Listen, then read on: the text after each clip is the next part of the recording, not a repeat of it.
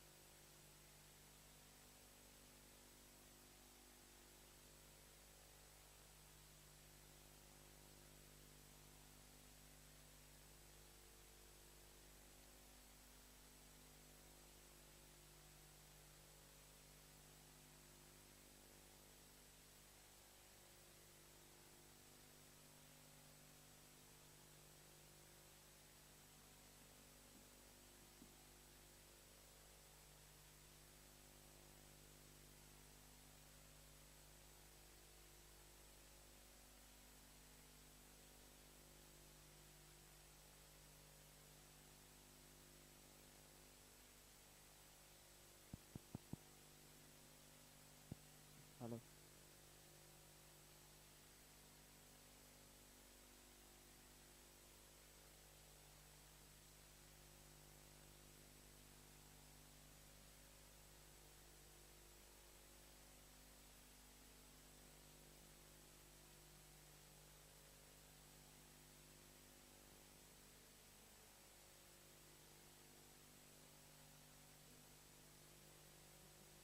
Hello. Hello. Hello. Hello. Hello. Hello. Hello. Hello. Hello. Hello. Hello. Hello. Hello. Hello.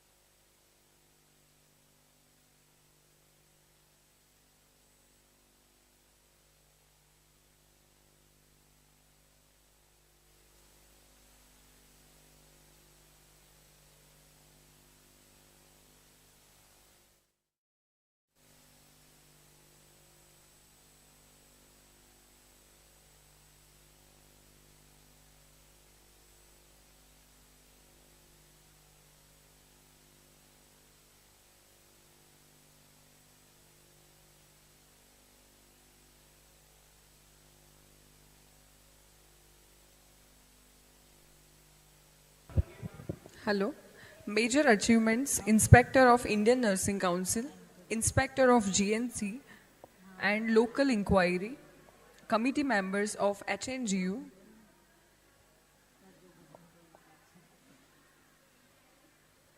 Okay, channel voice. Hello, hello.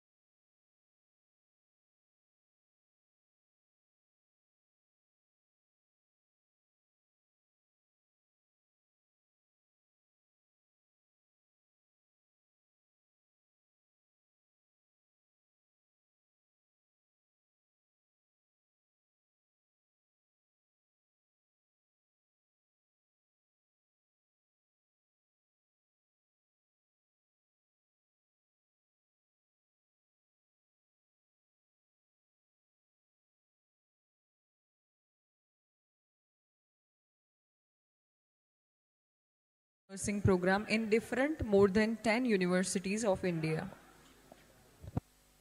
Dr. Rakesh Patidar sir has also performed his duties in external examiner and paper setter for UG and PG nursing programs in different more than 10 universities of India. Broad the board studies of HNGU Patan, Global University Siddhpur, and editor of Universe International Journal of Interdisciplinary Research and international peer reviewed of journal.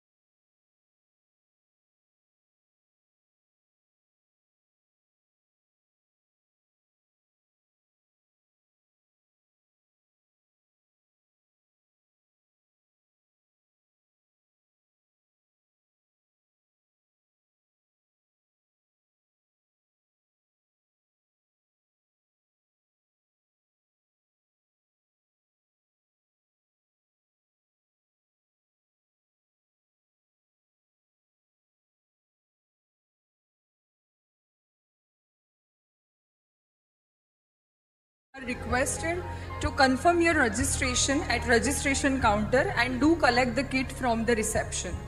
Those who are willing to participate in scientific research presentation, please inform at registration counter. We have arranged breakfast, so those who haven't yet, please take. Thank you.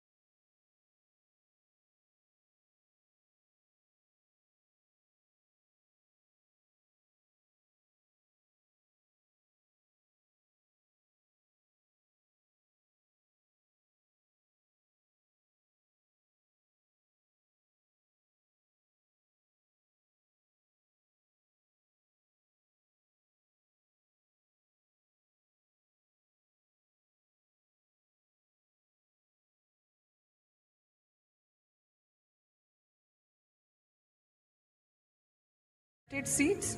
I humbly request all of you to please keep your cell phones either on silent mode or turn off your phones during the program. Thank you for your cooperation.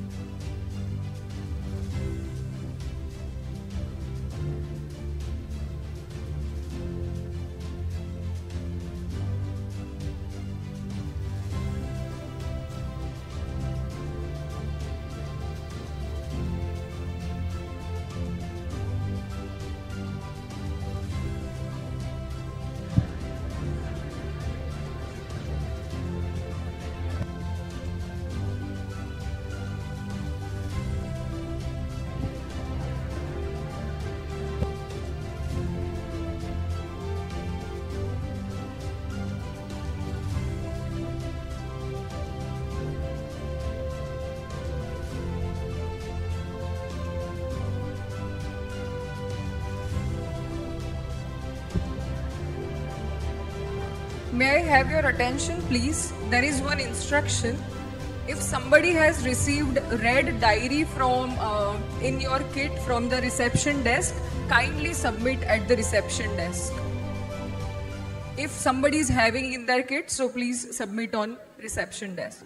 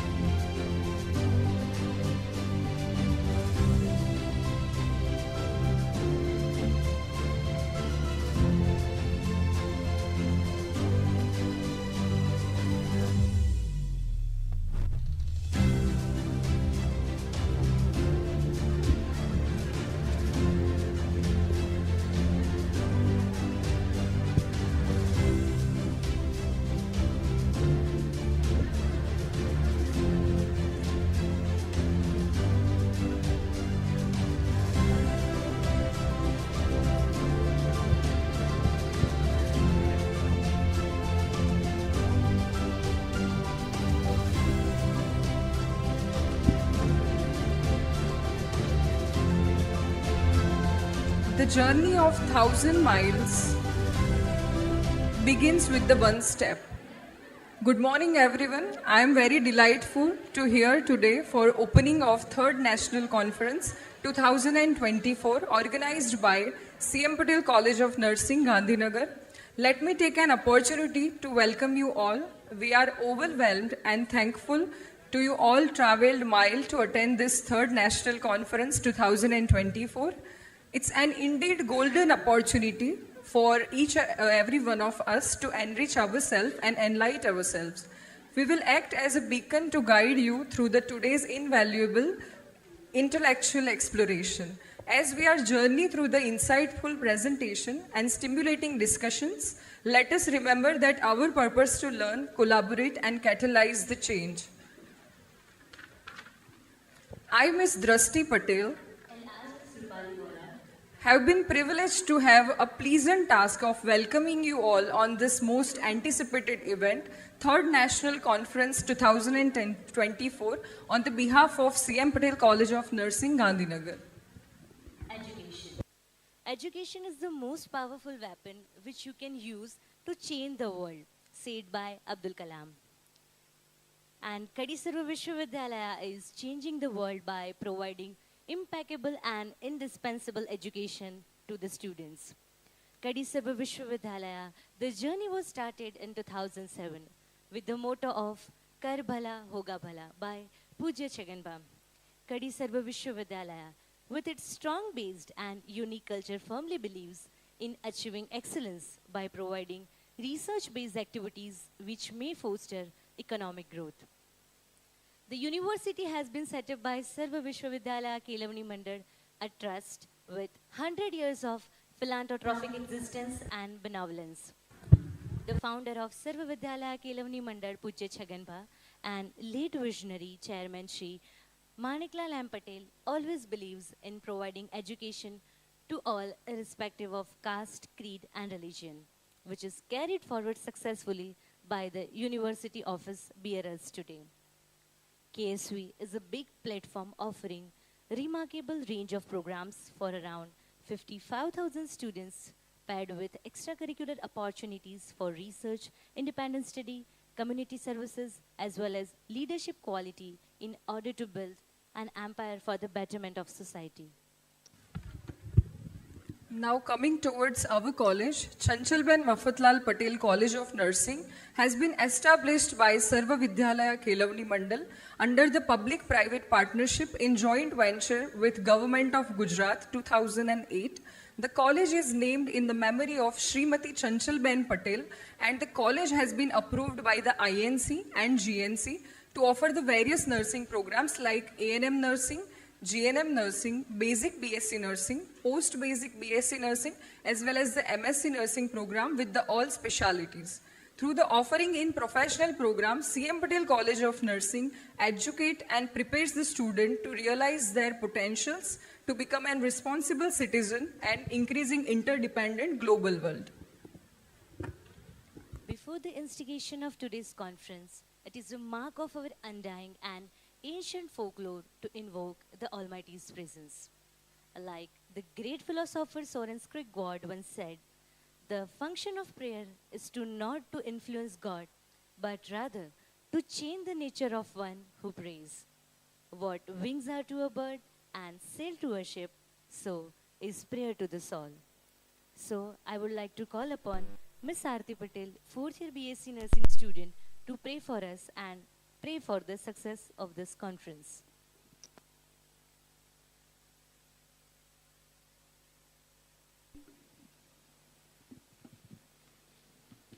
Hello.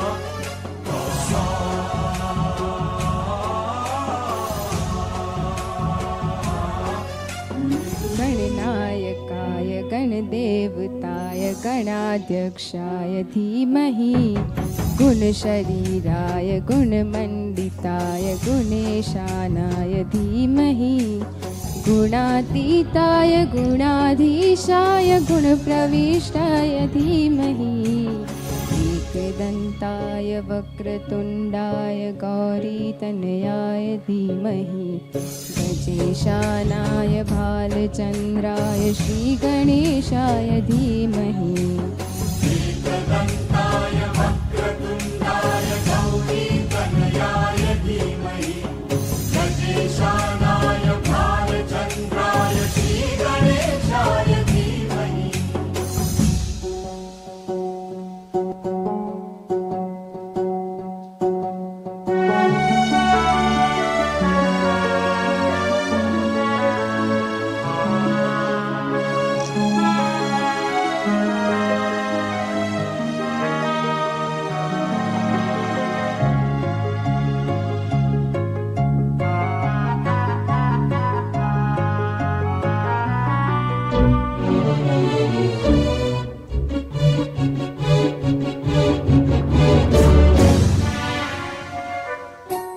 गानचतुराय गानप्राणाय गानान्तरात्मने गानोत्सुकाय गानमत्ताय गानोत्सुकमनसे गुरुपूज्याय गुरुदेवताय गुरुकुलस्थायिने गुरुविक्रमाय गुह्यप्रवराय गुरुवे गुणगुरुवे गुरुदैत्यकलक्षेत्रे गुरुधर्मसदाराध्याय गुरुपुत्रपरित्रार्थे गुरुपाखण्डखण्डकाय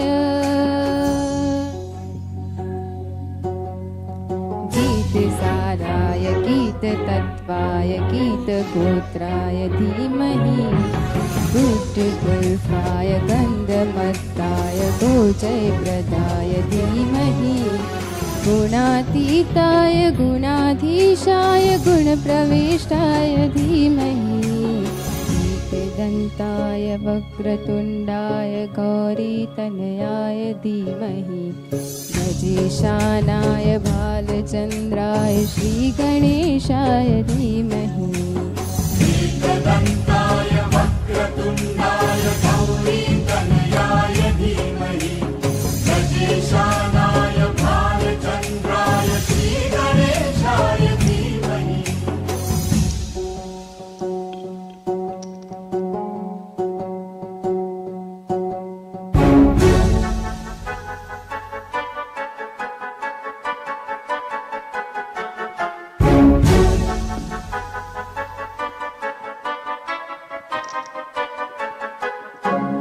सर्वराजाय गन्धाय सर्वगानश्रवणप्रणयिने गाढानुरागाय ग्रन्थाय गीताय ग्रन्थार्थतत्त्वविदे गुरिणे गुणवते गणपतये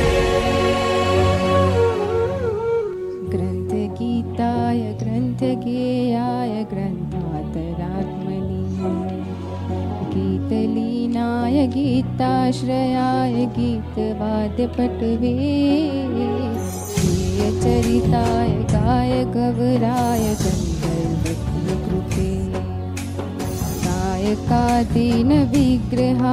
गङ्गाजलप्रणयवते गौरीस्तनन्दनाय गौरीहृदयनन्दनाय गौरभानुसुताय गौरी गणेश्वराय गौरीप्रणयाय गौरीप्रवणाय गौरभाव्याय धीमहि गोसहस्राय गोवर्धनाय गोपगोपाय धीमहि गुणातीताय गुणाधीशाय गुणप्रविष्टाय धीमहि एकदन्ताय वक्रतुण्डाय गौरीतनयाय धीमहि गजेशानाय भालचन्द्राय श्रीगणेशाय धीमहि एकदन्ताय वक्रतुण्डाय गौरीतनयाय धीमहि अजेशानाय भालचन्द्राय श्रीगणेशाय धीमहि।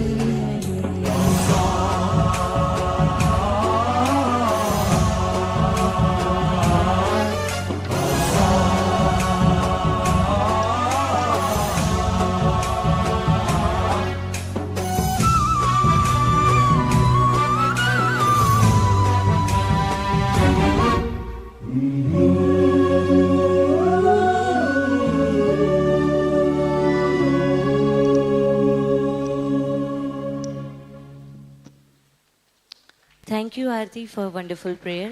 We really feel blessed indeed.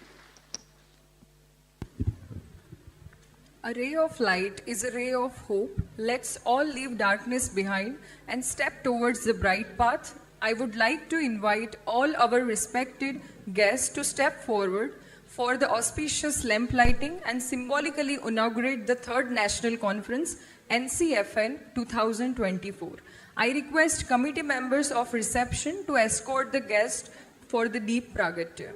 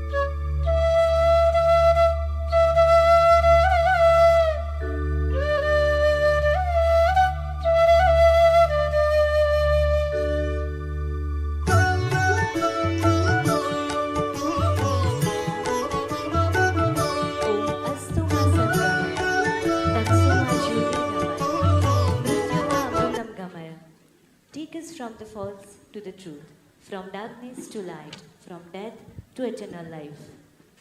I request committee members of reception committee to escort the guests to the dais. I request Dr. Gargi Rajpada madam, Dr. Pragna Dabhi madam, Dr. Rakesh Goria sir, Dr. Rajesh Raval sir, Mr. I.A. Kadiwala sir, Professor Bhavisha ma'am to take their respected seats on the dais.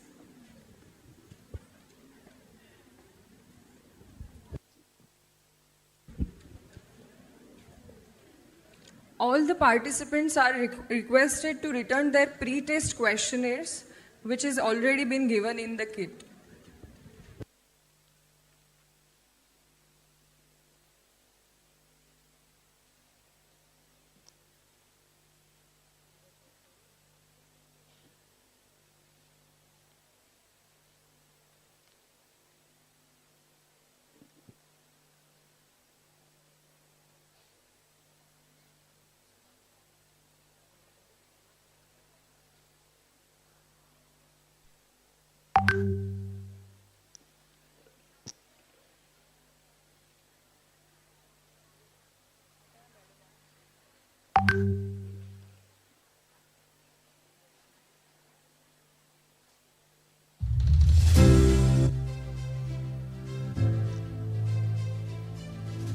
I request all the participants to maintain the decorum of the auditorium, and I request the volunteers to collect the pre-test form as soon as possible.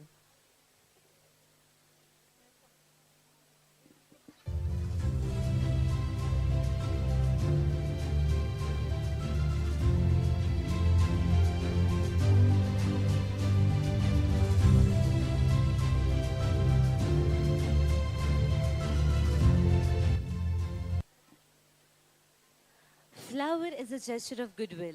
It symbolizes the sweet memories of the visit that stayed with them for several days. Before the conference starts, let me first acknowledge the presence of some of our eminent guests. First of all, I would like to introduce our chief guest, Dr. Gargi Rajparam. She is in charge director of KSV and principal of LDRP ITR. She did IIT from Bombay and possesses degree of PhD in civil engineering. And she is igniting the flame of education in the budding student of engineering. We are grateful to have you, ma'am, here. Now I would like to call upon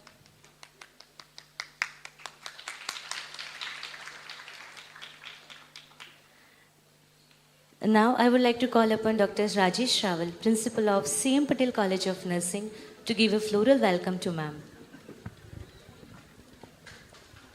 Give them a big round of applause, participants.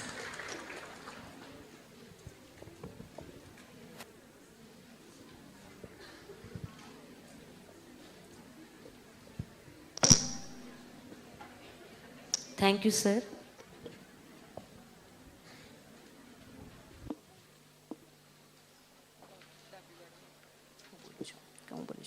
Continue, I would like to introduce our special guest, Dr. Pragna Jabi, GNC Registrar. We are glad to have you, ma'am, on this occasion. Now, I would like to call upon Professor Bhavisha Patel, Vice Principal of CM Patel College of Nursing, to give a floral welcome to ma'am.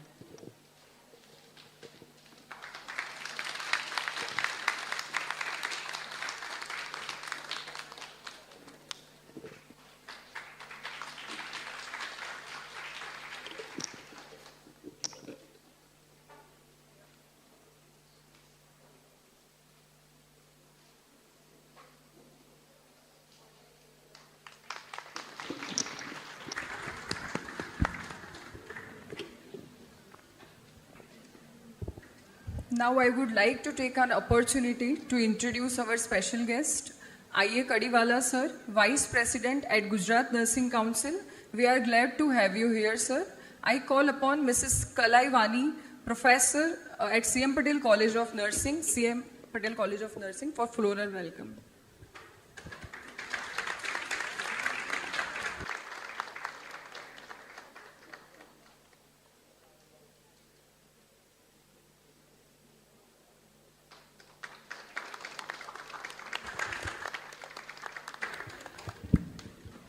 Thank you, sir. Thank you, ma'am.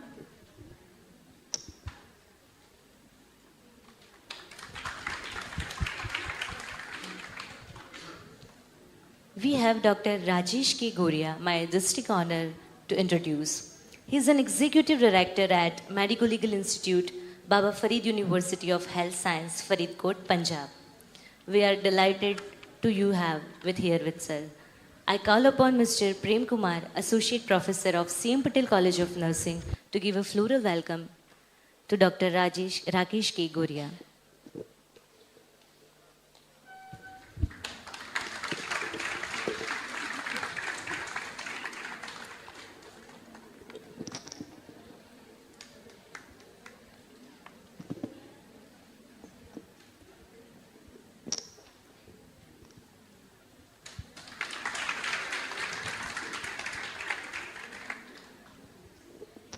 Thank you, sir. It's my immense pleasure to introduce Dr. Rajesh Babu, Dean of School of Medical Legal Studies, National Forensic Science University, Gandhinagar, Gujarat. We are cheerfully welcome you, sir. I call upon Mrs. Himali Prajapati, Madam, Associate Professor, CM Patel College of Nursing, to give a welcome to sir.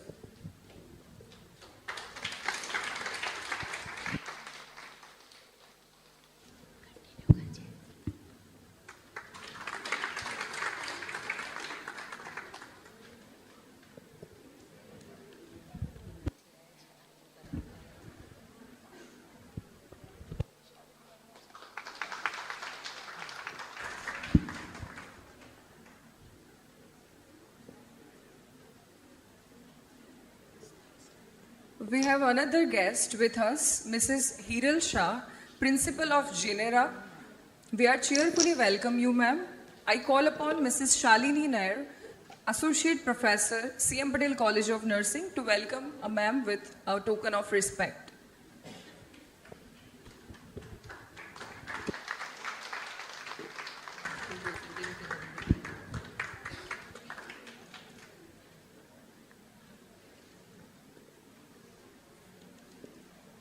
We have another guest, Dr. Davinder Kaur. We are cheerfully welcome you, ma'am.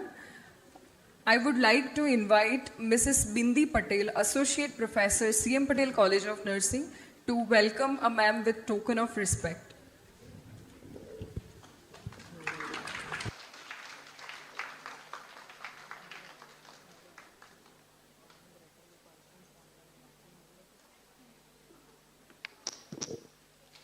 I also welcome Dr. Mayur Solanki, in charge principal of CM Patel College of Physiotherapy. Now, I would like to invite Mrs. Snehal Patel, Associate Professor, CM Patel College of Nursing, to welcome Dr. Mayur Solanki.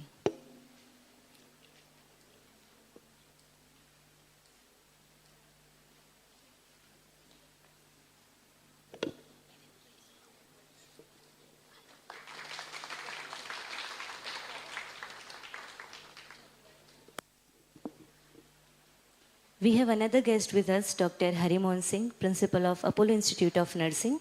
Now I would like to request Mrs. Palak Patel, Assistant Professor, CM Patel College of Nursing, to give a floral welcome to Sir.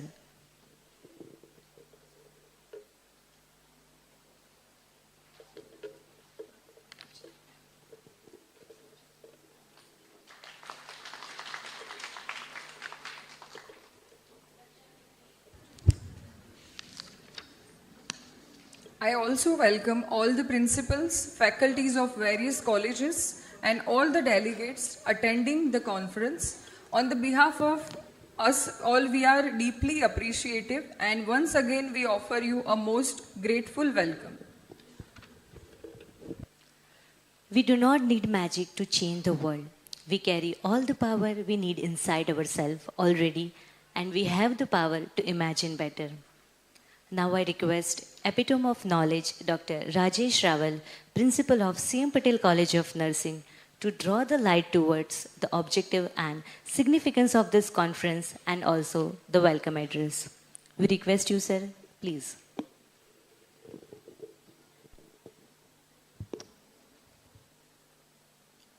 Good morning, one and all, present over here. Today we all gathered here under the one roof to brush up our knowledge and skill with the expert idea. I, Dr. Rajesh Rawal, Principal, CM Patel College of Nursing, welcome you all in this occasion. The most beautiful things in the world cannot be seen or even touched. They must be felt with the heart. So this conference will also make you the feel positive attitude toward the forensic nursing. I am taking opportunities to welcome our chief guest, Dr. Gargi Rajpara ma'am, in charge director, Kadi Sarva Vishwavidyalaya, Gandhinagar, Dr. Pragna Dabi ma'am, Registrar, Gujarat Nursing Council, Dr. Rajesh Babu sir, Dr. Rakesh Goria sir, Shri I.A. Kadiwala sir, Vice President of Gujarat Nursing Council,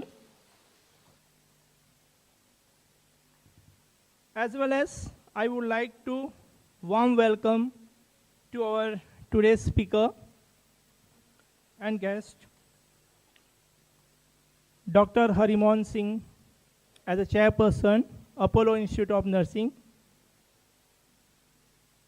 Mrs. Hiral Shah ma'am, Principal, Government College of Nursing, Ahmedabad, as an observer from Gujarat Nursing Council, who has accepted our invitation and come with the far distance to attend the conference and deliver their content to our delegates. This national conference has planned as well as designed to improve the knowledge and skill of our profession with the objectives of essential concept of forensic nursing and versatility of forensic nurses in dealing and transmitted victimology, to identify the role of forensic nurse in examination of victims and perspectives of evidence, explore the global response to victimology, traumatology, and toxicology, to determine the opportunities and needs of the forensic nursing in medical legal system, and to brief out the Indian judicial system and legal procedure related to forensic nursing. I would like to welcome all the principal of the institute, faculty from other institute, staff nurses from GMERS and other hospitals, delegates, and dear students. The education improving day by day with the upgradation, so it requires now updating knowledge and skill. So this conference is showing to leave a darkness and throw the light toward the brightness. I hope we helped you to show the path where rays of hope can be changed attitude. Last but not least, I extend my warm welcome to all of our kinds presence and support. Thank you.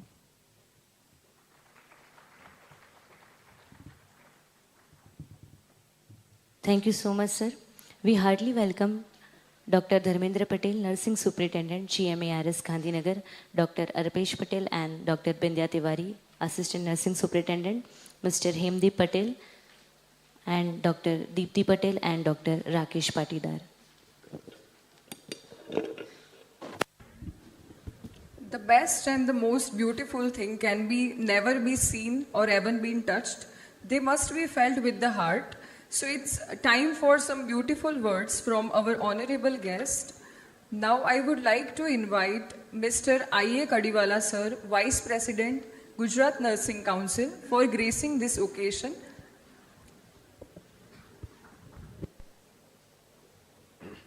Good morning. આમ ધીમું ધીમું ચાલે છે નહીં? બોલો જય જય શ્રી રામ. હવે આજ ચાલવાનું છે. આજના કોન્ફરન્સના મુખ્ય મહેમાન મેડમ રાજપરા, ગુજરાત નર્સિંગ કાઉન્સિલના registrar doctor Pragnaben Dabhi madam, Rajesh Babu sir, doctor Rakesh sir, principal Rajesh Raval sir, Bhavisaben, આજના observer Hiralben Shah madam, Rakesh Patidar sir, ઘણા બધા મહાનુભાવો છે. અમારા એપોલોના હરિમોહન સર, હેમદીપભાઈ, પૂર્વ એસએન એડવાઇઝર દીપકભાઈ, બિંદિયાબેન, આમંત્રિત મહેમાનો, ફેકલ્ટી અને ડેલિગેટ્સ. અચાનક જ બોલવા ઊભો કર્યો છે. ફોરેન્સિકનું અમે એક કોન્ફરન્સ સુરતમાં રાખી હતી અને ત્યાં નેશનલ કોન્ફરન્સમાં આપણા દેશના રાજ્ય કક્ષાના આરોગ્ય મંત્રી મેડમ ભારતી પવાર અને ડૉક્ટર પ્રજ્ઞાબેન ડાભી મેડમ અને ડૉક્ટર વિજય શાહ સર આવ્યા હતા અને કદાચ ત્યાંથી એક શરૂઆત સારી થઈ હતી. ફોરેન્સિકનું મહત્ત્વ હોય તો જે વોર્ડમાં કામ કરે, બિંદિયાબેનને ખબર હશે કેટલું મહત્ત્વ છે. હવે એવું લાગે છે કે ગુજરાત અમેરિકા, લંડનને લીડ કરે છે અને એનો જો યશ જતો હોય તો ગુજરાત નર્સિંગ કાઉન્સિલની ટીમ અને આગળ અને પાટલી હરોળમાં બેઠેલા તમામ ફેકલ્ટી અને પ્રિન્સિપાલશ્રીઓ, એક તાળી એ લોકો માટે થઈ જાય.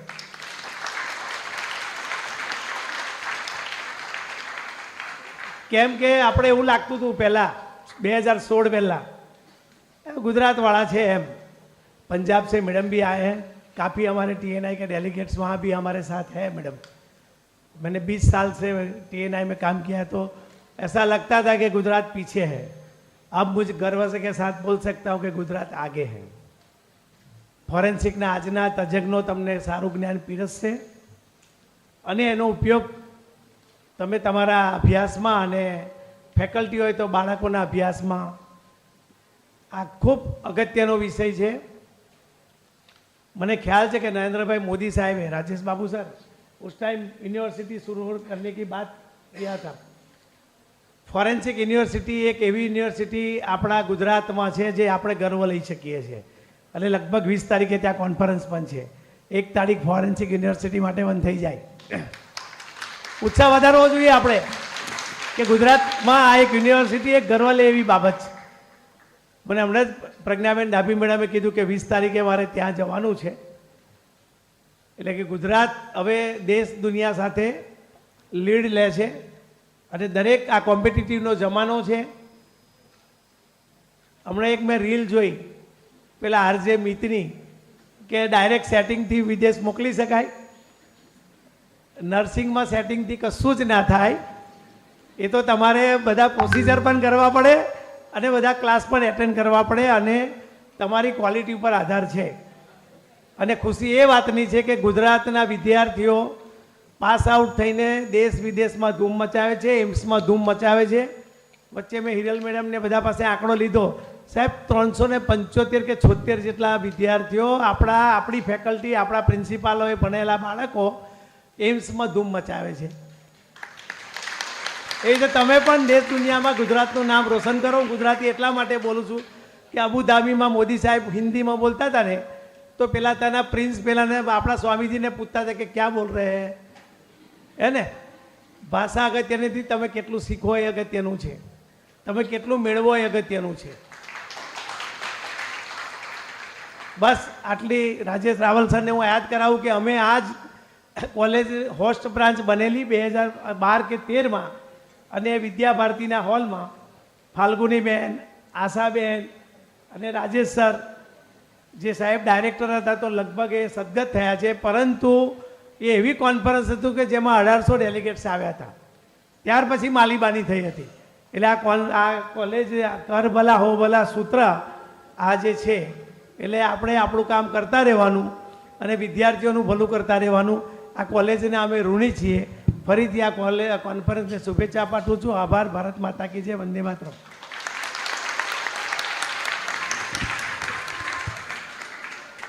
Thank you, sir, for your words of wisdom. Now, I would like to invite our chief guest, Dr. Gargi Rajpara Madam, in charge director of KSV and principal of LDRP ITR.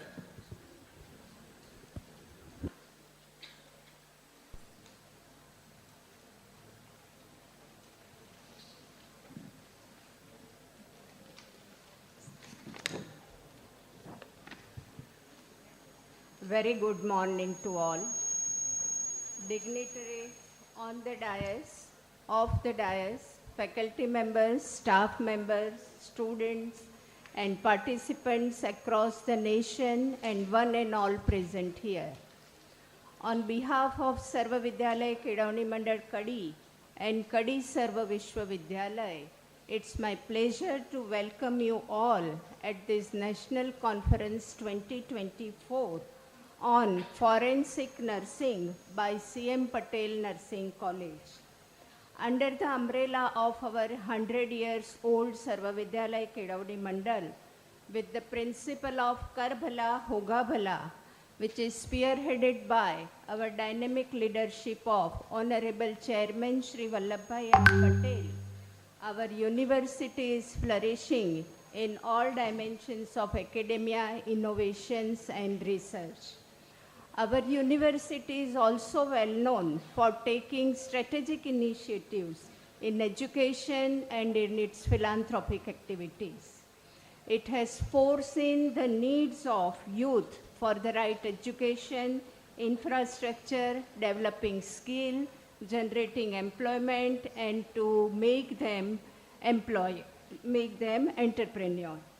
Under the visionary leadership of our chairman, Shri Vallabhbhai Patel and our trust, all our institutes are organizing different events and activities for the development of faculty members and staff members.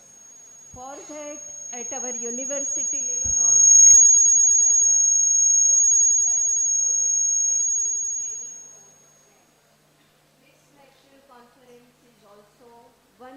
event which is in continuation organized by our CM Patel Nursing College. I feel that here the students and faculty members have opportunity to exchange their ideas and knowledge with each other because all the participants from nationwide have participated in this nation. So it will be helpful to all of you so that you will come to know what's going on recently in your field. I would like to congratulate once again our organizing team for organizing such a grand event which will be interactive, and I hope all of you will participate with full enthusiasm. I wish them grand success. Thank you to all.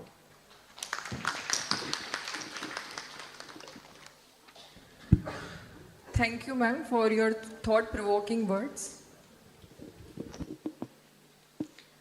Now, moving towards the end of the inaugural session, I request Professor Bhavisha Patel, Vice Principal of CM Patel College of Nursing, for giving the vote of thanks for inaugural session.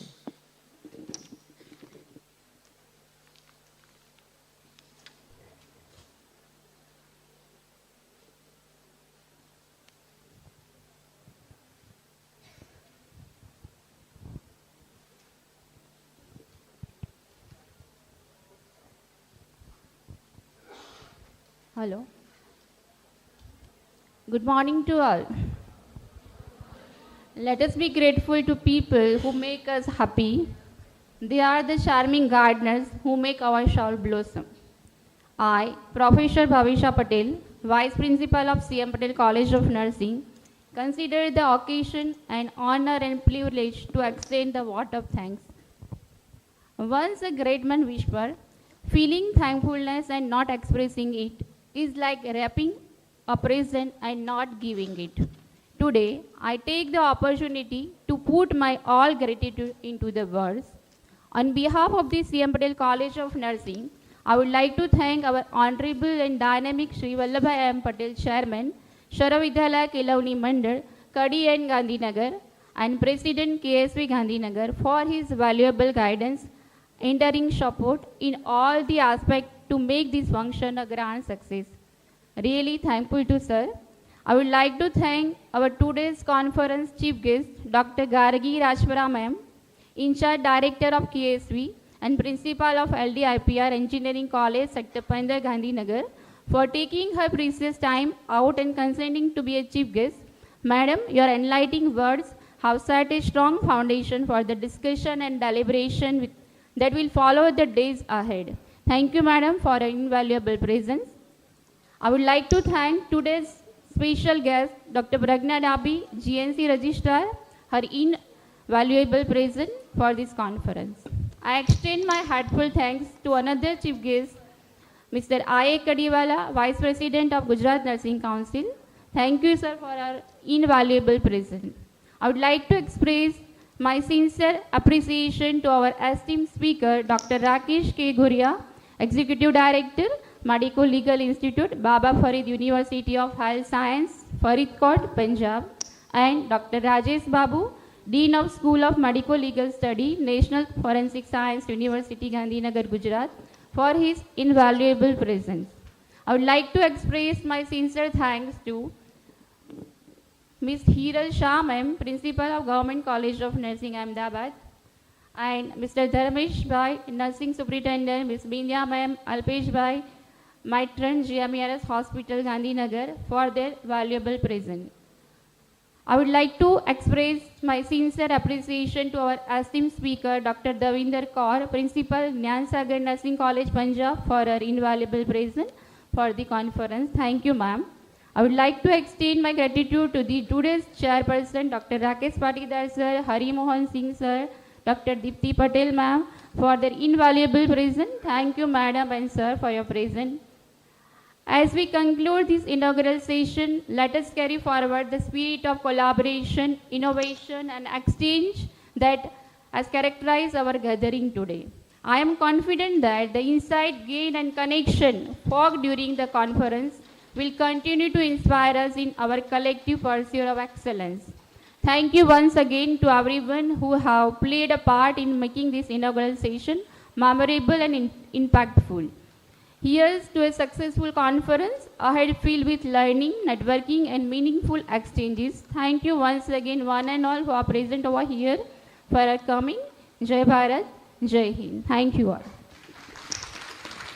Thank you, ma'am. I request committee member of reception to escort the dignitaries of the dais. One important announcement, those who have not written their pre-test questionnaire, please return it to the volunteers.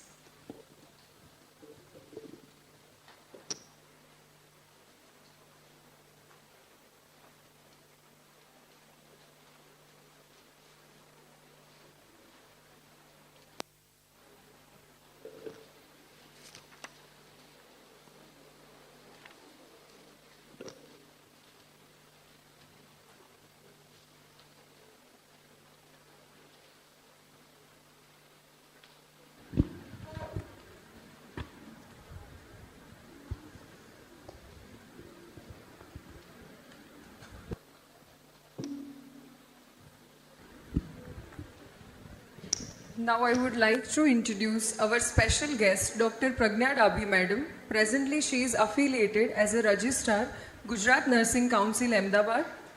Ma'am has a very rich educational background, completed her BSc Nursing in year 2004, MSc Nursing in 2008, and ma'am has completed her PhD Nursing in year 2016 from Gujarat University.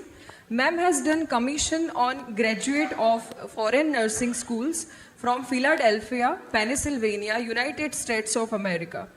Has also done postgraduate diploma in advanced clinical research in year 2011, quality management accreditation of healthcare organization in year 2018, LLB in year 2019, LLM in year 2022.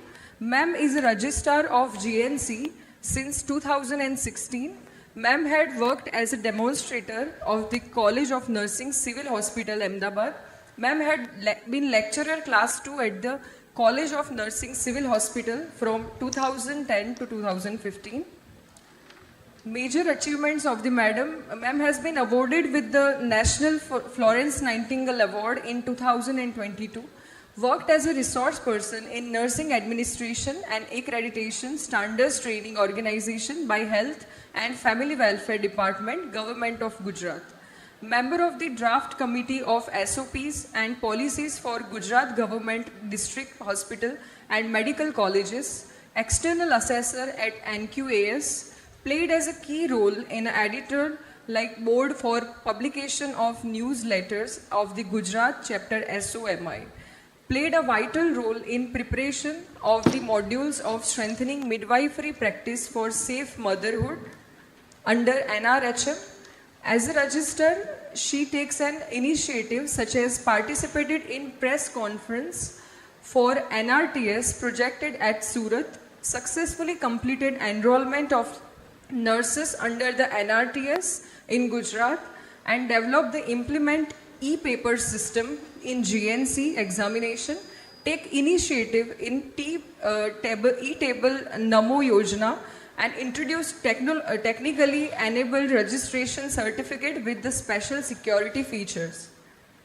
Now I would call upon Dr. Pragna Dabhi Madam for keynote address.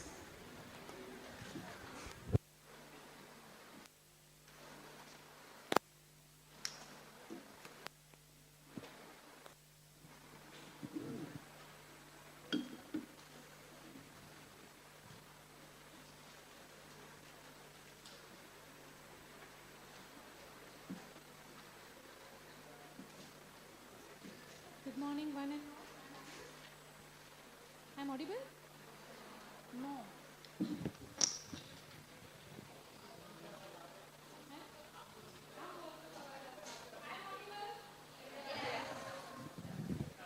Hello. Working?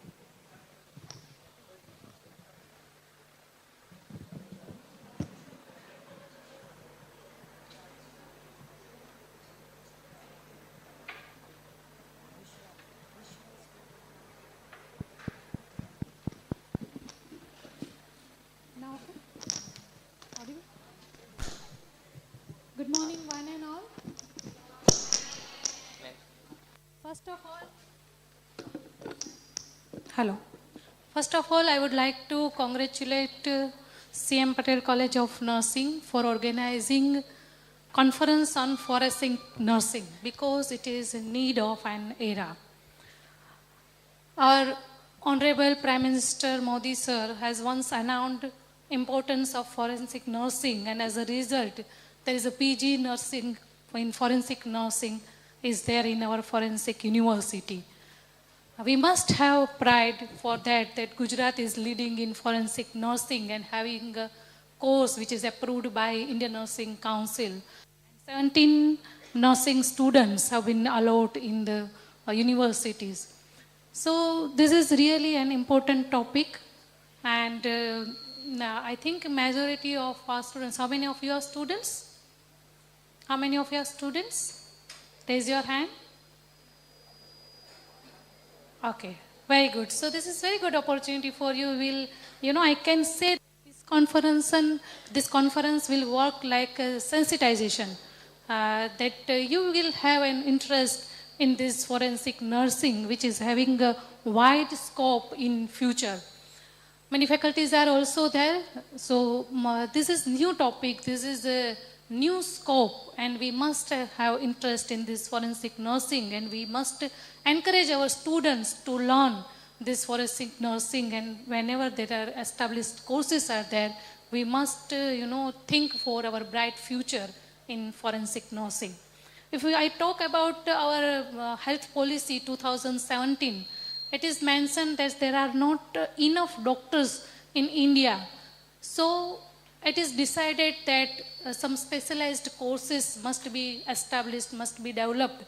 So nurses can have specific skills and they can work independently. So many these independent courses are there, including midwifery, OT, operation theatre course, then orthopedic nursing, anesthetic nursing, pediatric nursing. Many specific courses are there. One of them is forensic nursing. So through this course, we can have a specialized skill in forensic nursing. Now, why forensic nursing is important? There is development in medical science, in health science, technology advancement is there. If we go back, then you realize then if there is any accident, then victim did not get treatment because of medical legal aspects. So, it was accepted that there should be a legal proceeding must be first and then after treatment. So now as development is there, it is a right of victim for getting treatment. So every hospital and every doctor must provide treatment to the medical legal case. So that is there. One more thing is that the victim has right for treatment as well as justice.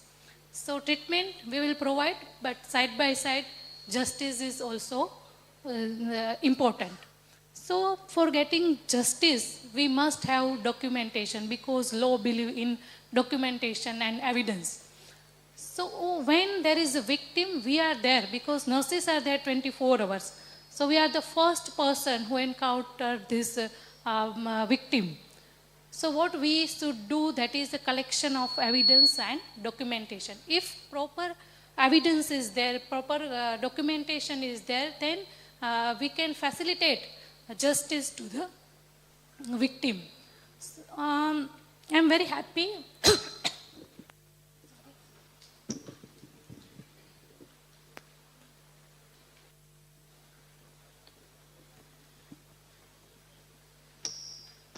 to seeing this galaxy of experts. Sir, for Punjab, Rajesh sir is there. Our Babu sir is there from Forensic University. All experts are coming from various places of India, and they are, I can say that, excellent in this forensic nursing subject. So I will not say much about the forensic nursing, but I am very happy that this team, CM Patel College of Nursing team, has created this, proper blending of the topics, which includes what is the forensic nursing and what are the different opportunities of forensic nursing, what are the concepts and essential features of this forensic nursing. Apart from that, legal proceedings that is also included in this. I think toxicology and victimology is also there. So, it is I can say that it is a good try to incorporate all the important topics in forensic nursing. So I will not say much about that, but I will definitely say that I request all of you that you learn from here, be attentive. This is a new topic, and through this learning, you can be helpful to our society and to community. Because whenever there is a trauma, whenever there is a victim, it doesn't affect only to individual. It affects families, community, and society as a whole. It is not only a physical trauma, it is a psychological and social trauma also there. And role of nurse is there for clinical nursing, for psychological nursing, for sociological aspects. So by having the knowledge of this forensic nursing, we can do a lot for our society and for our country. So this is my expectation from all of you, that you will learn from the experts and you will implement your knowledge wherever you are practicing. And one more request, that you will take interest in forensic nursing subject in future. You will tell your colleagues about this topic, so we can do good for the society. By these words, I will end my topic, and I really thankful to Rajesh sir and entire team for inviting me, and I thank all of you for patient listening. Thank you very much.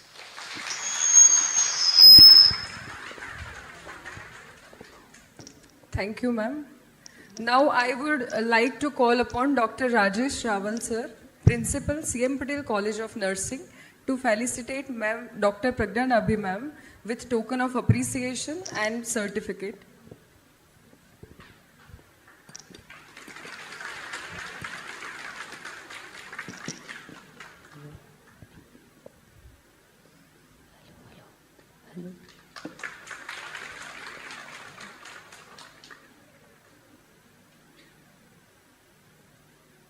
Thank you, sir. Thank you, ma'am.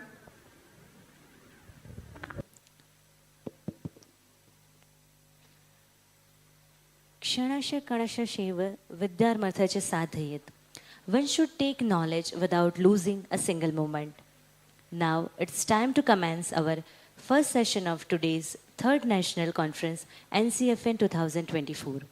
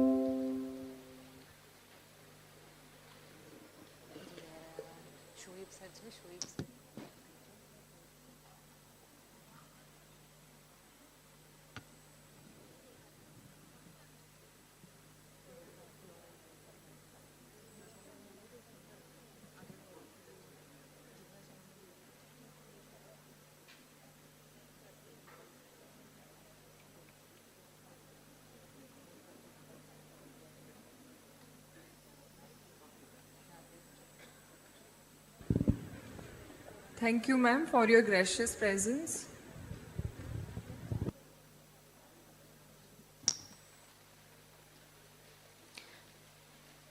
Now let us begin our session.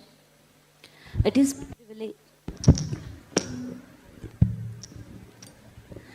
my privilege to introduce Dr. Harimohan Singh, Principal of Apollo Institute of Nursing, as the chairperson of first session. He possesses BSc and MSc Nursing and Pediatrics from Rajiv Gandhi University of Health Science, Bangalore, Karnataka. PhD Nursing from MB Global University, Jaipur, Rajasthan. PGDHA from Medversity Online Limited, Hyderabad, Apollo Hospital. Certificate course in Medical Tourism from Medversity Limited, Hyderabad, Apollo Hospital. Apart from that, he worked as an in-charge nursing superintendent in Apollo Hospital, Ahmedabad. He was an associate professor at Amam Institute of Nursing, Maulana and Haryana. He has organized as well as attended many of conferences and workshops and also been a keynote speaker and resource person in many of conferences. Sir is a member of many universities. He is Gujarat Nursing Council Inspector, Local Inspection Committee member of Gujarat University and Indian Nursing Council Inspector, New Delhi. Now, I would like to request Dr. Hari Mohan Singh, Chairperson, to introduce our speaker, Dr. Rajesh Babu. Now, over to you, sir.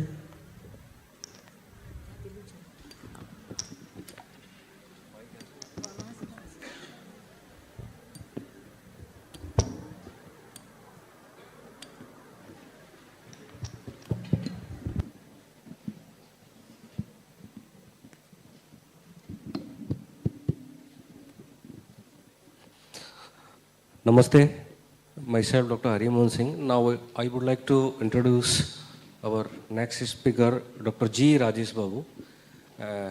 Currently he is working as a Dean School of Medical Legal Studies and Head International Center for Humanitarian Forensic Science University, Gandhinagar, Gujarat. Sir is also completed postgraduate in Forensic Science from Madras University, Diploma in Software Technology in NIIT, Chennai, doctorate degree in anthropology, University of Pondicherry. Sir is having vast knowledge regarding in academics. Like currently he is working as a National Forensic Science University and having 14 years, approx 15 years of experience. He's also worked as a Dean School of Medical Legal Studies, worked as a Dean School of Medical Legal Studies in Gandhinagar, Gujarat. He also headed the International Center for Humanitarian Forensic University in Gandhinagar. He worked as an associate professor and he also worked as an Namibian Police Forensic Science Institute with forensic expert in June 2022. And he also worked as on deputation by the Government of India, Ministry of External Affairs, Sri Siddhartha Medical College, and also worked as a lecturer in 1996. Now I would like to call upon Dr. Rajesh Babu sir. Now stage is yours, sir. Thank you.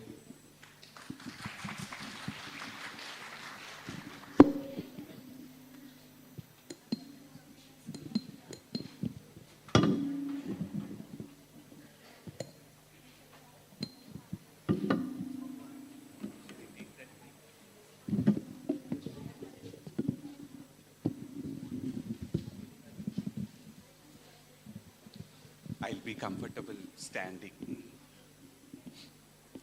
Good morning, all of you. Indeed, it's a great pleasure for me to be here. Though I belong to Gandhinagar, of course, for the past 15 years, I have been here. Probably this is the first time that I am coming as a resource person in an institution which is situated in Gandhinagar. Probably Central University some 10 years ago I had been, but related to the particular area of nursing and forensics, this is the first time. So I am very glad, and of course I wish to extend my congratulations to the entire organizing team for giving a special focus on forensic nursing, because it is one of the, what I can say, very fledgling area and most sought after areas, specialities in nursing professional. So I am, it gives me additional pressure to present a session on forensic nursing. Of course, the time is too short, so as much as possible, I will try to give justification to the topic. The topic given is the essential concepts of forensic nursing and versus forensic nurses in dealing with distressed, traumatized, stigmatized victims. I'll call it distracts. These are all the distractions how to overcome these distractions among the victims by way of forensic nursing. I think we need to have some sort of an introspection in this particular area, because time since immemorial, we have heard about nursing. Immediately what comes to our mind is Florence Nightingale only. A selfless woman who has handled so many wounded people single-handedly. Kudos to her. And of course, it is nothing new to mention about Sherlock Holmes, because a creation of Sir Arthur Conan Doyle for the investigation, from where forensic science, I could say, a thought arose or it developed. So how to correlate them? This is the one. So forensic nursing is able to connect both these people, of course, a fictional character of Sherlock Holmes and a real-life character of Florence Nightingale. And when it comes to the theoretical approaches, I have to mention about what are the concepts behind that. As Registrar Madam was mentioning about, the forensic nurses are expected to give clinical management, medico-legal management, psychological management, social management, psychosocial management, socio-cultural, socio-economic, and so on. I have limited it to the major concepts which are related to this particular area. So probably it may sound in what way it is going to be related to. That is, when it comes to psychosocial, socio-cultural, socio-economical and all. There are, when it comes to, or when it matters much. Please. This is what ideally I will be able to explain about. The vital areas are these three, in which the sub-themes are involved: clinical aspects, medico-legal aspects, simultaneously psychological. What I call it as combinedly composed. They have to be composed. They have a compassion, empathy, and also solace to the victims of any kind of trauma. It not necessarily to be a particular type of a trauma. So these people, I can say, they are the medalized or idealized medalist professionals, because they are only handling any particular victims in the first hand. Please. This I have to say more upon, because we people are all dependent on Google only. For everything we are going for Googling. Let it be what are the particular hotel restaurants near to have a good food. So we are Google them. We are going to Google. So for each and everything, we have become very, very, very, very dependent. As I don't want to say addiction, it's a dependency we do have on this Googling.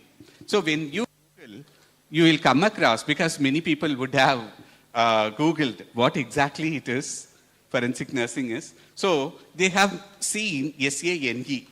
SANE, I don't want to call it as, in the sense, very personally. Of course, it is same, fine, but sexual offenses, nursing examiner means to say they are capable of doing only that particular victims? No. For me, it's no.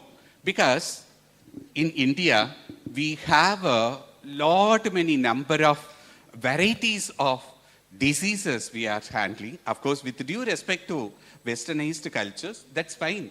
We have a westernized advancement in clinical and scientific developments. I do agree. I have a high regard for. But when it comes to, what exactly matters is, those people, they have obesity or non-communicable diseases more than what we are facing the malnutrition or communicable diseases. There only the differences. So I want to say, depending on the requirement in the scenario, in the current scenario or in the Indian context, I would say it will be the saints. These people are to be called as saints. So you can take both the meanings of saints, but it can be expanded as safe assistance of intellectual nursing talents. Of course, they are to be called as a talisman. Kudos to the forensic nurses. So these people are capable of managing any situation or any crisis. They are the crisis managers in the sense not only physically, clinically, even they are able to do psychologically and socially also. So that is Indianized concept of this forensic nurses. Please. So there is a confluence of these perspectives which I have mentioned about. These people are not only capable of taking care of the victims of any kind, they are capable of taking care of the dead victims also. It needs to be understood that even the dead victims are due for respect. So there should be a dignified treatment to be given to the dead. After all, from the body only, we learn anatomy. So we should not undermine them. So we need to focus on that part also. So I have mentioned it in a simplest manner, that is, these people are capable of tackling or managing both victims as well as accused. I have mentioned tackling the accused, managing the victims. In any cases, we will be able to mention that there are certain cases which we may come across, maybe accidental or there may be some artifactual, which I will be discussing about later. And there will be fabricated or self-inflictions, self-administered. In the sense, of late, you would have seen government has been so, what I can say, prudent in their, that is, how effectively they will be able to safeguard the woman and womanhood.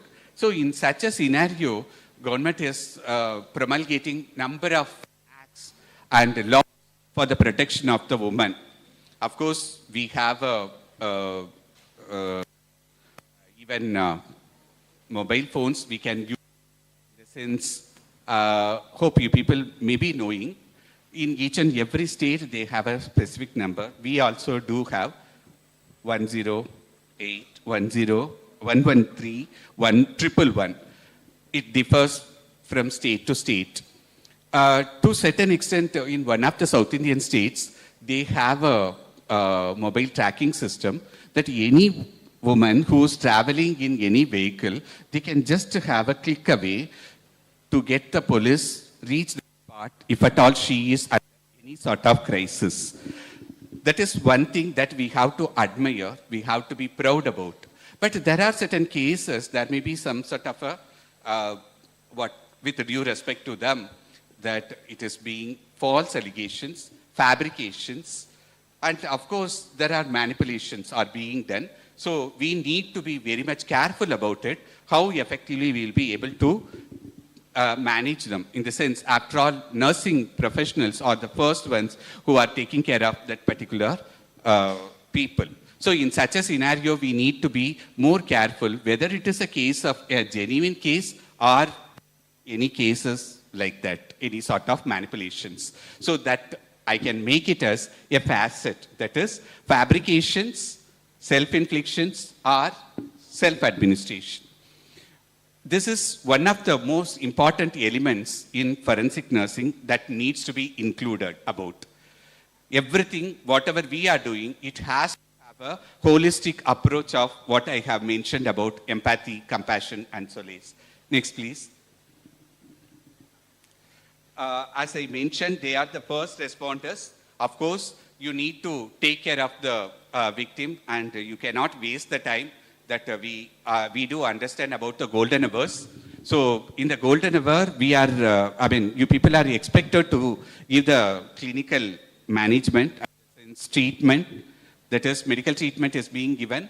Simultaneously, you need to have a medico-legal approach because after all, that only takes the particular victim to get the proper justice, whatever is due to her or due to him. So naturally, in such a scenario, we need to be very careful about the management of medico-legal aspects, that is more importantly with the evidence collection. Next comes the other parameters which we are dealing with, physical, morphological, and the scientific parameters. You know very well how to handle them clinically. Let it be CNS, CVS, and the RS that I don't want to mention about. But next important in forensic aspect I have to mention about is whenever you are coming across such victims, any for that matter, it will be easier for you to make out from the visual examinations, auditory, and olfactory. These three senses are to be very much important in handling any situation, whether it is a dead victim or the living victim. As soon as you look at them, you should be able to, you are capable of knowing about what exactly he or she has consumed or administered with, and the way they are speaking, that you will be able to handle with them, and smell also. Smell, color, and audition. That will give a primary assessment. Yes, please. Next important element is that in any such crisis situation, there are chances that the victim may not be, it may not be possible for survival. In each and every case, it may not be possible. Imagine a case of a third-degree burns. In burns case, there will be a chance that the individual is going to die. Naturally, there is no scope for survival. So that time we have to take a dying declaration. The statement has to be taken. That also, in such a scenario, there is a, in particular unit like community health units or health centers, probably you may not be able to have all those things to be present for the purpose of getting the done. So you have to get the recording done in a sticking to the protocols in the presence of the police who has brought her. And next one is, in such cases, don't it is not to be forgotten that recording is more important not only with the documentation. The documentation will be complete with the photography that you need to have just by blocking the identity, and photography has to be taken care of, utmost care, that with the references, what exactly it is, more importantly, date and time, precision with the minutes, that also. Next, the importance of which site it is, if at all any specific injuries, we need to mention about the size, site and the site, that will give an importance. Certain examples I will quote about. And the space also is important, time is important, direction.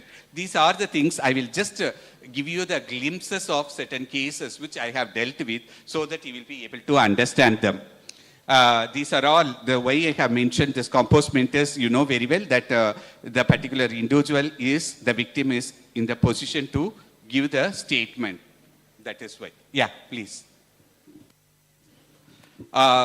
In the same way, you need to have some sort of visual aids you need to have.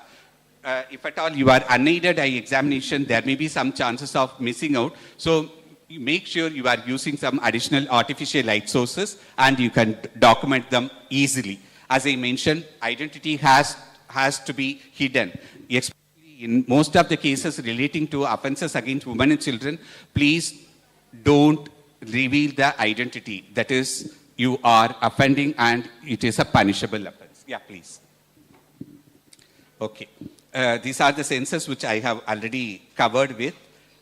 So we can skip them also. Some of the manipulations I have mentioned about, you can very well easily understand about, and subsequently later on I will show you the photographs. So right-handed person can make injuries over the left side.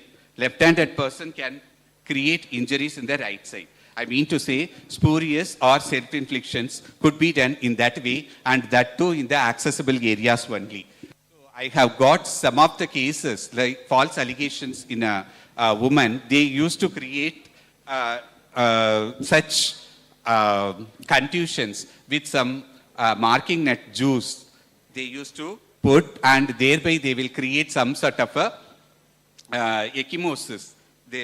In fact, those are the inflammatory changes which will mimic that of a natural or true contusion, but it is not so. It is purely because of the chemical reaction. So this sort of a biochemical change that has to occur in any contusions will not be seen in this particular case. I have used a term marking net. The actual element, I mean, botanical semicarpus anacardium.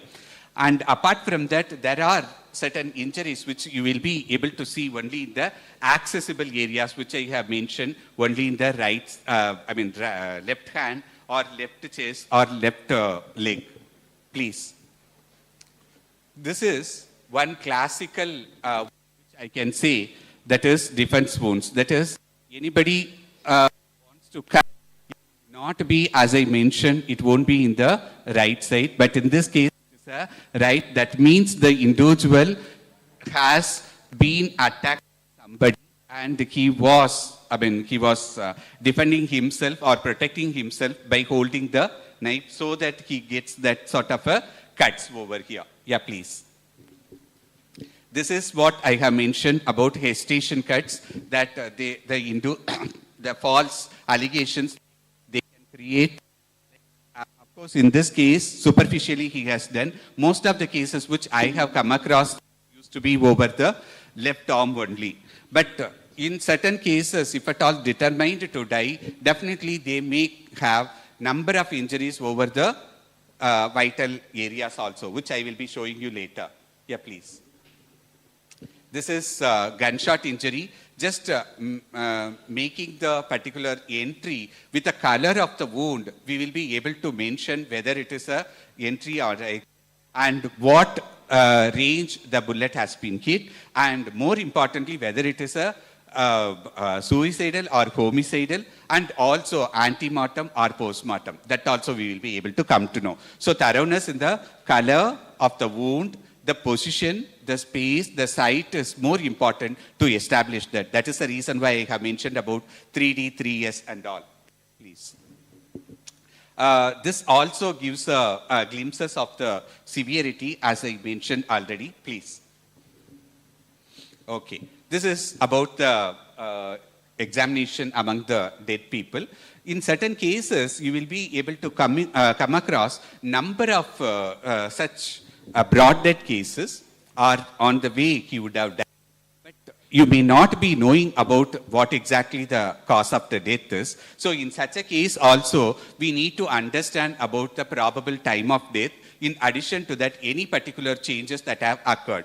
So that is to be noted, that is death examination, that is morphological changes need to be understood and noted down properly, that there is an exclusive protocol that is available through which we will be able to assess the time of death and color changes, whatever is occurring over the tissues. That's also to be noted down. Noted down, I mean to say, not only the documentation along with the photography with the proper coloring. Yeah.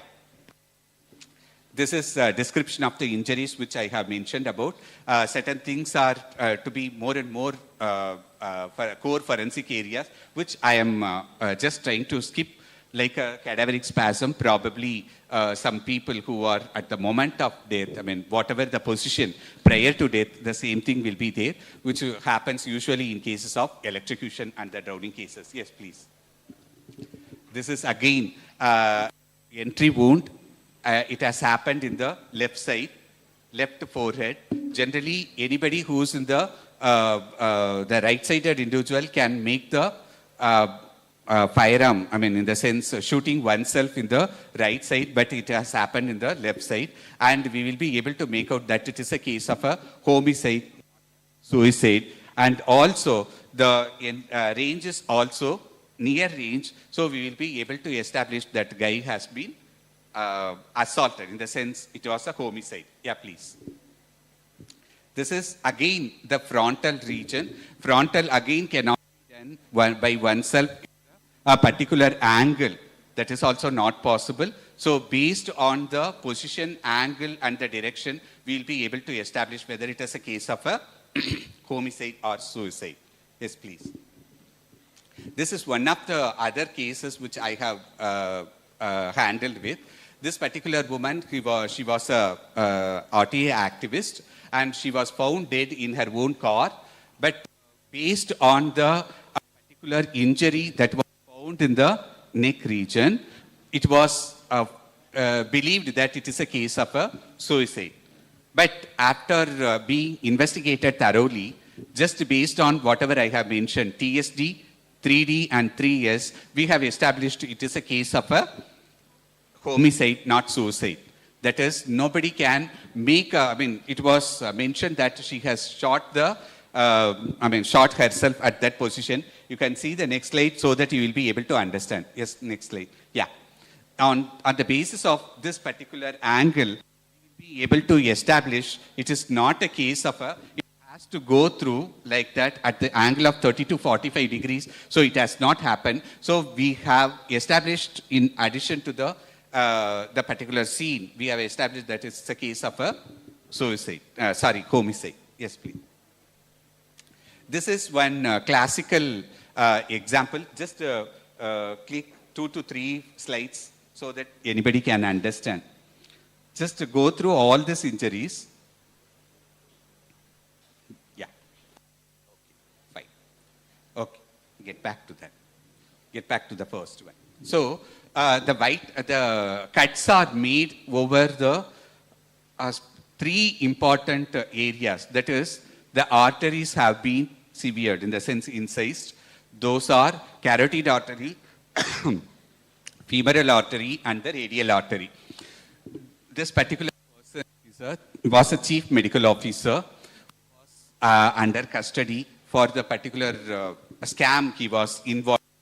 So the particular, I don't want to reveal the identity, for obvious reasons. Of course, it is in the open domain. You can very well search it. Dr. Sachan, his name is.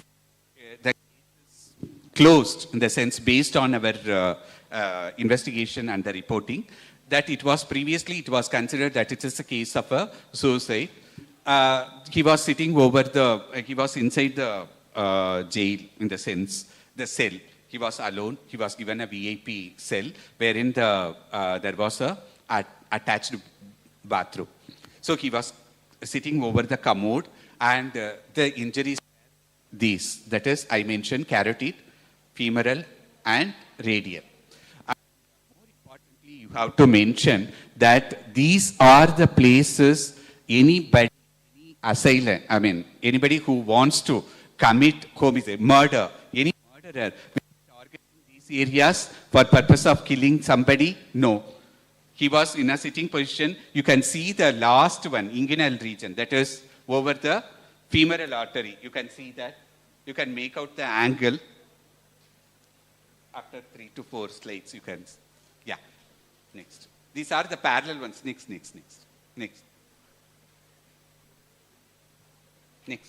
Yeah.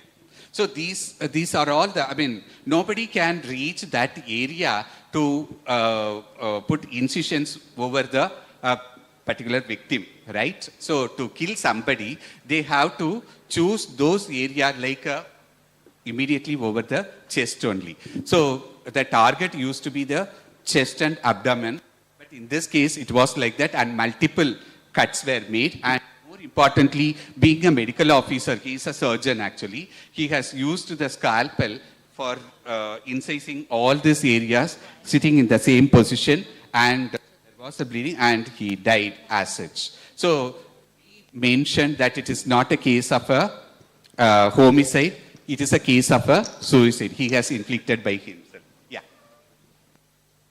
Yes, please. Next. Okay. So ultimately, these are the people who are going to have who are going to provide care and the provide the people who are under distress. So it is not only such victims. I have not touched upon the sexual offences because of the obvious reason that anybody can understand that. So I am focusing on other areas. Please, next.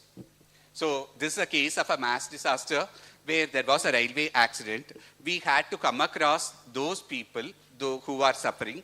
In addition to that, we need to establish the identity. So those nursing professionals, in fact, nursing staff, supporting staff, were there who were able to collect all the bodies properly and tying them with a specific numbers, and properly they were treated and it was done. Identification was made. So in that scenario, you please proceed with the next subsequent slide so that they will be able to understand. These were actually injuries found. But most importantly, we have identified this guy to be the accused. Actually, this guy deliberately took the train and collided with another train. Just on the injuries, description of the injuries over the body parts, we have managed to do that. That is, over the frontal area, especially over the, you can see the left forehead and left shoulder joint, there was a cut because he jumped, just at the time of collision, he jumped from the cabin and got hit by the pole. Simultaneously, upon collision, there was extreme heat was generated, due to which there was a paint flake that was sprayed over there. Not only that, and he was rolled over for a distance of about 50 meters and got hit and died on that particular site itself. So we have managed to establish the identity. Just you can click the one more slide, you will be able to see the identity. Next. This is what? The tattoo that he has put his name over the, in the forearm. You can see he has tattooed his name. And we have described the individual's external demeanor. We found that he is a psychiatric patient, and also he is a low socioeconomical group from a particular state based on the language in which his name was tattooed. So identity also could be established based on the findings that you are going to take care of. Yeah, please. Recording is more important. So within the very short span of time, I will be able to do only these three aspects, that is medico-legal aspects, clinical aspects, and the psychological. Finally, I want to mention one thing. Just make sure that each and every victim needs more than the clinical attention, clinical treatment. He or she needs empathy. So try to be more empathic, compassion, and solace. Just hold his hands, her hands, that is sufficient enough to take care of him. Almost 75% you have given the reassurance, not only with your words. You need not speak. You can just hold their hands. That gives him very much required reassurance. Thank you all.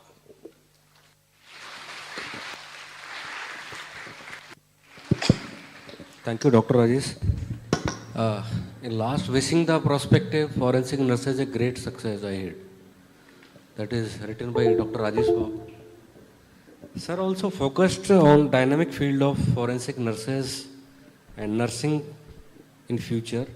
Sir also focuses on bridge the gap between healthcare and the legal system. He also explained about how a forensic nurse navigate the legal system and providing the valuable support for the justice. Sir also explained about the assessment on victims by a forensic nurses. So thank you so much, sir. This is very happy with questions also. If any questions, any question from audience? Sir, please do feel free. Stations, please. Now house is open for the discussion. Delegates have any question regarding today's topic?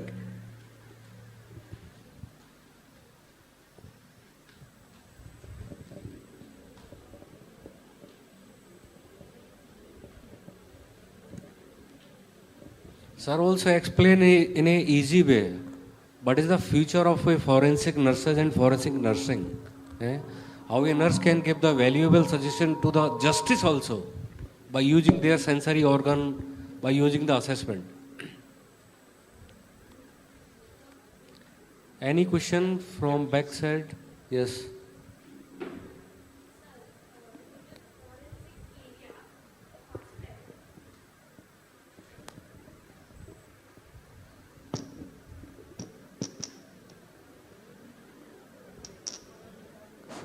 Good afternoon, sir. Into the forensic areas of aspect, this examination can also be done by the doctors also.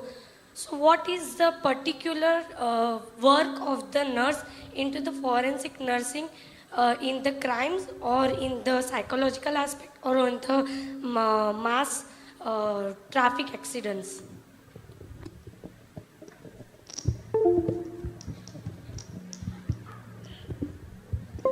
Of course, I appreciate the question.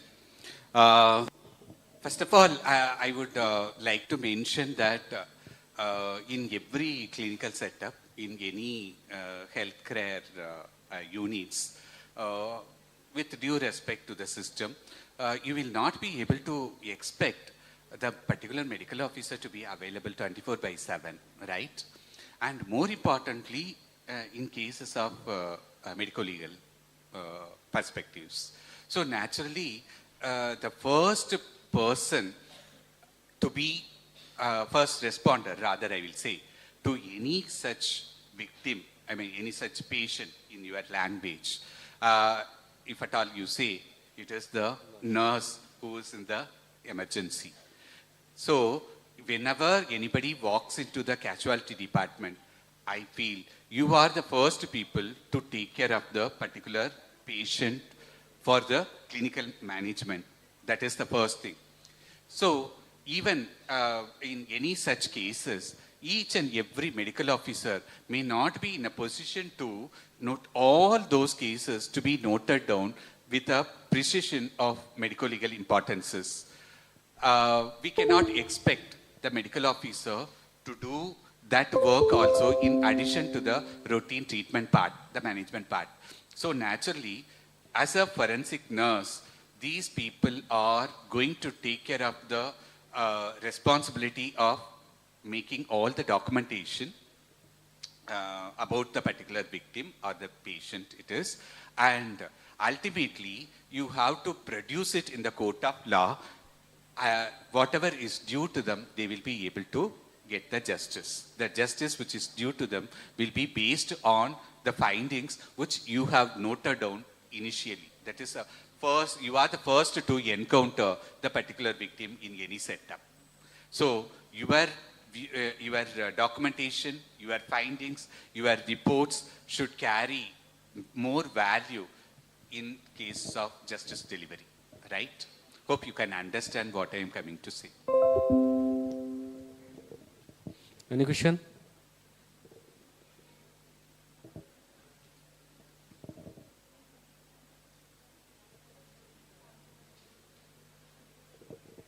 So now, thank you so much, sir, for nice session. Thank you. Thank you, sir. Now I call upon Dr. Hari Mohan Singh, Chairperson, to facilitate Dr. Rajesh Babu with token of appreciation and certificate.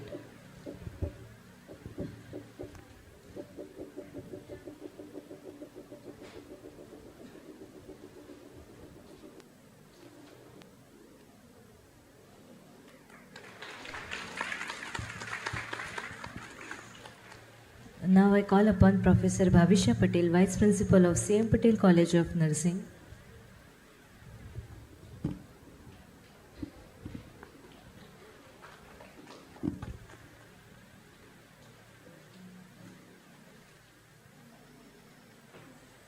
Now I call Professor Bhavisha Patel, Vice Principal of CM Patel College of Nursing, to felicitate Dr. Hari Mohan Singh with token of appreciation and certificate.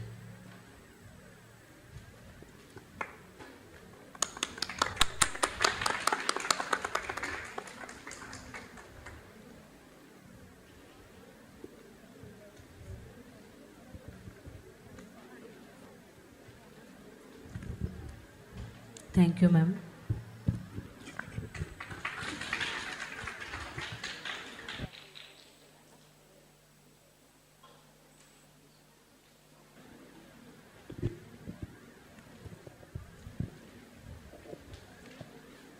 Thank you, ma'am. Thank you, sir.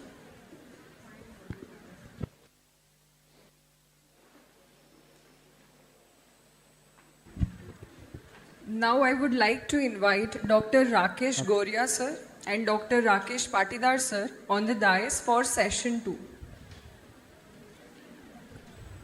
Hello, hello, hello, hello, hello, hello, hello.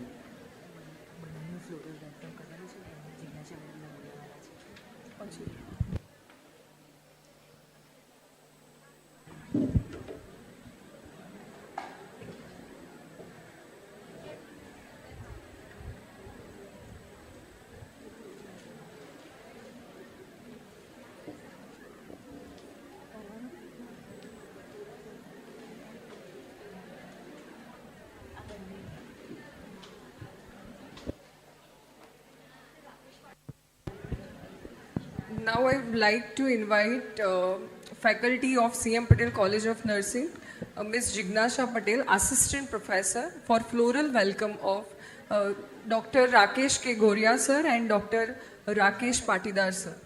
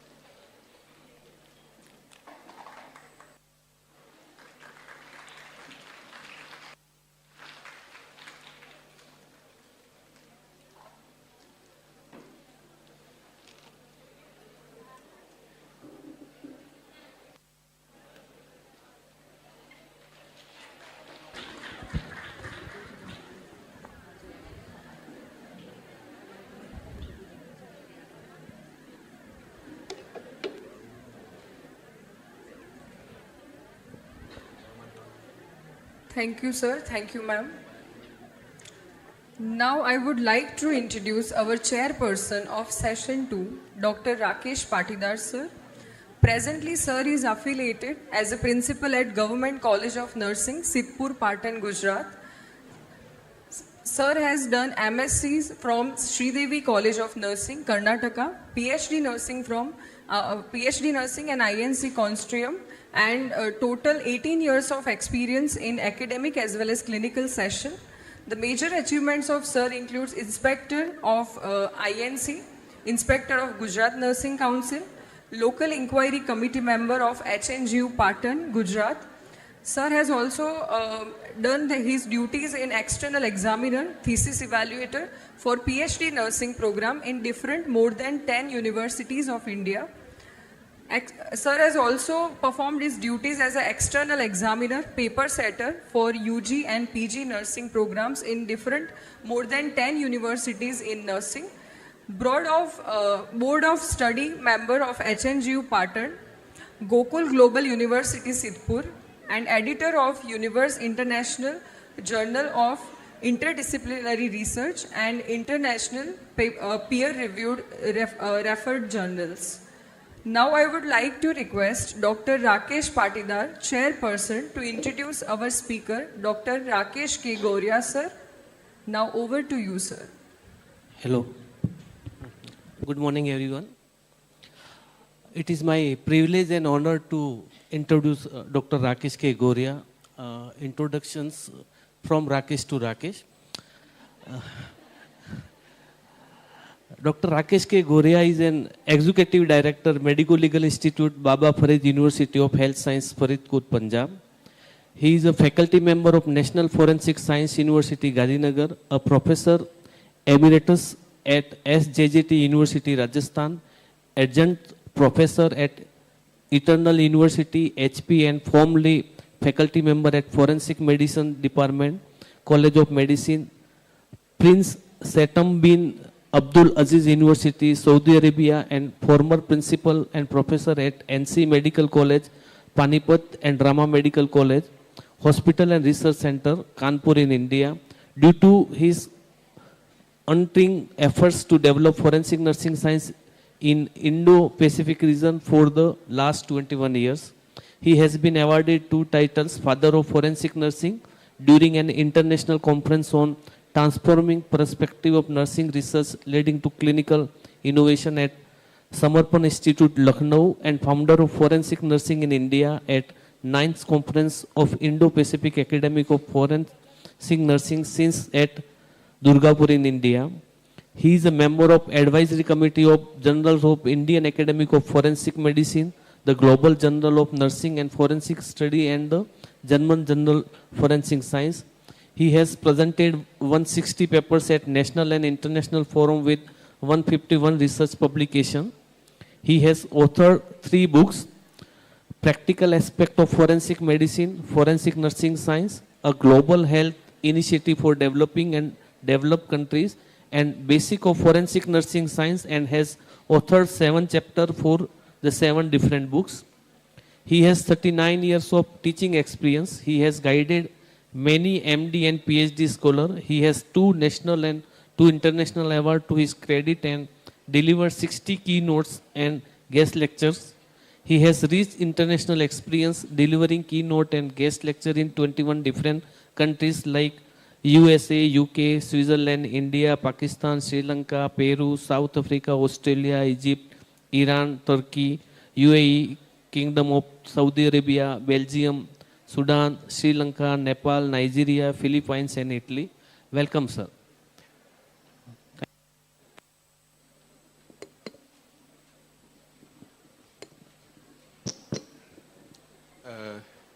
Thank you, Dr. Rakesh, for a very elaborate introduction.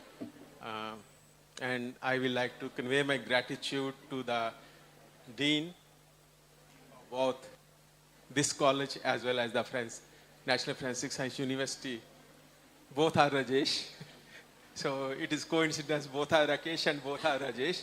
So I convey my gratitude to all of you that you have given me this opportunity to be with you and to share my passion, that is forensic nursing.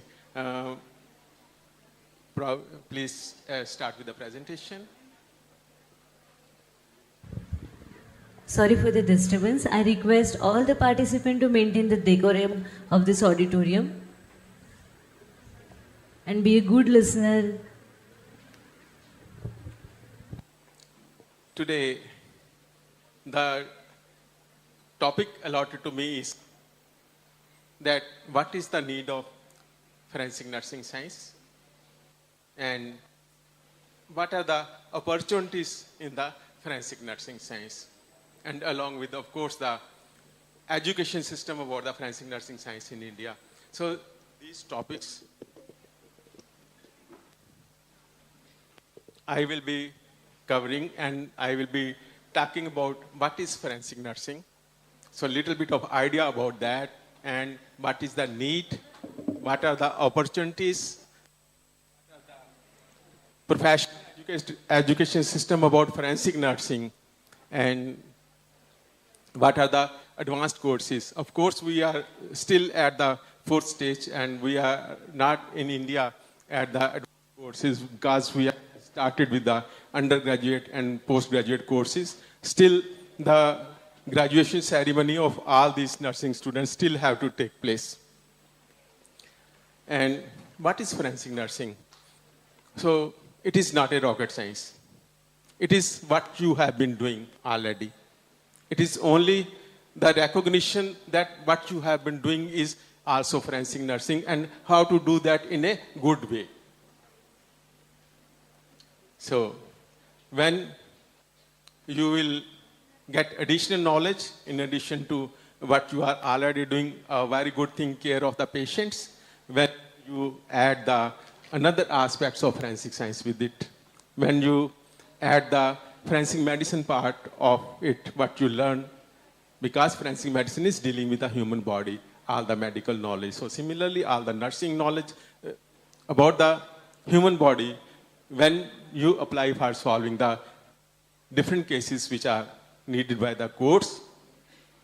And in this, either you can do the civil cases, like there is age determination for marriage, retirement age, sometimes there is a problem that I have not attained this age, and sometimes the girls and boys.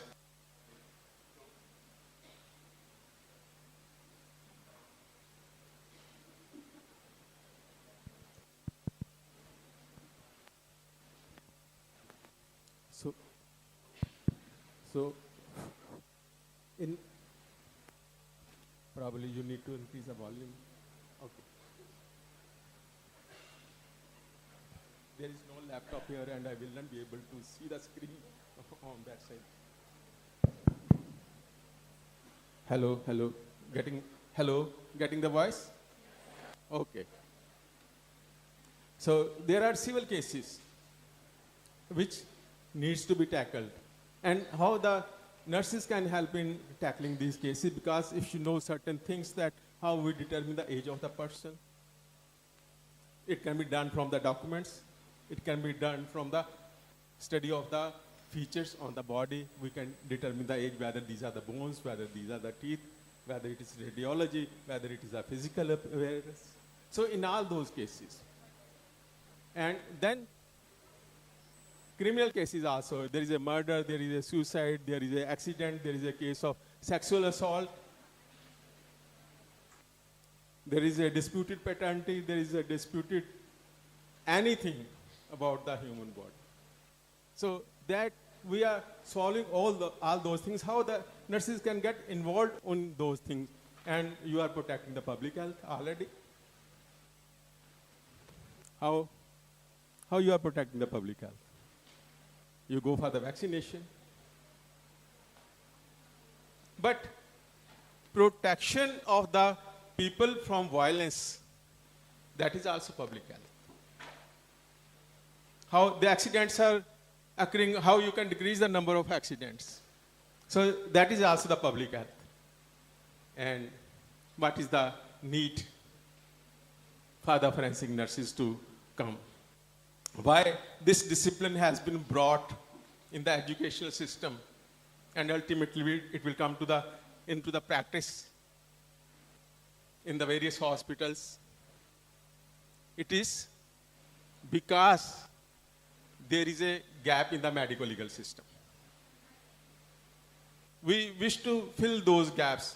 All the doctors have been utilizing the services of the nurses, or the nurses have been associated as independent professionals with the doctors. But in medical legal service, this part was lacking.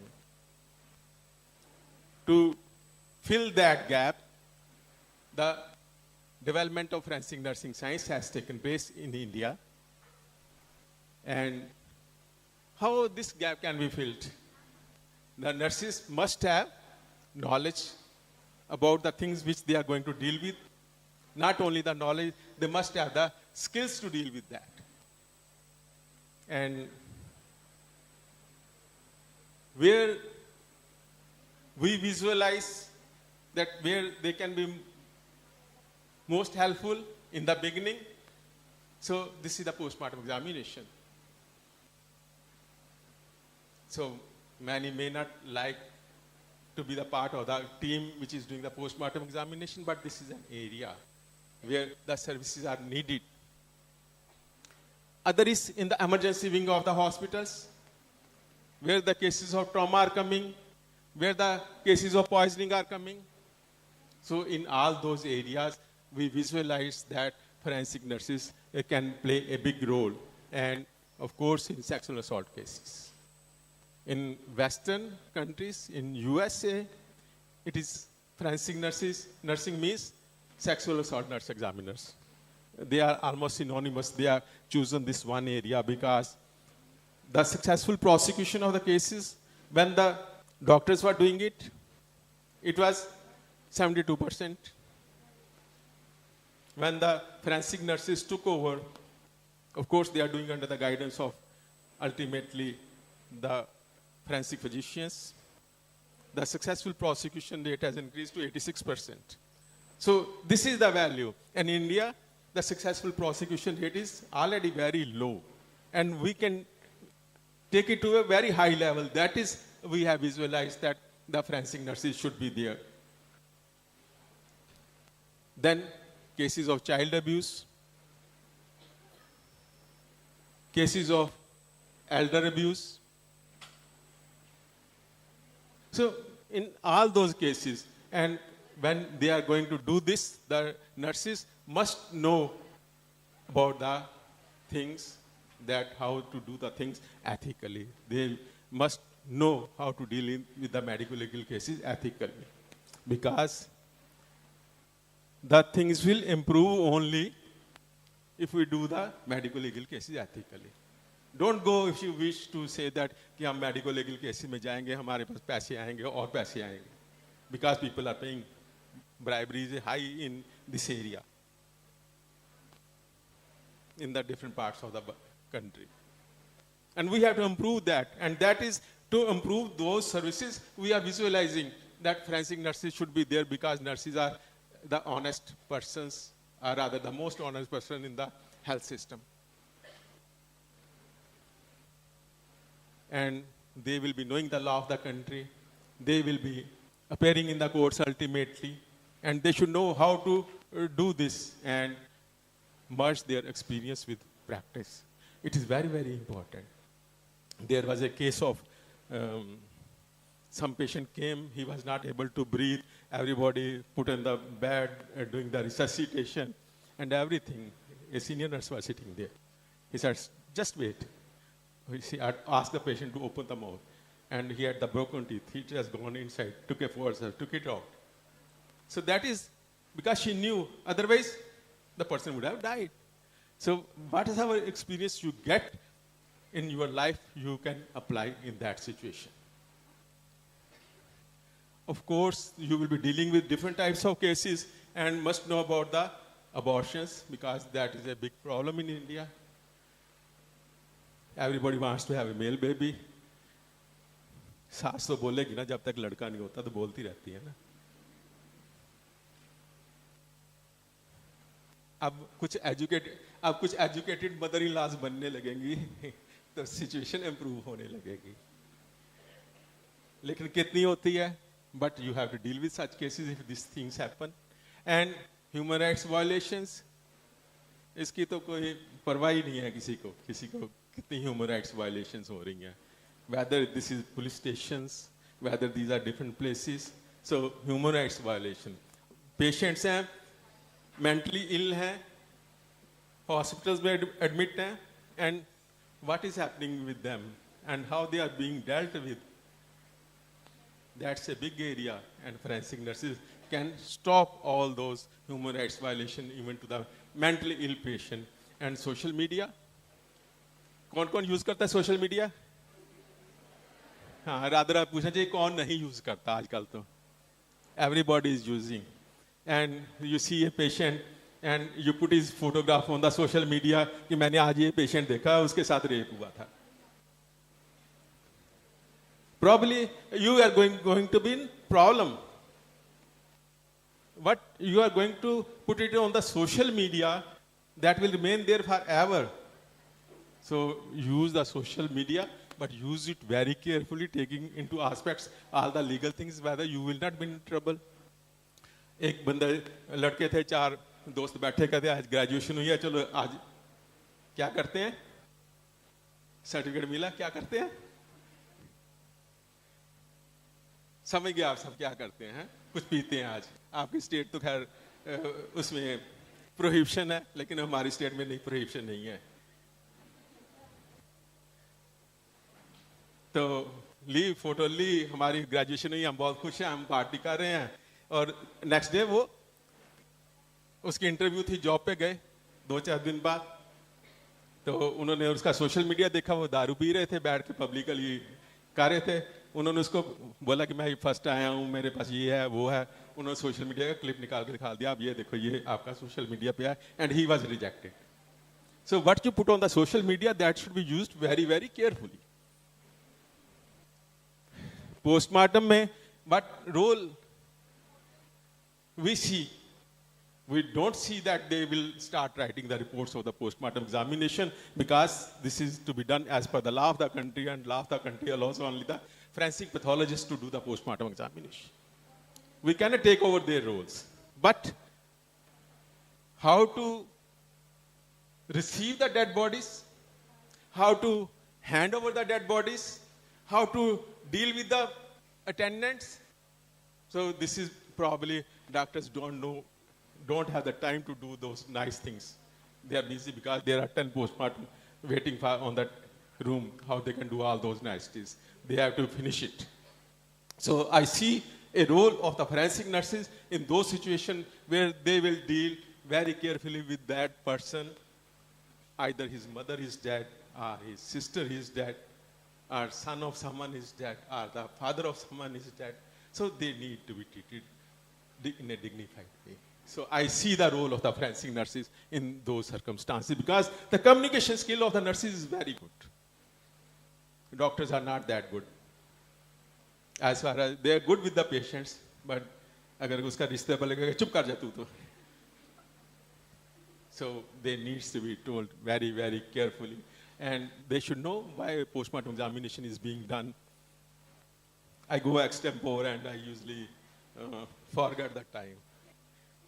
So my lecture is complete at dot 45 minutes. You can tell me and my lecture stops there. And if you can give me some extra time, that will be good. So they should know what are the aims and objectives of the postmortem examination. Why postmortem examination is done. We need to find out the culprit. We need to take out the evidence out of that. We need to identify that person, how the person has died. The person should know. And how the postmortem examination is done, facilitating procedure of that also is important. And finally, the most important is how you hand over the dead body. Doctor ने postmortem examination किया, class 4 ने टंके लगाए, वो कहते जो ले जाओ dead body. So probably that is the worst part, which should be dealt in a nice way. And finally, because after that is the last service which a health professional will give to a human body. When all the other doctors have failed, then the forensic pathologist starts, and when the work of forensic pathologist will finish, the work of the forensic nurses will start. So that is the ultimate service which you are going to provide to the human body. So like doing the postmortem examination, sometimes the dead body is given to you in a very bad shape. You can see on this side how the face looks like. And this is with the help of the forensic nurses, how we made it. So which looks better when you hand over the dead body to the relatives? Definitely this looks much better, because they will be less offended by how the person has died, because these memories are going to come throughout their life. Wife will not forget how the face was. Daughter will not forget how the face looked at the last time. So the face should look nice in those circumstances. And usually what happens? करके body दिया, घर वालों को दिया, इसको कफन पहना दो. But think, the person who was not going in the office without a suit, without a tie, or without a nice thing. Will you think a lady will go to the other people in a manner कि उसने makeup नहीं किया हुआ, उसने hair नहीं बनाए हुए, बाहर जाएगा कोई lady कभी? तो why let that happen at the last moment when her dead body is there? This is her last chance to how the public looks at her. So this should be done in a nice way. So this is one of the things, a sick fellow. So we wanted that he was a judge. We wanted that he should be presented nicely. So after doing the postmortem examination, after making our facial reconstruction, we put all those dresses which he was wearing when he was going to the office. अगर हम उसकी कंघी काट देंगे, अगर थोड़ा सा Saint भी लगा देंगे तो क्या आ जाता है. 1 bottle of scent will probably go for the or maybe 100 bodies. तो प्रेजेंटेबल हो जाएगी. अगर फॉल स्मेल आएगी तो रिश्तेदारों को कैसे लगेगा, अगर नाइस स्मेल आएगी तो कैसे लगेगा. So all these niceties, I expect that if we have forensic nurses, they can do it in a very good way. And if the lady victim is there, probably they can do a little makeup also.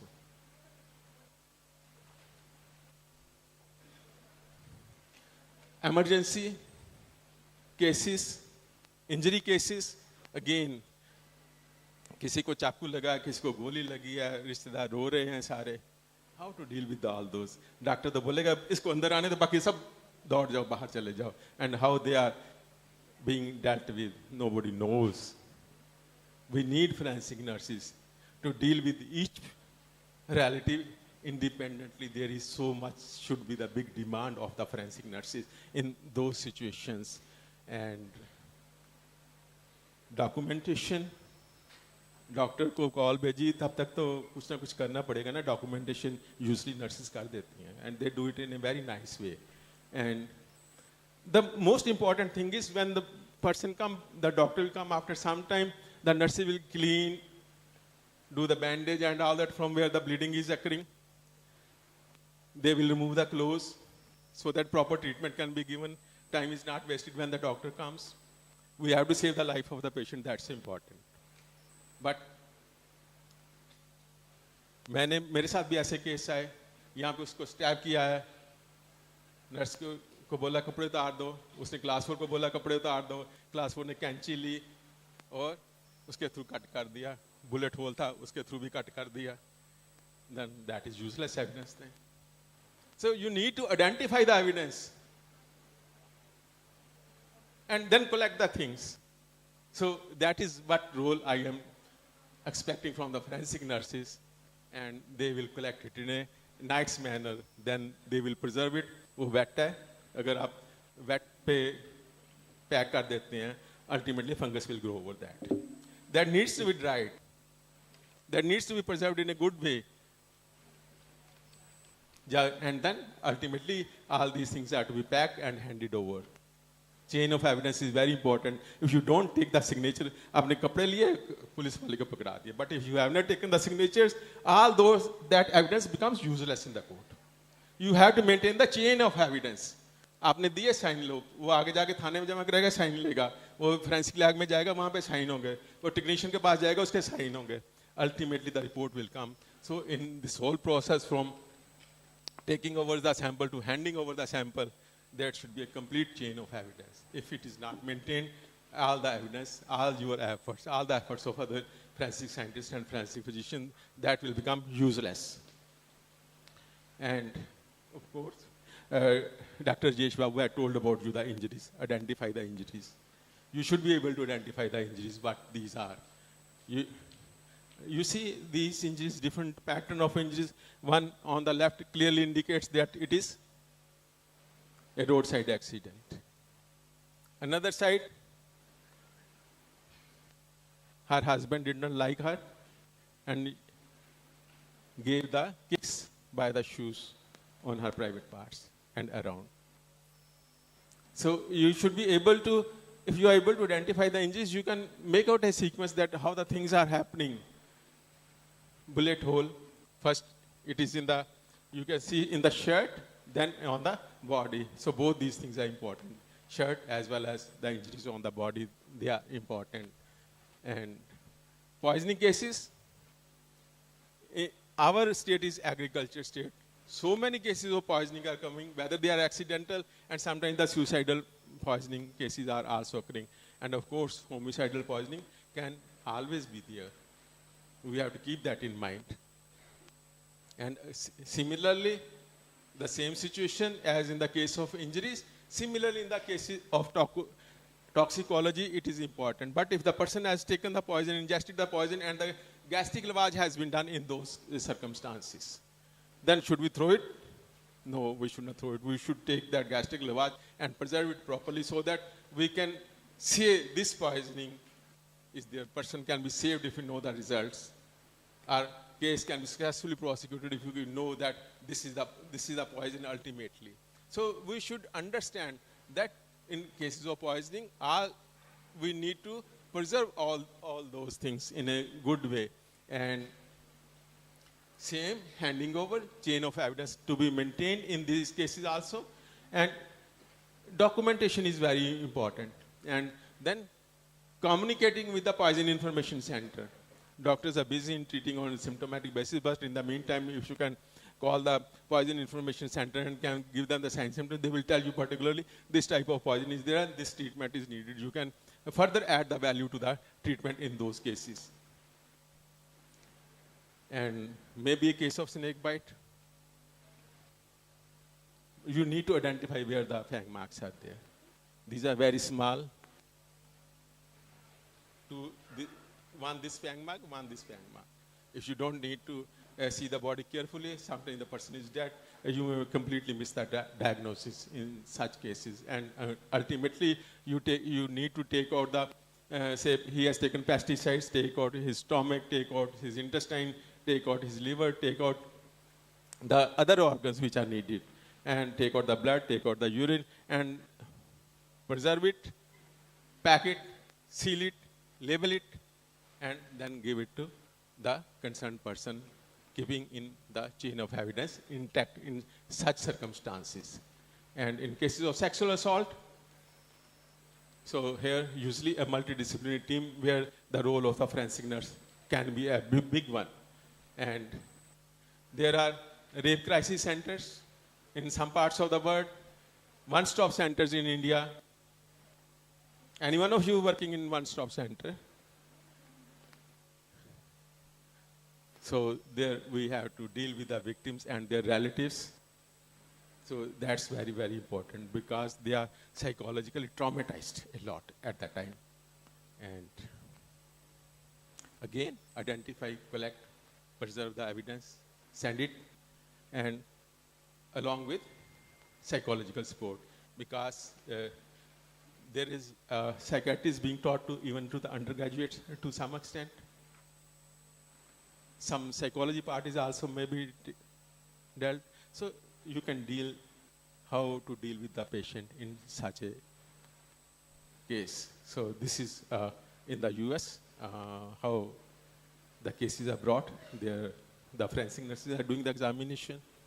And even the minor injuries with the help of the colposcope, they can dye, they can stain it, minor injuries which are not visible to the naked eye, record in the camera, put in the colposcope, and document it in a very good way. You can see the colposcope present where this thing is being done.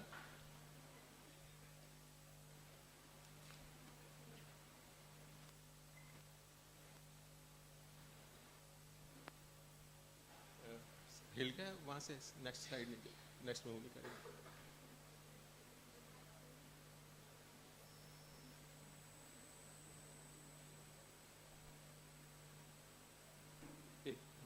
So the kits are present. This is the kit which I had seen when I was going to South Africa, visited their rape crisis center, and this is the kit where it's used. In India, we also are now using the safe kits. There are different kits with that different states. And you see all these three are the forensic nurses. So personally, went there, saw how they do it, and that is how we want to develop in our country. What facilities they have, we wish to have better facilities than them. And child abuse cases, it may be different types of abuse. This may be physical injuries, this may be the psychological abuse, this may be neglect. Usually in the child care homes, in the schools, non-accidental injuries and accidental injuries we have to differentiate. We should be able to differentiate. We should be able to differentiate, identify a case of sexual abuse if it is occurring, and psychological abuse also. And if I foresee if a forensic nurse is posted in a school, teachers cannot identify, will be a good counselor. She will be able to identify the injuries, whether these are done at home, whether these are done at school, not definitely the sexual abuse, but other types of abuse. थप्पड़ तो पड़ ही जाता है ना घर पे, बच्चा नहीं कुछ ठीक करता था। अगर कितने पढ़ते हैं ये उसकी मम्मी पे डिपेंड करता है कि उस समय उसकी मेंटल स्टेट क्या है। अगर घर वाले के साथ लड़ गया तो फिर ज़्यादा पढ़ जाएंगे। होता है ना ऐसे, गुस्सा निकलता है। कहाँ पे निकलेगा? जो पावरलेस है, और पावरलेस कौन है? घर पे बच्चा है, सारा गुस्सा उसी पे निकलेगा। So we need to document it. Documentation is very important because if you have done the documentation, you have done the work. If you have not done the documentation, you have done the work. It means you have not done the work. Good documentation means good work. Poor documentation, poor work. No documentation means no work at all. So documentation is very, very important, whatsoever you do. So similarly, in the elder abuse, एक बूढ़े आ गए hospital में, बार बार बुला रहा है, nurse भी तंग आ जाती है कई बार, या और केयर करने वाले क्लास 4 वो तंग आ जाते हैं, वो भी उसके साथ कहते ठीक है, पिंच कर दिया उसको भी, क्यों तंग कर रहा है। एल्डर अब्यूज होता है, हॉस्पिटल्स में भी होता है। They have given advance directives that how they want to be dealt with at their last moments of life. You should know what advanced directives is good, and we should respect that. And forensic nurses will be good for that.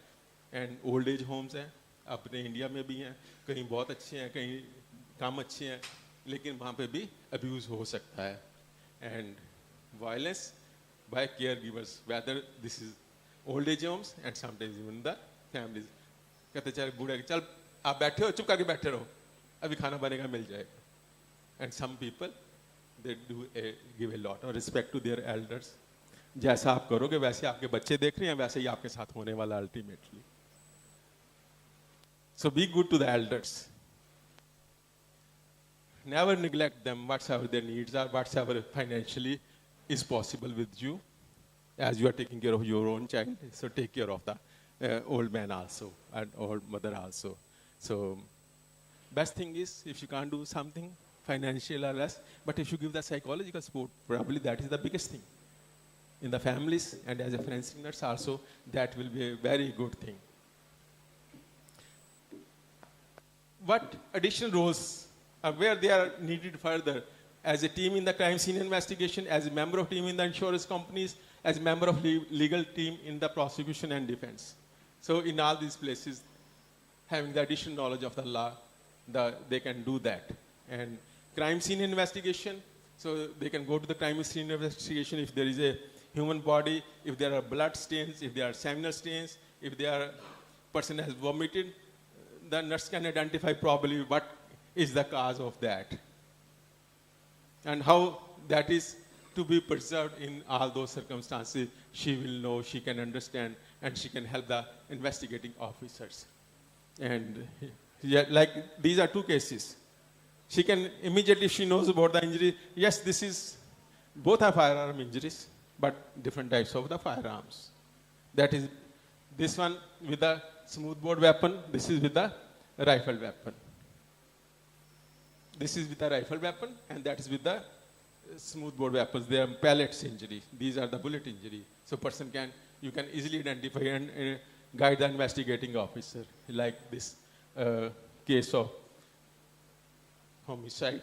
A child was sacrificed because a lady did not have a son and she wanted to have a son. Somebody asked her, just give the sacrifice of a male son, boy, and you will get the son. And they did this, then went to jail, probably would never had the son. All her reproductive age will be in the jail at that time. As a member of team in the insurance companies, people are sending files to the insurance companies. They have to pay huge money. Sometimes they don't know about the medicines and all that. Nurses will be there. They can save the money of the insurance company. Insurance money can go to the right people. Legal team, when the cross-questioning is there, they don't know what questions to be asked. Usually there are standard questions कि ये injury fall से हो सकती है, ये क्या injury खुद बंदे ने लगाई हो सकती है. All the set questions are there. But if a nurse will be there. She can even research and tell, yes, what are the good questions which needs to be asked so that the client can be saved in those circumstances. And now, what is the opportunities? What is the future? So that is what you have to do. If you do that in a good way, I will tell you where you can get the jobs, where you will get a leadership role, because all those persons who will get into this field, they will become the leaders of the forensic nursing science, because this is just the beginning. Not only in India, there are global opportunities. There are various organizations in USA, International Association of Forensic Nurses in Canada, Canadian Forensic Nurses Association in the UK, UK Association of Forensic Nurses, and in India. You know any organization about the forensic nursing science?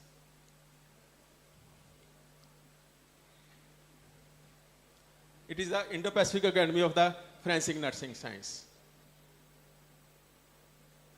Be the members, you can become a student member, you can become a lifetime member. Student member, you can become by just paying 500 once. Lifetime, you can pay 2,000 and can become the life member. Those who will be students and will become ultimately life member, they will have to pay 1,000 additionally, and you can become the life member for that.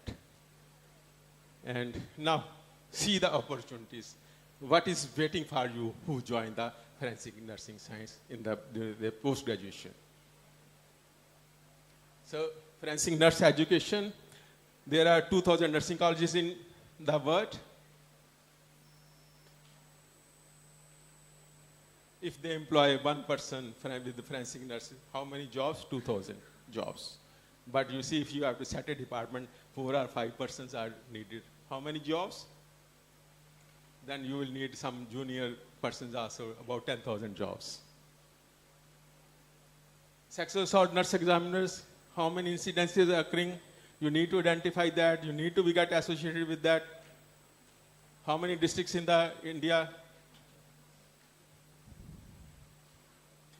And even if one district post is created, they may be around about 1,000 to 1,500 cases. Jobs will be there. Death investigator, how many police stations? If one police station has to one forensic nurse, how many jobs? You see, police stations will be more than 20,000, I think, in the whole of India. Maybe more than that. In the emergency department, how many hospitals in the whole of India? And in the emergency, if you have to employ, say there are 4,000 hospitals, big hospitals, so 4,000 jobs, but you see it has to be round the clock, it will be 12,000. Then you have to keep one spare person also, 16,000. And good is if you have 5 persons, 20,000 jobs will be there. Go on counting how many jobs you have. And in the postmortem work done at how many places? At the district level and at the sea level. If there are 2,000 districts, the jobs will be 6,000 if one person is employed there. But again, it is not one person needed. In the crime scene investigation, one police station, there are so many investigating officers to be associated with each investigating officer. In the team of attorney, how many advocates? One with them. Legal nurse consultant, if you can do LLB after doing your MSc also, you can be a legal nurse consultant.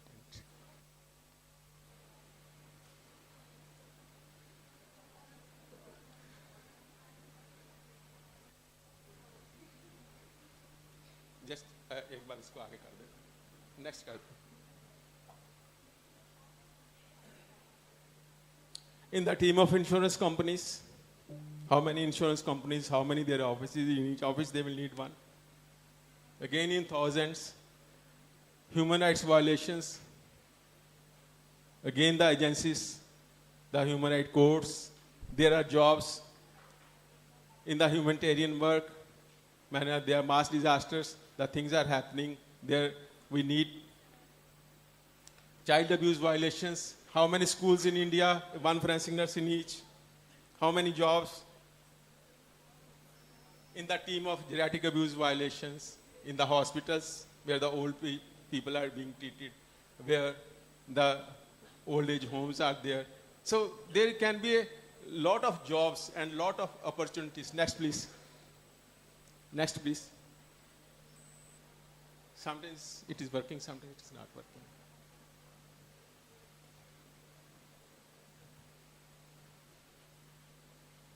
बेटे इसको बंद ना होने दिया करो, जब बंद हो जाता है ना वहां से तो फिर रिमोट वर्क नहीं करता.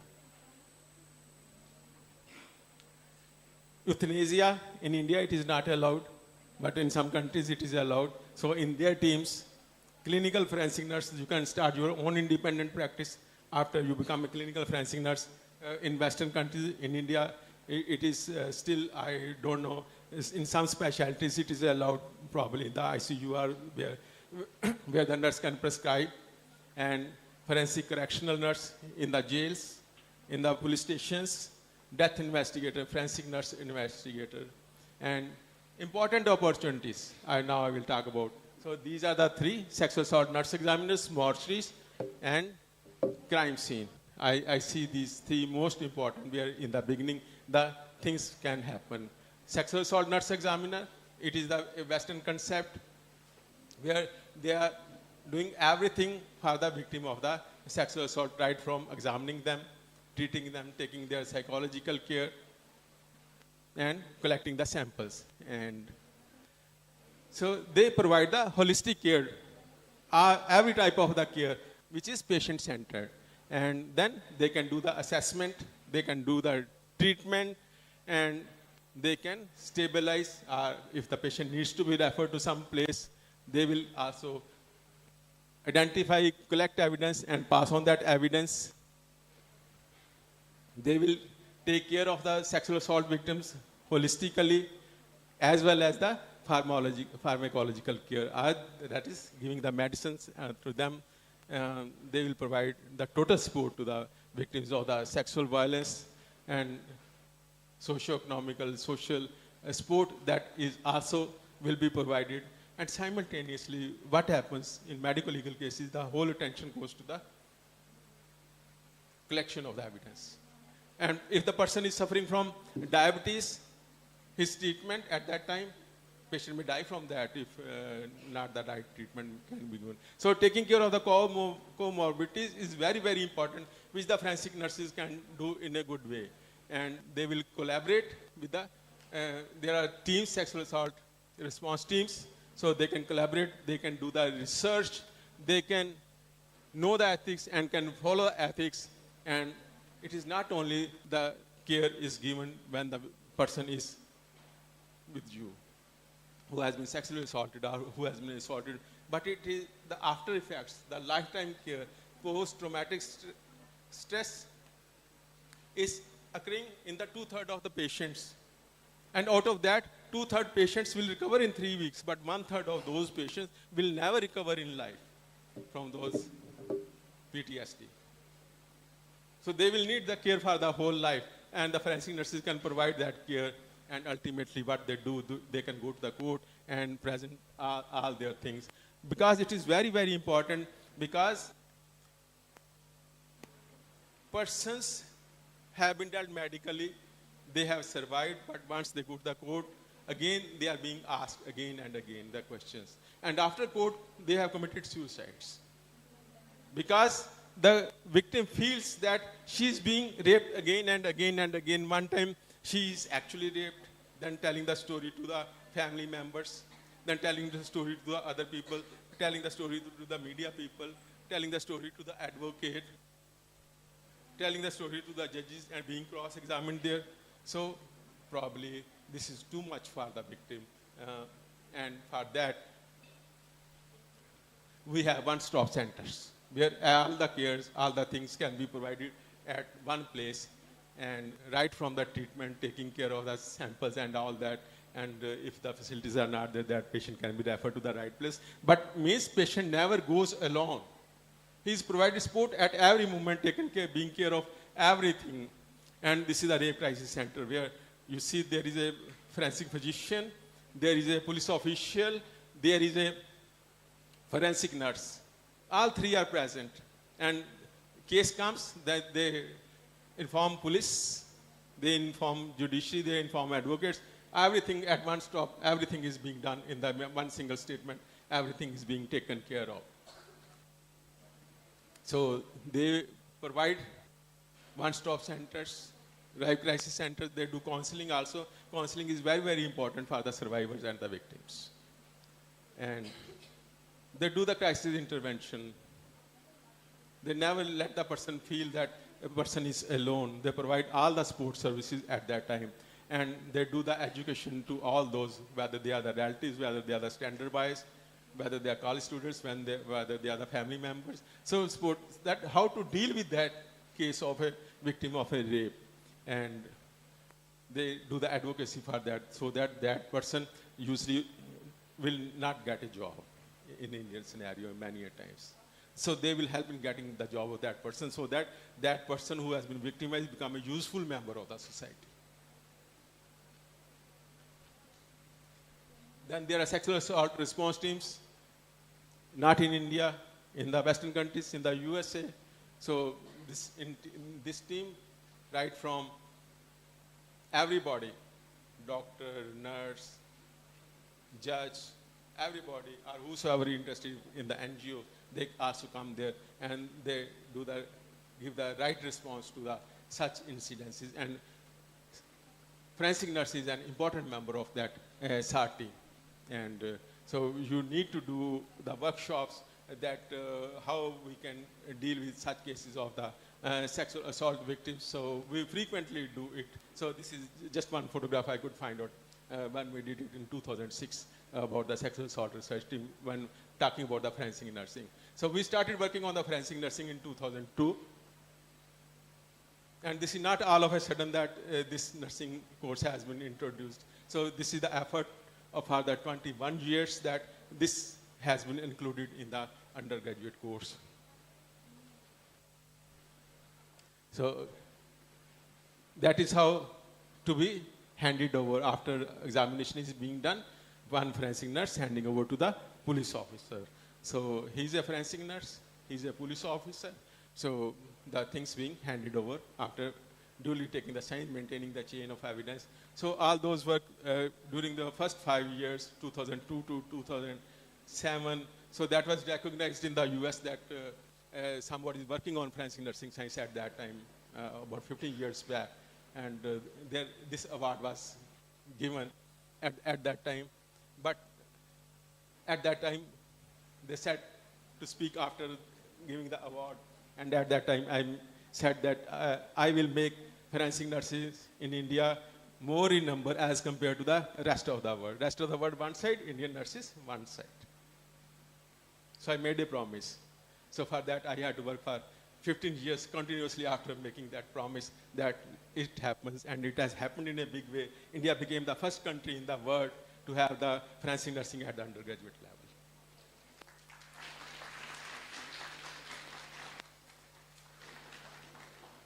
They had forensic nurses at that time, 10,000. Around about that.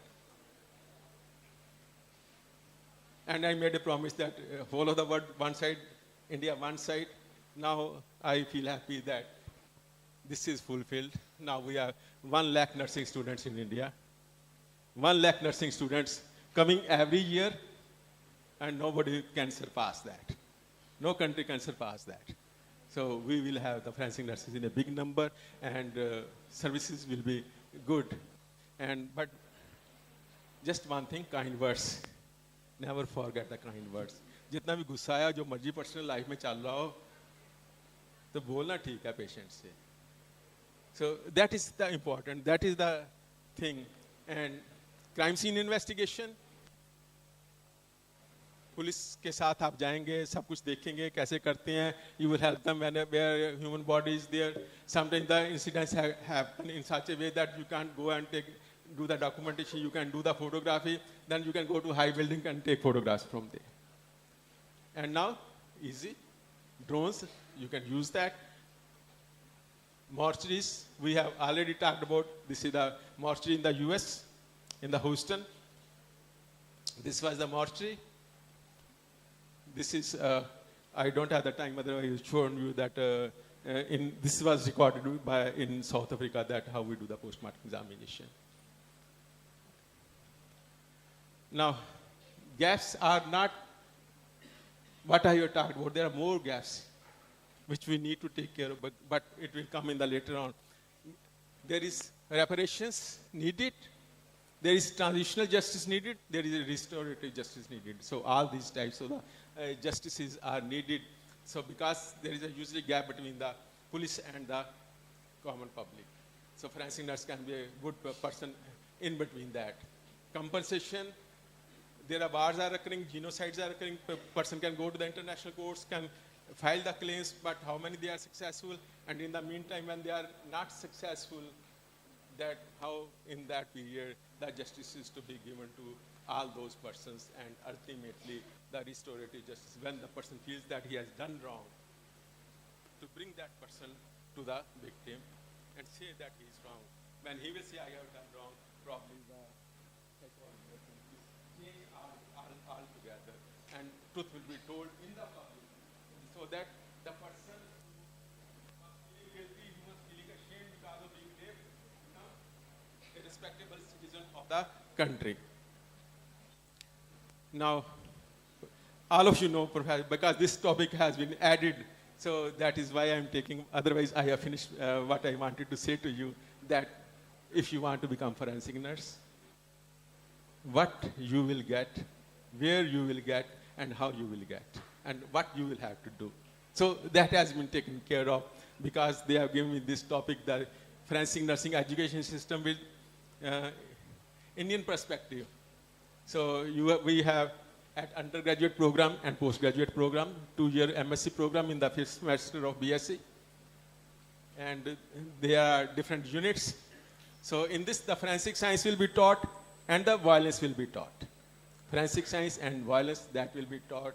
In the unit 2, it comes about the forensic nursing and how this is to be done ethically, what are the roles and responsibilities, what is Indian Nursing Council, State Nursing Councils, what are the settings of practice where you can work. So this will be taught. Unit 3, identify members of forensic team and describe roles of a forensic nurse. Forensic team क्या है? Crime scene investigation, for example, ले लो.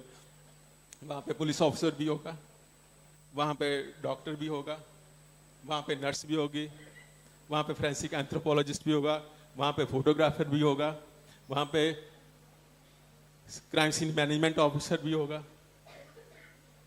Depending forensic ओडोंटोलॉजिस्ट भी होगा.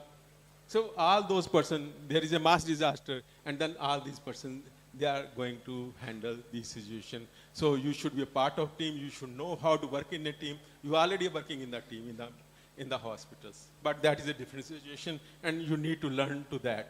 And of course, along with, you will see that how the comprehensive forensic nursing care is to be given to the victims, to the survivors, to the family members. So this you will learn all. And then human rights and fundamental rights, because if you will know this, you will follow this when you are dealing with your patients. And if somebody is not doing that right way, you can point at that. So human rights violation is a big thing. Patients have rights. You know patients have rights. You cannot do anything forcibly upon that.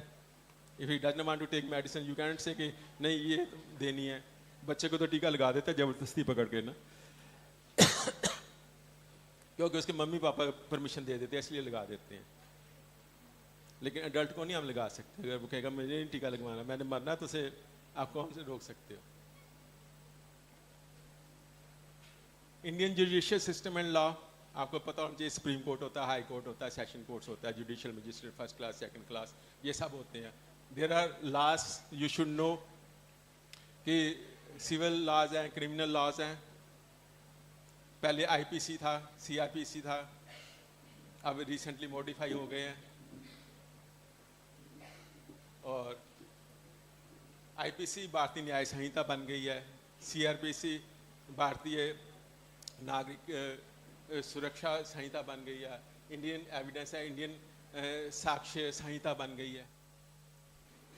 So probably ultimately we will need to know what the government is doing good for the country, and these good things we have to relearn. Now I am going to be 70, but I have to relearn whatever I was being taught for these 30 or 40 years I have to relearn. When you are in the education system, you have to first तो जो पहले है उसको भूलना है, फिर नई चीज को पढ़ना है, फिर उसको लर्न करना है, फिर उसको आगे बढ़ाना है. So we need to do all those things. This will be done frequently after 5 or 10 years. ये होता रहेगा. Old systems खत्म होते रहेंगे, नए systems आते रहेंगे, and teachers have to do that. So Protection of Children from Sexual Offences Act है, उसके बारे में भी हमें पता होना चाहिए.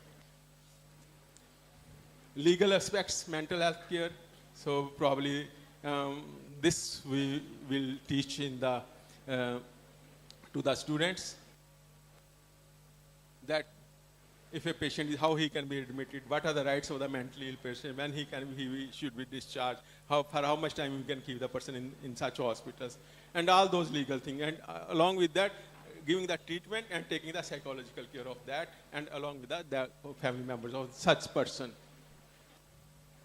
Advanced courses, इससे भी आ गया. So, in say after 3 or 4 or 5 years, we will have these advanced courses. Yet it is not in India. In the foreign countries, it is present in the USA. Advanced forensic nurse. What is that? Uske, after doing that, post graduation, specialize just in one field. Like sexual assault nurse examiner, फिर adult का अलग हो जाएगा, pediatrics का अलग हो जाएगा, बच्चों का अलग हो जाएगा. So like that, we will have the super specialization, and some will be hospital based, some will be community based. Again, hospitalist and community based specialists will be there. So अगर आपने USA से जाके करनी है, तो you can do sexual assault nurse examiner there. You must have a BSc degree. You have 40 with 2 years experience as a RN. You can do that in the US. And 40 hours classroom teaching होती है, 300 hours of sane practice होती है. And if you wish to learn more, so this is a book. खत्म होने वाला है. मुझे पता था आप लिख रहे हो, तो मैं. So just 5 minutes, okay? So there is a forensic nursing science book for the Global Health Initiative. It is available on the Amazon. You can buy this book. So this is in very detail. And kindness and empathy, we always tell, yes, please go for that. So this is another book which is as per the syllabus of the 5th semester. This is as per the syllabus of the 5th semester. You can, Lotus Publishers from Punjab, you can, their app is there, you can download that app and you can order on that app. I must talk about the academy, which is working hard, and the results you are seeing today. So this association has worked hard. So it was launched in 2009. We started work in 2002, but this was launched in 2009. And we have now about 310 members of this organization. You are invited to become its member. So website, similarly, there are so many organizations. This is just the one work which I am telling you here about the forensic nursing. So I am working on some different aspects. And so at rakeshgoria.com, if you go, you can find out. So you can open, if you have your mobile, you can open rakeshgoria.com. If your mobiles are working, go to Google, write down rakeshgoria.com. You will find out the literature there, everything. And it also publishes a journal, International Journal of Ethics, Trauma and Victimology. This journal is supported by the Indo-Pacific Academy of Forensic Nursing Science in PAFNUS. And so this was launched in 2015. So phase-wise, we have been improving that. We publish work of the forensic nurses. 18 issues have been published so far. And it is an index journal. It is a peer-reviewed journal. It has its own independent website, ijetv.org. And you can send your articles if these are good articles related to any of the aims and objectives of this journal. This will be published free of cost. You can send any of your research work in this if these are related to the aims and objective of this journal. So this is SPIC, Society for Prevention of Injuries and Corporal Punishment. That is another society which is working for the prevention of injuries. You can become the member of that also. And this is the Indo-Pacific Academy of Forensic Nursing Science. So you have a chance, you can become the member of this. We have already 310. Yesterday I got that 100 members from Lucknow, they joined, where I spoke. 100 members from that place joined yesterday to this academy. We have more than now 400 members in this. After I made this presentation, so they were added. So I ask you to be the members of this and learn more and about the forensic nursing science. Next, please, Cardinal. Next, Cardinal. So I would like to conclude that forensic nursing is a very, very useful discipline with a lot of job opportunities, and but you must have very viable credentials. You must learn, and not only in India, there are global opportunities for this. There is a shortage of forensic nurses all over the world. I did so many batches at my Gyan Sagar Nursing College where there were so many. We employed first forensic nurse of India in 2007. We employed, gave the course them. They had a sitting exam.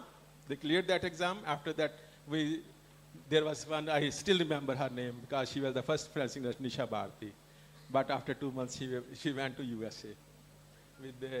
With this title, she went to USA.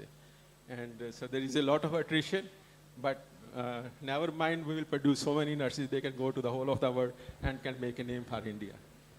And so in USA, SANE and SART, they are big. You can go there and study there, and death investigator. So these are the big things. There are so many other things which you can do. There will be so many other things which we have not thought, which we could not visualize, but your leaders will visualize when you will start working. Many more opportunities will be created. And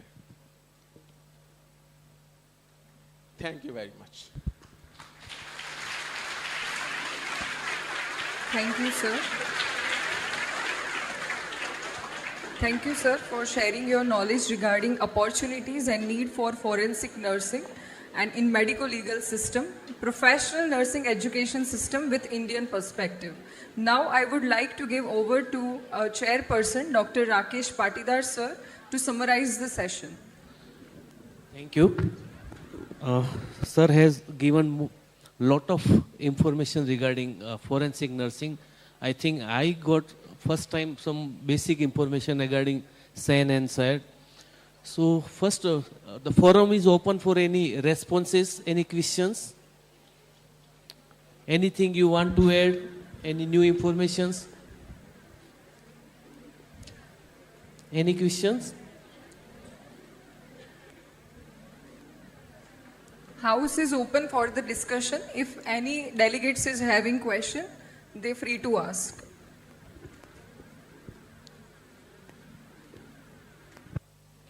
Okay, if it is, audience are not having, I have 1-2 questions to the sir. Sir, any posts are created in any state in India, like special forensic nursing by the government? Yes, at the Delhi government, they have made it, but still the candidates are not available. Some of those students who have done diploma in forensic nursing, probably they have been employed as assistant sub-inspectors in the police force. Hope so this will be in the future all over India, all state can have some separate posts regarding this forensic nursing, because ultimately we are doing this course or diploma for the job of the first and the most important thing is the chances will come in the educational system, because this course has been introduced. The colleges need at least one person to teach forensic nursing in the right way, because otherwise they will be specialists of other things and talking about the forensic nursing science. They will try their best, but ultimately departments will be set and there will be a lot of opportunities. At least I told that there will be at least 10,000 job opportunities in the nursing colleges all over India. Yes, because we need some lobbying and leadership regarding in this field, I think so. Once the government understood the requirement of this post, then only they can create at the different level of in the government sectors. Because if it is the opportunity is not available, people will not go to this field after doing a basic diploma and degree. You are very right, but we at different levels, we are pursuing the government to create the jobs. But you see, as a doctor, if we say that, or as a forensic scientist, if we say, but if as a nurse we will say, then that will be more useful.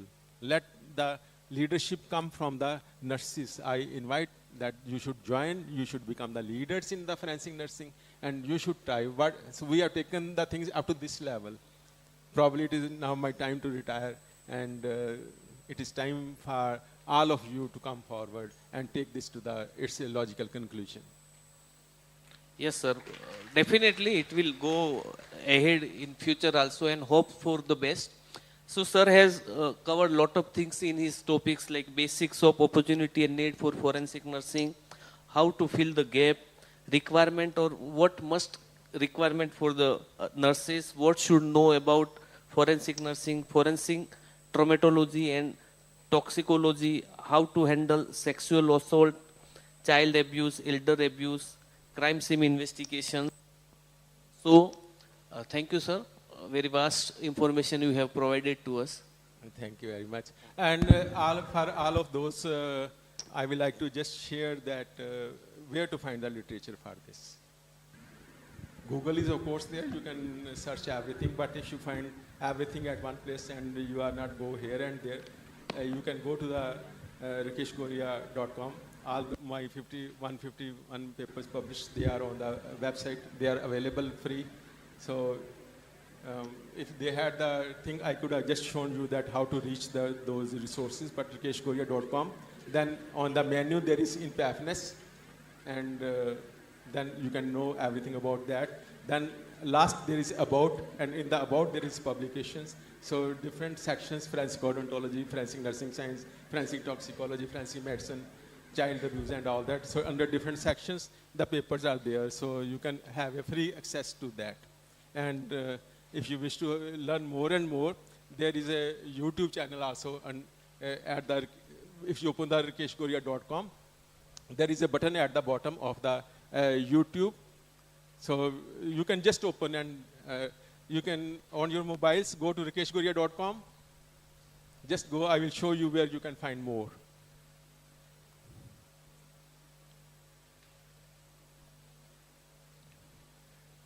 You can go to rakeshgoria.com. There will come out forensic way out, ethics at the top. You can push that.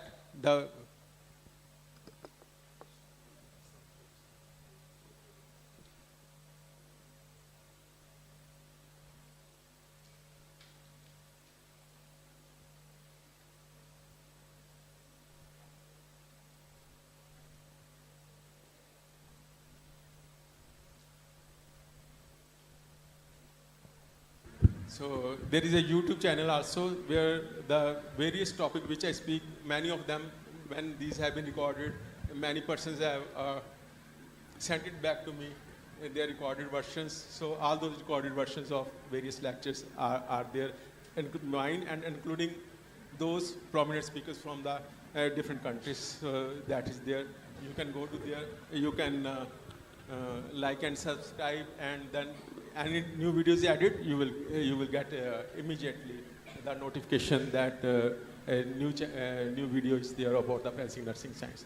Thank you very much. Thank you for patient listening. Thank you organizers. Thank you Principal Rajesh for giving me this award. Thank you all of you. Thank you. Thank you, sir. I call upon Dr. Rakesh Patidar to felicitate Dr. Rakesh K. Goria, sir, with token of appreciation and certificate.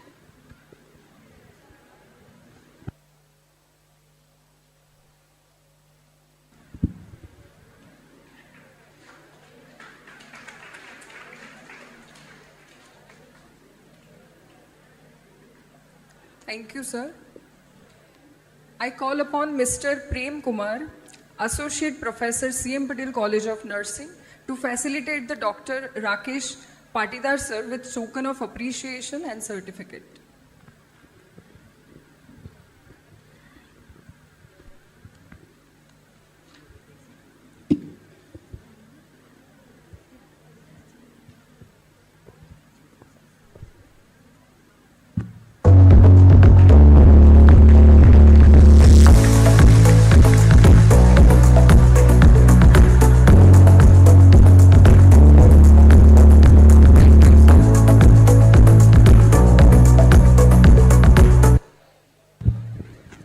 Now I would like to invite Dr. Davinder Kaur and Dr. Deepti Patel on dais for third session.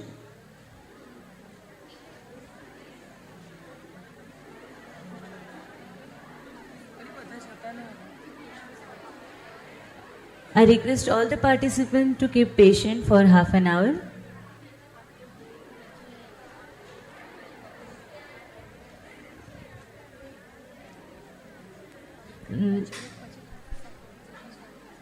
After lunch break, the scientific paper presentation will be start at third floor at conference hall. Now I would like to call upon Mrs. Rimpal Patel, Assistant Professor, CM Patel College of Nursing, to present our speaker Dr. Davinder Kaur and Chairperson Dr. Deepti Patel with token of respect.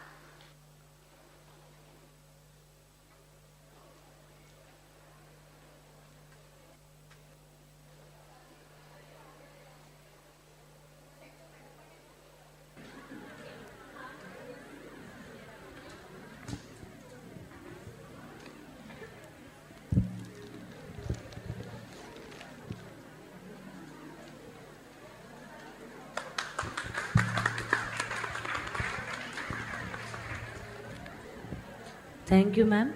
It is my privilege to introduce Dr. Deepti Patel, Associate Professor at AMC MET Nursing College, Ahmedabad, as a chairperson of Session 3. She is having more than 12 years of academic experience, has done MS in Psychiatric from RGUHS Karnataka and PhD Nursing from CGTU. Ma'am has been principal for Sri Kachchi Leva Nursing Institute, Bhuj for more than 4 years, has also been a vice principal at Murlidhar College of Nursing, Rajkot, and Seusha College of Nursing for more than 1.5 years. Moreover, she is having experience to start new courses in nursing and new institute of nursing. Also, she organized skill development programs, faculty development programs, CNE, seminar, conference, and etc.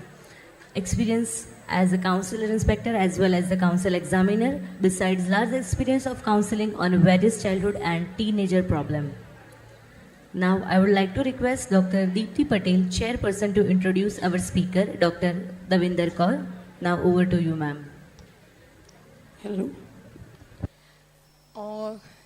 This is our third session, and I think it is hungry time. So, hungry afternoon to everyone. So, this session would be from Deepti to Davinder, ma'am. Like past session was from Rakesh to Rakesh. Okay. So this session is being headed by CHEM personality, Dr. Davinder Kaur, who is a principal at Gyan Sagar Nursing College, Punjab. Ma'am, it's my immense pleasure to introduce you because you are a wonderful achiever in the field of nursing. Dr. Davinder is an administrator, an author, a peer reviewer, a researcher, and most importantly, wonderful teacher and consistent learner. Moreover, she is beautiful, she is smiley, calm, very approachable, highly spiritual, and ideal for student. She had completed her master in medical surgical nursing from well-known PG Mayer Hospital campus at Chandigarh and awarded PhD nursing by BFUHS University, Faridkot. Madam have more than 29 years of experience in her nursing career, out of which 11 years she was working at PGMAR Hospital, Chandigarh, and since 18 years she has at academic and administrative era. She has lifetime membership at various associations. She is Vice President of Indo-Pacific Academy of Forensic Nursing, which Sir has mentioned in early session. Along with it, she is chairperson member of Development and Welfare Committee of ONAI, Punjab. Dr. Davinder is an associate editor at International Journal of Nursing Education and Research. She have reviewed 7 national and international journals and 2 books. She also wrote 3 books and 2 chapters in books. She published many research articles as well. She also attended and organized so many conferences, seminars, CNEs, and she is well-known speaker and chairperson in nursing field.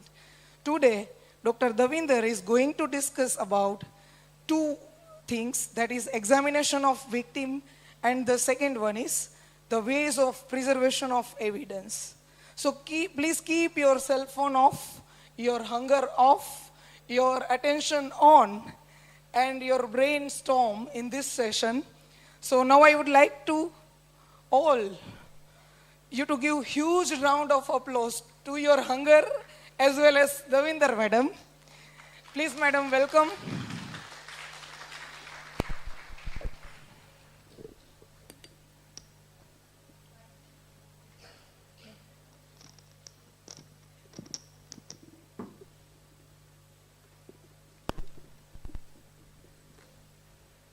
So good afternoon, everyone. So first of all, I will give my gratitude to this college for organizing this wonderful conference along with this wonderful audience. Those who are listening since 9 o'clock to the different aspects of forensic nursing. So students, just have patience for near about 30-40 minutes so that you will learn more regarding the forensic nursing. So forensic nursing, you have detailed information, what is the role of forensic nursing, how it was started, how it was included in the curriculum. So if everything is, now what is the role? Some aspect of this role has been discussed by Dr. Rajesh Babu in the first lecture, like how to care of the victim. So this has 2 topics, as ma'am has told. In examination of victims, second, preservation of evidence. Both these aspects are very, very important.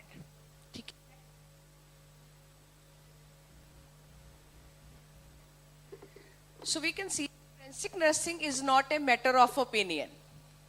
It's a matter of evidence. We can't say like we feel that this has to be done, this offense has committed like this. It all depends upon the evidence. As you know, if any suicide, any commit, anything happens, everyone has to prove in the court of justice. In court, only the evidence are given the importance. So forensic nurses, in every aspect, the nurses' main concern is the evidence. So in every role, forensic nurses, they have to play important role in care of the patient as well as to the collection of the evidence. Next. So every hospital, this is the scene. If you imagine the trauma of every hospital, we see that there is a nurse, like we all are standing in an emergency in a different role. Some are students, some are nurses, some are physicians at the different aspects. Okay, and along with the victims. Sometime the patient come in the ambulance. Sometime the relative bring the patient. Sometime if any person commits suicide in the hostel, suicide in home, the relatives, the family members, sometime a body is found unidentified on the road, then police person has to carry the person. So mainly this is the scene in every hospital. And second, this is the scene of the hospital. Another, sir has included that it can be the crime scene and the different place in the house of that person. Okay, so next. So first comes when any patient comes in the trauma, we can say in the triage, the first is the initiate diagnosis and treatment of the patient. Understood? First, we have already learned in your curriculum, in your assessment, we have to start with the ABC. Understood? Every patient, when we get in the hospital, first we will see patient is breathing, patient is not breathing. Airways is intact or airways is not intact. So same time when we initiate the diagnosis, same time, meantime we also collect the how the patient has that injury, how the patient has any trauma. And by looking at the patient, the first thing by doing the assessment only, by using our senses, we have to assess the patient. We have to look at the patient, we have to see the different aspects, whether patient has any wound, patient is bleeding, patient has any marks, patient has anything, patient has torn clothes. We suspect immediately, and we also have the odor of the patient. Okay, sometimes there is a, like patient has burnt, patient has a, clothes have the smell of the kerosene, any petrol, anything. That we have to think about that. So thorough history, the how the injuries were sustained and what can be the medical condition. Maybe the patient has getting the thorough history of the patient meantime. Maybe patient is epileptic, patient had the seizure, same time patient fell and patient has an injury. It can that patient have the burn. It can be suicide, it can be accidental, it can be so many other reasons. So same time we have to just see how that injuries has been sustained that we see in the patient. So every patient, when we get the patient, even patients say patient has fall in the washroom, even if we have to suspect. Patient fell from the stairs, we have to suspect. Patient has a head injury and patient fell from the... Okay, so every time how the injuries are there and we, how the patient got that injury, why patient has in this condition, immediately we have to get the information. A patient is conscious and the relatives, they brought the patient. A patient is not conscious, nobody is accompanying the patient. Patient came just the brought dead by the police and other persons. Then we have to examine, we have to assess, because we have to find everything for that patient. Because patient is not giving any information to you.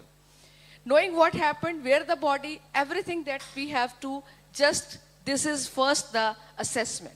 So same time, during assessment only, our role starts. When we take the patient from the ambulance or in the trials, immediately our role starts even prior to that.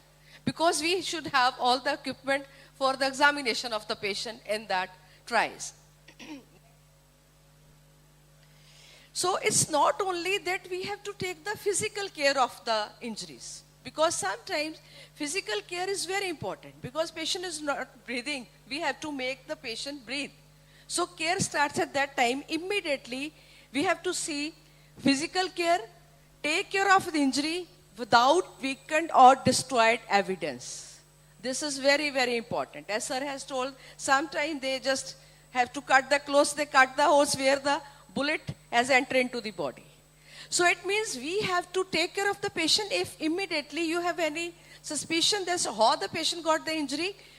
That time only we have to try to preserve that evidence. Because evidence collection, care of the patient, same role simultaneously you have to play if you doesn't have separate forensic nurse appointed in the trials. Only nurses are there. Then psychological care of the victims, as they have anxiety, depression, and post-traumatic stressors. This is very, very important. Suppose person hanged, and the relatives, they brought the patient in the trials. So that time, we only take care of patient along with the relative because they are really in a great trauma. So that time, we have to console the patient, make them wait outside, just make them sit, or if in case of rape, in case of sexual assault, the person is so much traumatized, they don't want to speak and we want everything at that moment of time. This is not possible. That time, we have to provide care to the patient. Patient should give the comfort. Along with, we should keep the comfort, not like that we just destroy every evidence. We should take care of the patient, make the patient comfortable, be with the patient, talk to the patient, give the security. Now patient is secure in this particular environment, then we have to care for the patient. Or after the trauma, patient is so much under post-traumatic stress disorder that you already know what is that, what are the conditions, because you people study in different your classes. So that time we have to take care of the patient. Because sometimes patient just so horrified, they doesn't want to open the mouth. They will feel, okay, if I will give this information, if they will not maintain the confidentiality, may the person who they have done that criminal act, they will wait outside, and after that, if they will give the information. So everything you have to just counsel at that point. So psychological support, empathy, sympathy, everything is very, very important. Patient should feel secure in your presence. So this only the forensic nurses can do. If the patient have that faith, immediately you comfort the patient and start doing your work. Then social care. So along with this physical care that we have to provide to the patient, because we have to take care of the injuries. Provide the medical care. Suppose patient is diabetic. While getting the history, we got that patient is also diabetic, but patient is not taking anything. Patient may go into hypoglycemia. Maybe patient is hypertensive. Maybe. So along with treating the physical illness, provide the psychological care and provide the comfort to the patient, provide the empathy to the patient, compassionate care, holistic care we can say. Then we have to also provide the social care, because sometime after that child has the abuse, lady has the abuse, you don't want to send that persons to that particular setting back, because maybe they will get the further abuse. So that time the social help, the social agencies, the child care homes and the other welfare homes where you want to send those female and the child. So that social care has to be taken care also by the nurses while dealing with the victims. Next. So prevention of the crime, complications of the crime, that has to be taken. Like if that girl has the rape and the sexual assault, and ultimately we feel that after that the unwanted pregnancy can be there.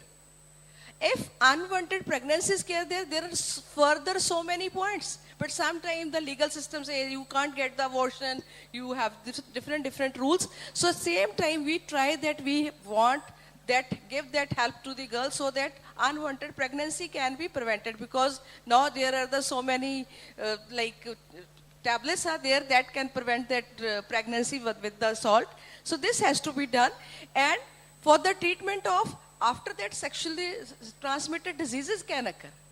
So we have to prevent those complications in the female also, because if they have underwent for that sort of that, then and protect the victims for further exposure. That I have already told. Immediately we have to provide them the protection. Sometimes we have to call the police, because in these cases police is also involved in that. Police, legal system. So whatever systems, the sports system, according to your policy, according to your setup, if that's there, that has to be immediately informed, and that person has to be taken in the safe custody of that particular home, under the safe custody of police we can say. And care of the associated morbidity, that I have already told. Whatever associated problems patient has, suppose patient is mentally retarded, sometimes patients are under that influence of some drug or anything. So that all comorbidities, patient may be renal failure along with all this trauma. So all that points we have to take care. And same time, care of the family member and friends. Sometime if any persons, they reside in the hostel, they stay in the working women hostel, and sometimes that situation, these crime has occurred to the female, the kids, or anyone. So family members are not there, only friends are there. So friends will be in more fear that what their parents will say. So it's not there only, we have to take care of the victim along with the friends, family members, society, whatever the person, maybe the family member, friends, along with the college authorities, and the different persons are involved. So we have to take care of everyone. These are the main, we can say, the points of care of the patient in triage area, along with the collection of evidence. This is different part. First, patient has to be taken care. When we have settled down the patient, We have just given the comfort, we have given the initial treatment, after assessment of the patient, then we have to start collecting the sample. But prior to that, always we have to take the consent of the patient and care for the patient. Next, please. So, while giving the initial treatment, initial care of the patient, then we have to take the consent. Without consent, you can't proceed, because it's not there that every person can give the consent for after like 18 years of age. If patient is not conscious, the somebody has to take the consent. Otherwise, parents can give the consent. After taking the written consent, then we can start collecting the evidence. Including if you want the photography, then photography consent also has to be taken to the patient. Because even nowadays, if even they say, if without consent of the patient, if you can record the conversation on the phone, that's also offense. Because you have recorded the voice of the patient, person without their consent. So we should be very, very careful while taking any photograph of the patient, any sample, anything, always take the consent. This is, we can say, the safe side of the nursing personnel. Then, or along with that, we have to discuss all the confidentiality issues. Like, who is going to collect the sample? Who are the persons? What are their qualifications? How they can help the patient? Where the samples will be kept? To whom it will be handed? Who will take these samples and evidence to the court? So every confidentiality, everything has to be kept in. Sometimes people want that if this information go to the society, maybe home, maybe any other where, so after that they will not get a job, they will be fired from the job. Different issues are there. So always confidential issues is very, very important in all this. Because sometimes there are so high profile cases. Sometimes so much legal system and political system and so many other systems are also involved at a particular scene. But initially you don't know what you will find out after the investigating. So every time the consent and confidentiality is very, very important while doing all this collection and taking care of the patient. Next. So evidence. So we are talking about evidence. Nurses had to collect the evidence. What is the definition of evidence, we can say? Evidence forms the building block of investigating process. This is the building block. Depend upon the evidence, the success of justice depends. If evidence is weak, ultimately people will be free from the judiciary. So evidence is the building block for the final product to be built properly. Evidence must be recognized. Like this is evidence.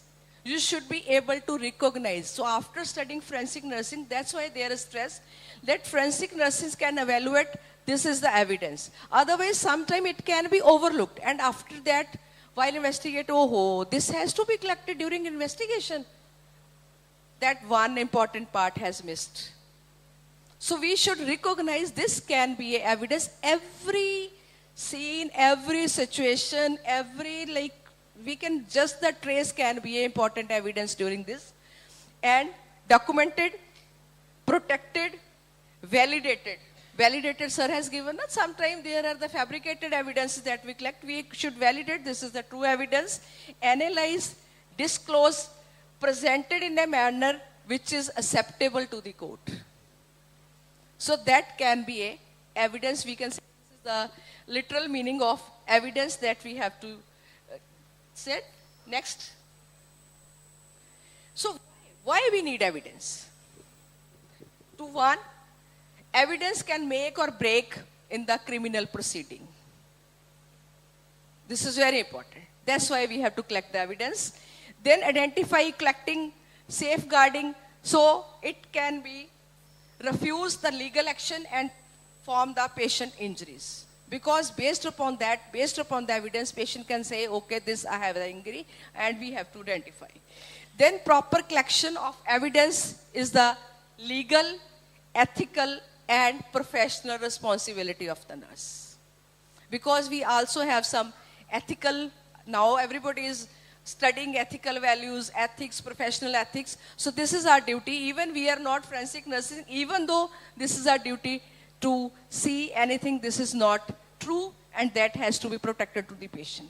Even if you're not forensic nurse, somebody is taking, patient is unconscious, somebody is taking the fingerprints just on the property papers. This is again ethical issue we have to take care of. So this is very important. Next. So evidence collection, establish the facts of the crime. Was a crime committed? First thing, was a crime committed? Or we have just created the scene, it looked like that crime has been committed. What person committed the crime? What was the modus operandi of the crime? How the crime was committed? Whether any instrument, whatever the way they used to commit the crime, is that available at the site of scene? For that, these are the different scenes that we can say on the crime scenes. So this, it will not be witnessed in the hospital. If you are emergency nurse or trauma nurse, forensic nurse, that time you can go along with the forensic team to that. Or into the disaster where nurses are posted, forensic nurses, that we can go. Next. So recognize of evidence that we have seen. So visit the crime scene. Why? Because we want first-hand information. Understood? If you are forensic nurse in the emergency, then again you have to get the first-hand information. Whatever you do, that is more important. Instead, somewhat given, okay, this I have done, sister, now you can take this. Hand it over to forensic nurse. No. We have to visit that scene. We have to see the patient personally, and we have to get the history of occurrence of crime. History of occurrence. We can take the versions, we can say, from the different person who are available at that crime scene. All the person has been interrogated. Next. And this is the main, very important principle of forensic nursing. We can say Locard's principle. It says when a person or object come in contact with another person or object, their possibility and exchange of material will take place. So this is very important. Whenever any crime is there, anything come in contact with the patient, there must be something that you can consider as a crime. This is very important principle that followed by all the forensic nurses. Next. So type of evidence. Next comes, what are the different types of evidence? Sometimes this is the oral evidence. Oral evidence, person will say, oh, this has been done by me, orally. So this version you have to write down in a proper language, or you have to record it. This is the oral evidence, and when the judge call all the persons in the court, they give the evidence. Okay, I have seen this has been occurred. So this is the evidence that we can say. This is the oral evidence. Then documentary evidence. What is the documentary evidence? Primary evidence, clinical notes. This you can see what you have seen in the emergency area. The person who has first examined the patient in the emergency. The first person who have collected the sample in the emergency. So everyone, whosoever has seen the patient, if they have recorded anything, that is the documentary evidence. Injury documentation and photographs. Understood? Then real evidence. Then the second is the real evidence. Real evidence has the types. Real, that you can see. So it can be physical evidence. What is physical evidence? It can be a clothing, footwear, hair, fiber, stains, bullet, sharp object, physical injuries, and examination like blood, semen, and the biological evidence we can say. Then different fluids, this is all biological evidence. Next. Then indirect and circumstantial evidence. Indirect, that you can see from the situation. Indirectly, they can also be considered as a evidence that you can get as a photo, like that. This is the different scenes. Digital evidence.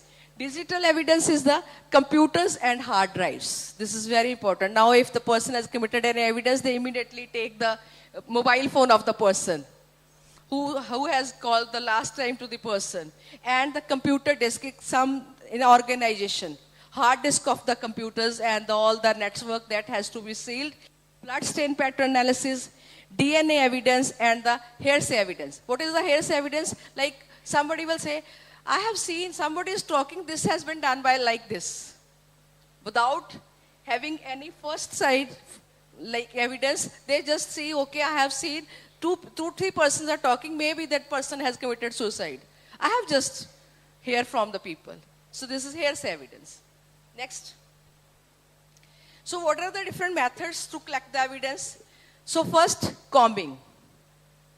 Understood? Sometimes if the person, they have dragged someone, some evidence may be in the hair of the person. Then that you can collect by combing the person. How to collect? I will further have the slides where like, it's not like that person is standing and somebody will comb the hair, then the evidence will fall on the ground. It's not like that. Clipping, scraping, you can see in the photographs different instruments are used. Lifting, picking and vacuuming. You can use the vacuum like person has the belt and blood stain on that and the different evidence. So everything has to be, these are the main methods. They are the ways how to collect that evidence. Sometimes we should not use our hand to collect the evidence. Sometimes, every time. So what are the guidelines? There are some guidelines to collect the evidence. The first, we have to wear non-powdered gloves, mask, shoe cover and head cover. So that our shoes doesn't have any like mud or anything that we just give on the scene and ultimately we will just find out where this mud has come on the crime scene. Okay, so we should also wear this kit, we can say. The gloves are worn during handling of all physical evidence. You should wear the clean gloves. It doesn't have any powder on it. Change gloves often during collection evidence. Collect one evidence, sometimes we have to the next evidence, you have to change the gloves also. The trace evidence should be handled very, very carefully because it's just the traces we can say that has to be collected. Next. So on the scene, we should avoid sneezing, we should avoid coughing, talking over the evidence because we can just, if you will sneeze, the pressure of air will just move your evidence away from that side. So these things has to be taken care very importantly. Stain should be obtained with the wet swabs and wet evidence should be collected with the dry swabs. And use paper bag and valves for the packing. For every evidence we should use a separate paper bag. Like you can see in the picture. Next. Then how to collect the different evidence. Next. So physical evidence, that I have already told what can be the physical evidence, what are the different examples of that. It can be tangible, just the glass fragments, just on the sharp object injury in the patient. The pieces of glasses can enter into the body. Transient, just only the redness is present and the trace, just the saliva. Next. So for the clothing, how to collect evidence from the clothing, we can say, just clothes must be removed carefully. It can have the evidence of fiber and other trace evidence. Sometimes the blood, the stains, the fluid, anything can be there. Just what you can do, you can just place one clean paper. Patient has to stand on it and patient have to remove one cloth at a time.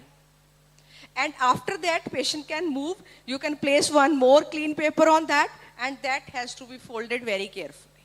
So whatever anything that fell from the cloth, it has to, sometimes the torn pieces of cloth, just the fiber. So everything has to be taken care. Next. If cloth must be cut off without cutting any tear, hole and other defects in the fabric. Okay, if there is like you can see the knife can be punctured, you should preserve that piece very carefully. Without shaking or excessive handling, bag each item that you have removed. You should not shake. Whatever is there, person will just remove on that piece. You have to just fold it and place it in the bag. Each item placed in a separate paper bag that I have already told. And don't remove whatever the fiber, hair, anything that's attached has been to that clothes. Next. If clothes are wet, first make them dry in the area. If you will put the wet clothes in a bag, it can be spoiled. So use protective paper. Store each pair of shoe in a separate package. Okay, first patient will remove, or here the shoe will be removed, shoe will be covered in one, the next paper bag, that has to be used like this. Bed sheets should be dry first at the room temperature, then you can pack it. If the hospital also, patient came in the emergency and there was after so much stain or anything on that sheet, so that has to be placed on that, and bed sheets in a separate paper bag. One patient, whatever the raw sheet,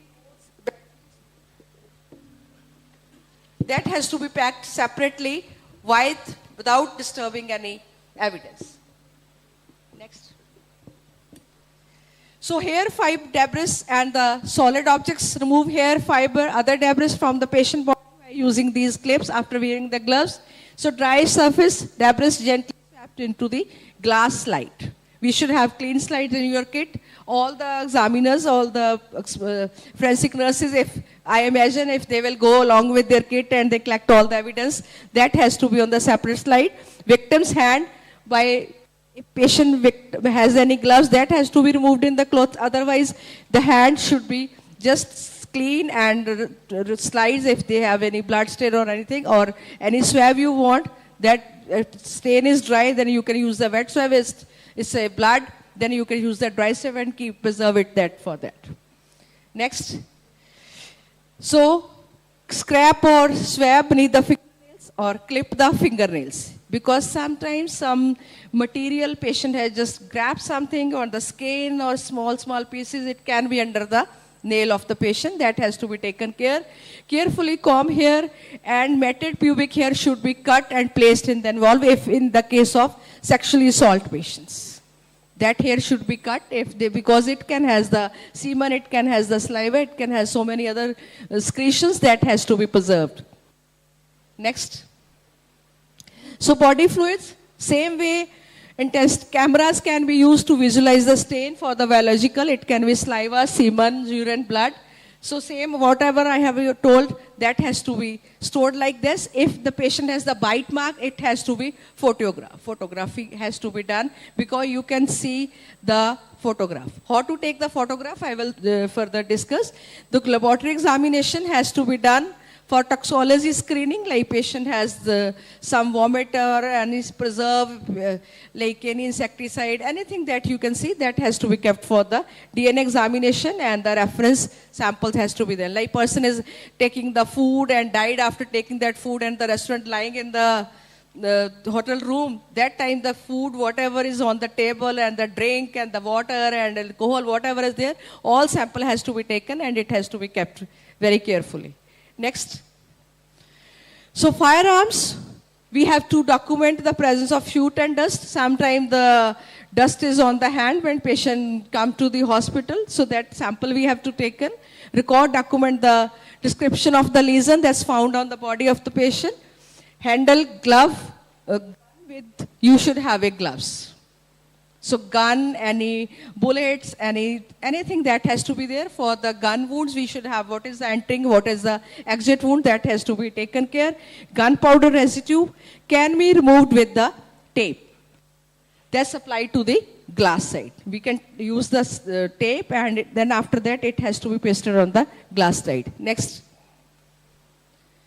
So projectile, if it's taken from the body, it should not be just touched with the metal things. It to be like the plastic covered wounds that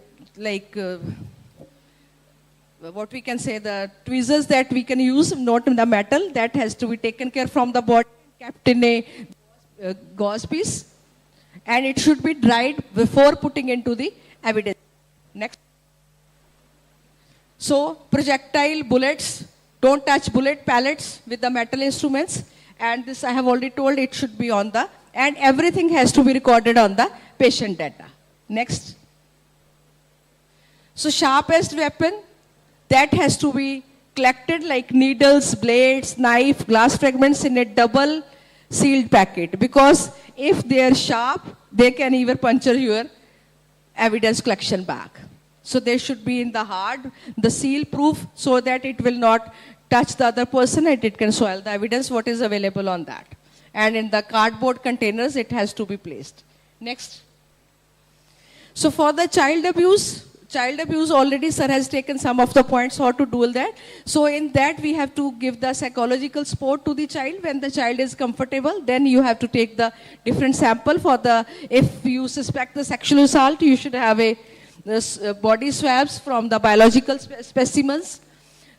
Then, we can have the wound diagrams can be used where you can see what are the different physical abuses. There can be the signs of laceration abuses, just the, we can say bruises can be there. So that has to be photographed. And if there is evidence of any wound, that has to be collected. If this is sexual assault, then you have to take the swab and the specimens from the child's body. Next. If in case of female, you have to take the sample from the vagina, rectum and mouth swabs for the saliva and for the semen analysis, that has to be collected. And nails has to be taken for the examination, and pelvic examination has to be done. And if you suspect the sexual assault, physical paravaginal examination, during that colposcopical examination, videography can be done. This is available. So that has to be taken. And after that, after the patient has to sit, patient can't take bath until you doesn't take the sample from the mouth. Patient is not allowed to take anything by mouth, because sometimes the saliva and the semen can be in the mouth of the patient. So that patient, we have to preserve that evidence also. After that, patient can allow to eat anything, and patient can take the shower after the collection of the sample. And in because in India still we don't have the same in forensic nurses, but otherwise the nurses still are not authorized that they can collect the sample for sexual assault. So that time the gynecologist with the different qualification according to Indian law, those person has to collect. Meantime, as a nurse, what is our role? Just to comfort the patient, be with the patient, give psychological support to the patient until team is available to collect the sample. During collection, you can just give the comfort to the patient and help the authorities, who are authorized person to take the sample from the patient, because this is very, very sensitive issue for the sexual assault females, we can say. Not even in the elderly. Elder sexual abuse is also very common. Next. So in journal, we can say, journal, a patient has the vomit, gastric secretions, we suspect in the emergency, that time you do the gastric lavage, that sample has to be kept. If there is a history of the honey bee, like patient has so many honey stings on the body, and the crab bites, scorpio bites, even though we suspect that there can be some forensic evidence that we have to collect for the, like snake bite, different aspects that we have to see. So same swabs has to be used, and we have to use the photography of the injuries. Collect saliva with sterile, and this is the same.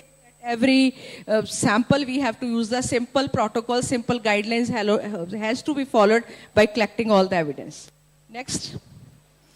For the trauma side, and we have to do the head to toe examination very carefully. Head, face, injuries, every part of the body, because in the first slide I have told assessment of the patient. During assessment, it means head-to-toe assessment or the systematic assessment. Many things we will come while doing the assessment and the inspection of the patient. Assessment, perception, the different techniques that we used. Collect the hair sample and the different samples we have to take for the patient. Next.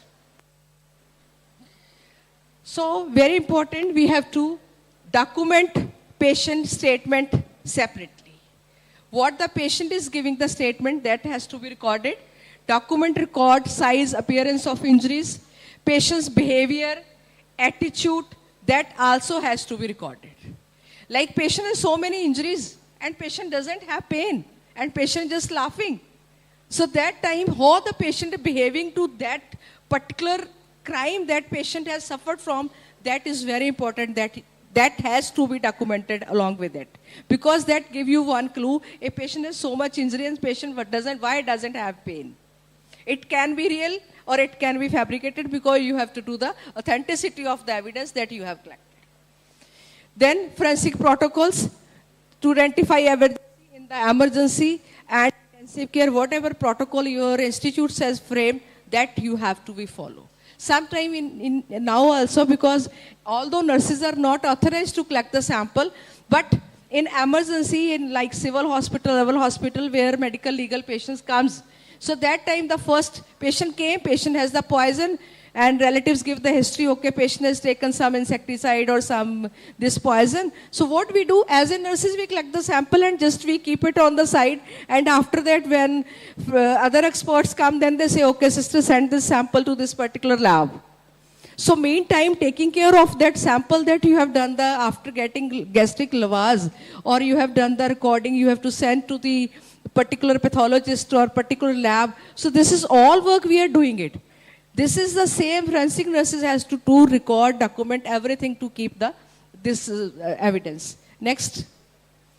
So adhesive, paint, dirt, fabricated, whatever is available on the scene, whatever patient bring along with in the emergency, everything you suspect, everything you analyze, everything you collect as a evidence. Okay. So up to this we have seen in the emergency scene, we have seen the different type of evidence. What are the different ways to collect the evidence? Now we have the evidence. So what is the next? Next is the documentation. Next. And photography. So sometimes you have to take the photography if patient have to that. So different good photo camera has to be used to take the photograph at the different angle. Close angle and the wide angle photographs has to be taken. And both taken at the exact wound and the where the entry wound, both wounds has to be taken. Next, while taking, next. So photograph injuries, first photograph, then after 2-3 days we can take the photograph. Treatment of injuries, whether we have applied the sutures, and the rule of 3, identify photo by the name of the victim, nurse who has taken the photograph, and date and time. This is very, very important. Then photo patient, we can put the name of the patient, and close off of injury with and without forensic ruler. What is forensic ruler? Where they have a scale. We can use a scale like it's 2 mm, 4 mm, and scale is there. According to that scale, we have to use that scale while taking the photograph. You must have seen when sir has shown the different photographs. So one scale was there with the margins. Okay, so that scale has been used while taking the photographs. Next. Diagrams, so describe wound, shape, appearance, location on recognized anatomical directions. Body map can be used for that. Measure the wounds in the centimeters. Note burns, fracture, abrasions, and in the old patients, if patient has ulcers, patient in the old age home, dehydration, hygiene issues, and weight loss, this can be a sign of neglect. This is also one type of elderly abuse. So it's not their only patient is having so many, it means the kids are not taking care of the patient suffering from the elder abuse. So that time also we have to describe the diagrams. A patient has just the mark, bluish, and even the domestic violence. Even though lady will say, okay, I fell from the ground, but maybe the husband or anyone has hit that female on that part. Next. So this is the different wounds. We can say the stab wound, the cut, the abrasion, the wound and laceration. So this we have to differentiate, and we have to clearly say this is laceration, this is cut, this is abrasion, because you have to just document it. Next. So this map has to be used, like you can see the diagram is there, and on that the complete description is there. We have to write the description, not just the one thing, like laceration found. No, it doesn't have any meaning. Total description, color, appearance, measurement, size, part of the body, very specific, anatomical position. Not we can say the left side of the arm and the right side of the leg and the left side of the foot. No. Anatomical descriptions, locations that you have to write down. Next. So, packing, labeling, dispatching to the concerned official is very, very important. Once you have done the good collection, we have not done the good documentation, and we have not sent to the proper way to that particular court or like legal system, it doesn't carry any meaning. Next. So chain of custody is very, very important. Like if you have collected the sample, you have documented, you have the photograph, you have that camera, you have that chip, you have that hard disk and the drive, whatever, where we have to keep that. So it all sample evidences that has to be in the safe custody either of the hospital, either for the police personnel. They should have the safe custody because they have to know in India, the police take the evidence and then they take to the court and present in front of the judges. So this has to be taken care. So document possession of the evidence from the moment of collection until the moment is introduced into the court. So it should be clearly prescribed. And everyone knows if I have collected this, to whom I have to hand over, ward in charge to the MS, or the MS to the police, and police to this person, and this has to be clearly documented and it should be started. If chain of custody is broken, like in between the chain of custody, like ultimately police is given to someone and someone is carrying that document to the court, so it means authenticity is questioned. That time, that evidence, we can say, it may be something has been done to this evidence before reaching to the court. Next. So what is the role for that? So labels are placed on each item with clearly specify the name, date, who has collected, what type of evidence it has, and date, time, name, source of material, anatomical location, like you have the saliva, maybe on mouth, maybe on the face, maybe on the chest, maybe on the thighs, maybe on that part. So specifically, every single detail has to be mentioned on that evidence. Detail, you should not skip any part of it. And name and initial of everyone who handled the material. Who has collected that person? 1, 2, 3, maybe there are 5, 10 persons, those who have collected. So everyone has to be, you have to mention all the persons and time, at what time you have transferred that evidence. Next. So evidence disbursement forms has to be used to document the evidence. Then to the nurse, to the secure location, I have already told, it should be in the box. Box has to be labeled. When you hand over that box to the particular person, signatures, date, time, and everything has to be noted down. Next. So it should be never left unattended. It should be never handed to the patient, parents, sport persons. Wet evidence, wet clothes should not be placed in a drop box. So it must be packed immediately and it has to be given to the person. Okay, it should be in the separate bag. Final transplant, this is the fundamental duty of the forensic nurse to preserve that sample till it has went to that legal part. Next. So, conclusion, what I can say, the forensic nurses are relevant actors in this process because they has a very, very important role that you have to play as a forensic nursing while taking care of the patient, while collecting the evidence, by documenting, by photographing, by maintaining the chain of custody. So nurses play a very important role that I have already written. So clinical setting, this is very important. As we are taught how to intubate the patient, how to start IV line to the patient, same way forensic nursing has to be taught how to collect evidence. Because that part take the importance of forensic nurses in the trials and the different crime scenes if they know that how to collect evidence, we can say.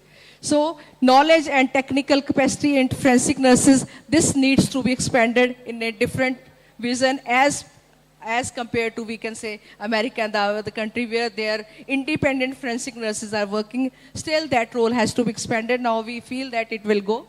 Next. So law gave us crime, science gave us forensic, and research gave us hope. So with this, I will end my presentation. Thank you so much for the patience lesson by the hungry stomach. Thank you. Thank you, ma'am, for sharing your knowledge and excellent session. And thank you for broadening our horizon on forensic nursing. Now I would like to invite Chairperson Dr. Deepti Patel to summarize the session. Thank you so Hello, hello, hello.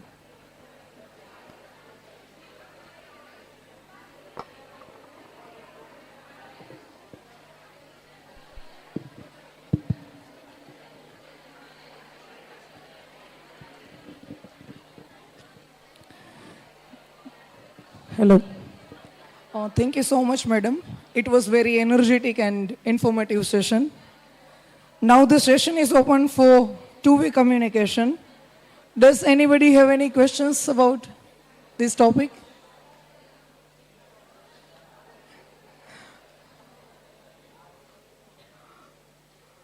Okay, no one. Ma'am, I have two scenarios which I want to discuss with you. First scenario, like when the patient is not willing to communicate, or like when the patient is not willing to do the examination because in some crime the relatives were involved, like during sexual assault and all. So what the SOP is there for the nurses?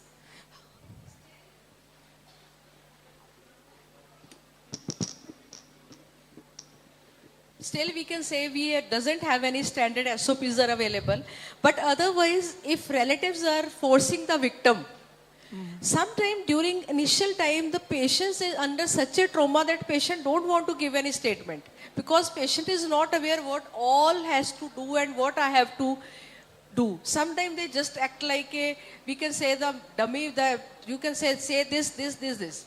So if really patient has trauma, patient maybe after getting some comfortable, when you give the time to the patient can open up and give the statement. So main patient statement is one part that you have to take the evidence, real evidence, we can say the oral evidence.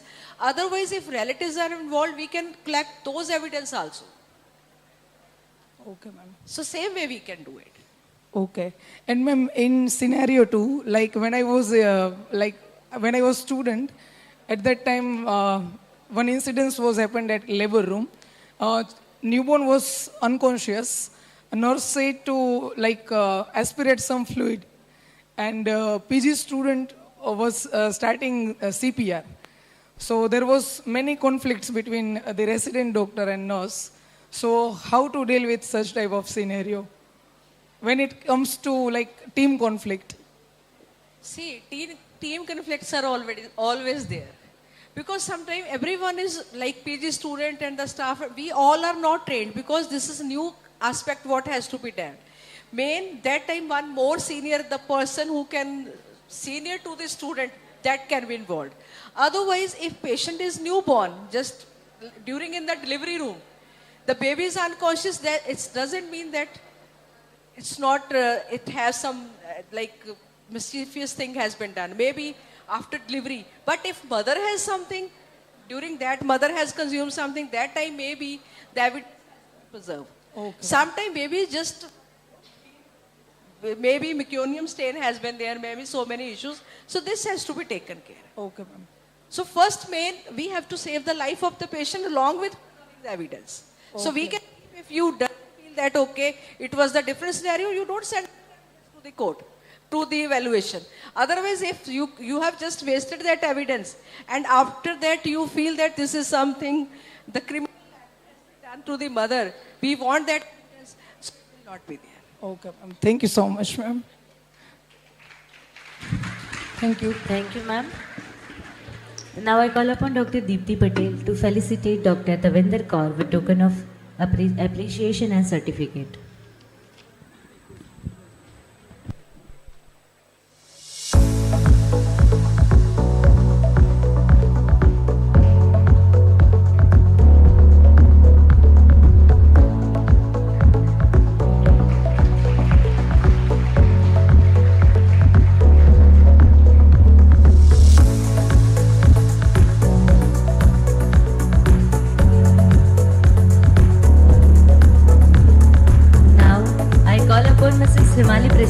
Associate Professor, Same Patel College of Nursing, to felicitate Dr. Deepti Patel with token of appreciation and certificate.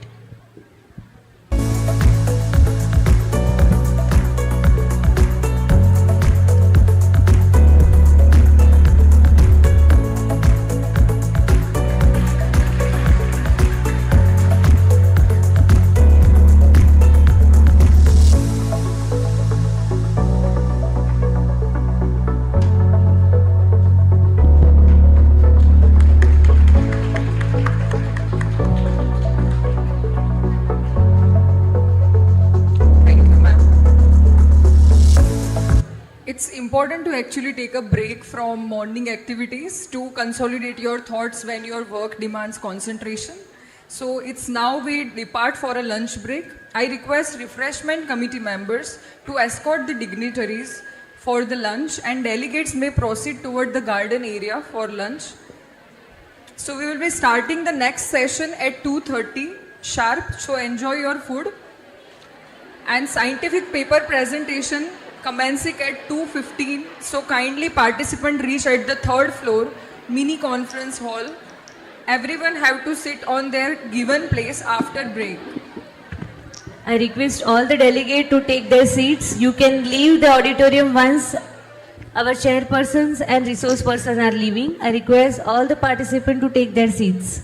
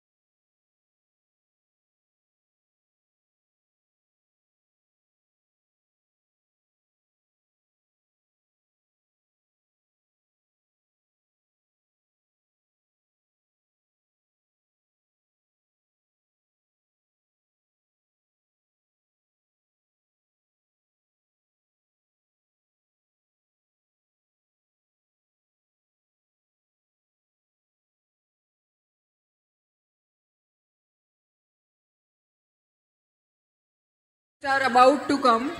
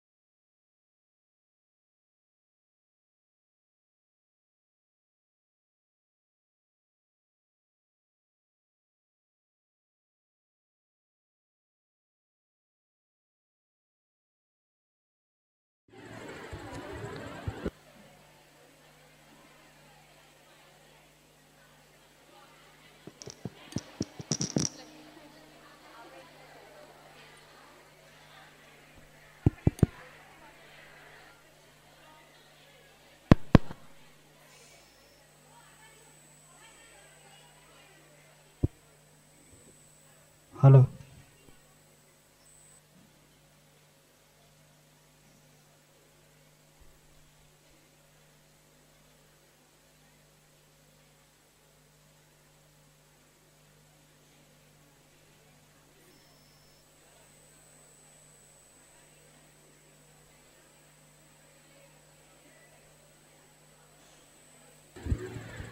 A very good afternoon.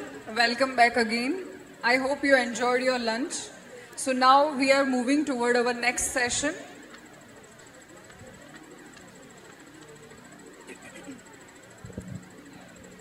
Now I would like to invite Dr. Dhwani Patel, speaker, and Dr. Chetna Patel, chairperson, to the dais for fifth session.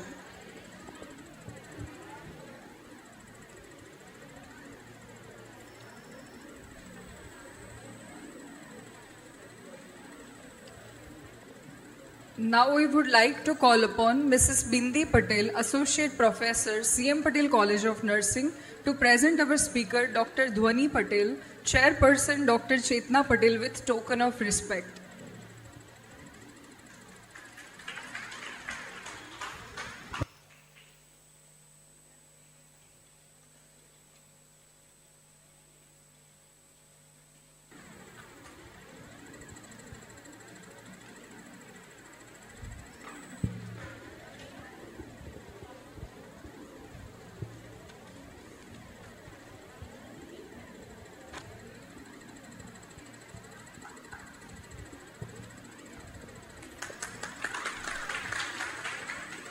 Thank you, ma'am.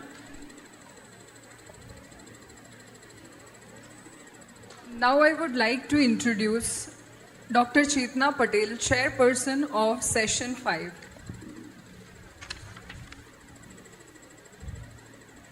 Presently, ma'am is affiliated Principal cum Professor at B. Jamnadas Patel College of Nursing. Ma'am has done PhD in Nursing from Gujarat University, Ahmedabad in 2022. Ma'am has 3 years of clinical experience and 17 years of academic experience. She had been Principal cum Professor at Ahmedabad Institute of Nursing Sciences, Lapkaman, Ahmedabad for 11 years. Major achievements of Madam includes conducting UG research interviews as well as VC nominees of Gujarat University and nursing expert for Gujarat University and other universities of Gujarat State for different nursing colleges since 2012. Conducting a local inspections from Gujarat University of different nursing colleges since 2009 for Gujarat University affiliation. Conducting Gujarat Nursing Council inspection of different nursing colleges and schools of Gujarat State since 2009. Exam coordinator of BSc Nursing program in Gujarat University from 2016 to till date. Now I would like to request Chairperson Dr. Chetna Patel to introduce our speaker Dr. Dhwani Patel. Now over to you, ma'am.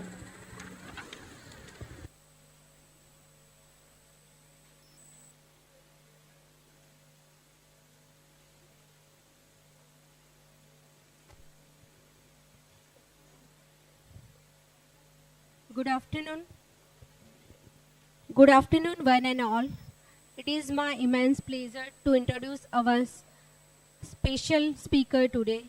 Today we have the privilege of being presence of true visionary leader in the field of forensic science. She is going to talk about the Indian judicial system and forensic nursing.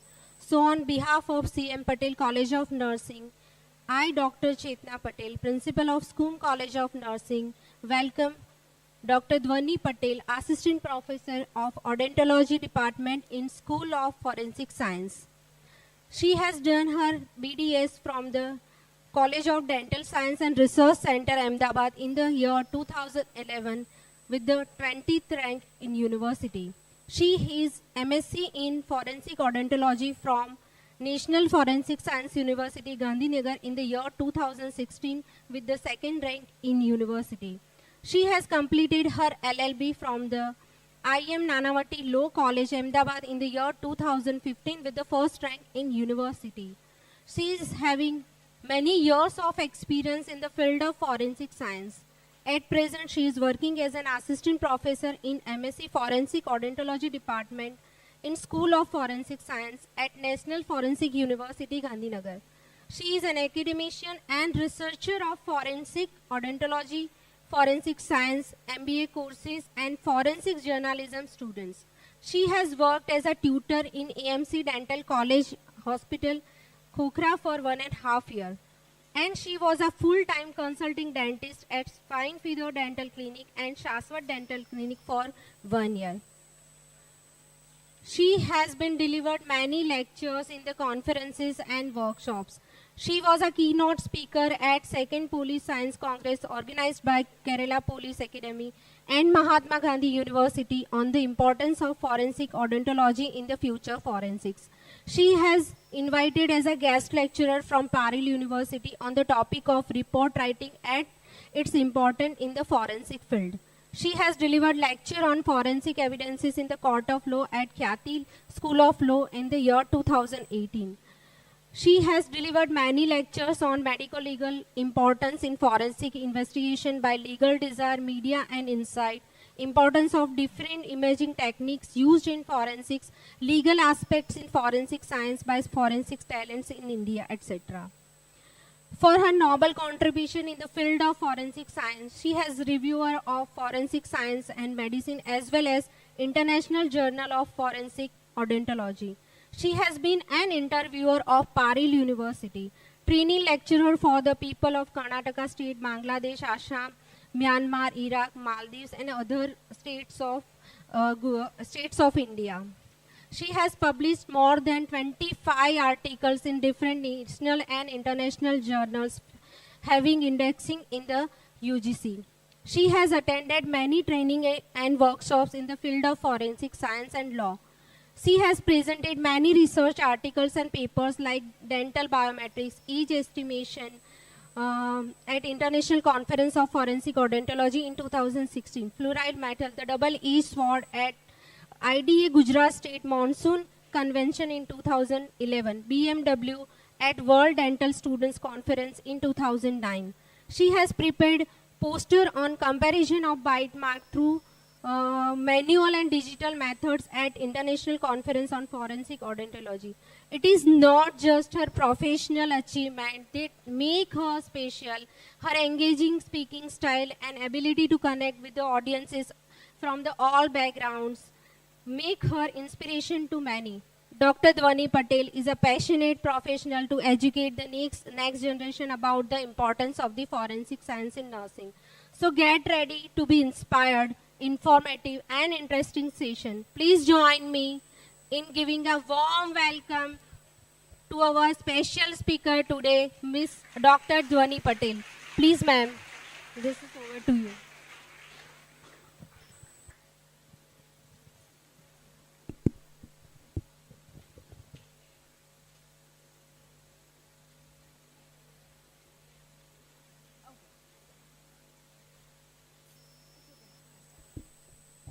Okay. Thank you so much. Thank you so much. Am I audible? Yes? Okay. So, thank you so much for having me here. I'm really grateful and thankful to be a part of this conference. And I'm so happy that the topic today and the theme today is forensic nursing, which is definitely going to be future. And I really appreciate for having me here. Thank you so much.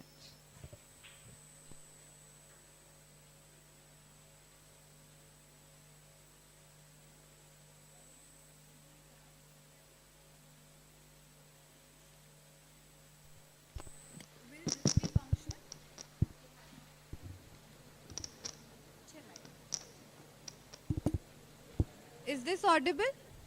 No, na? Okay.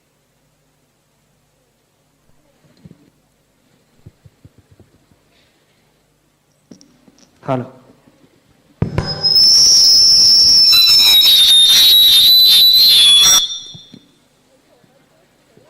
Hello. Hello. Okay.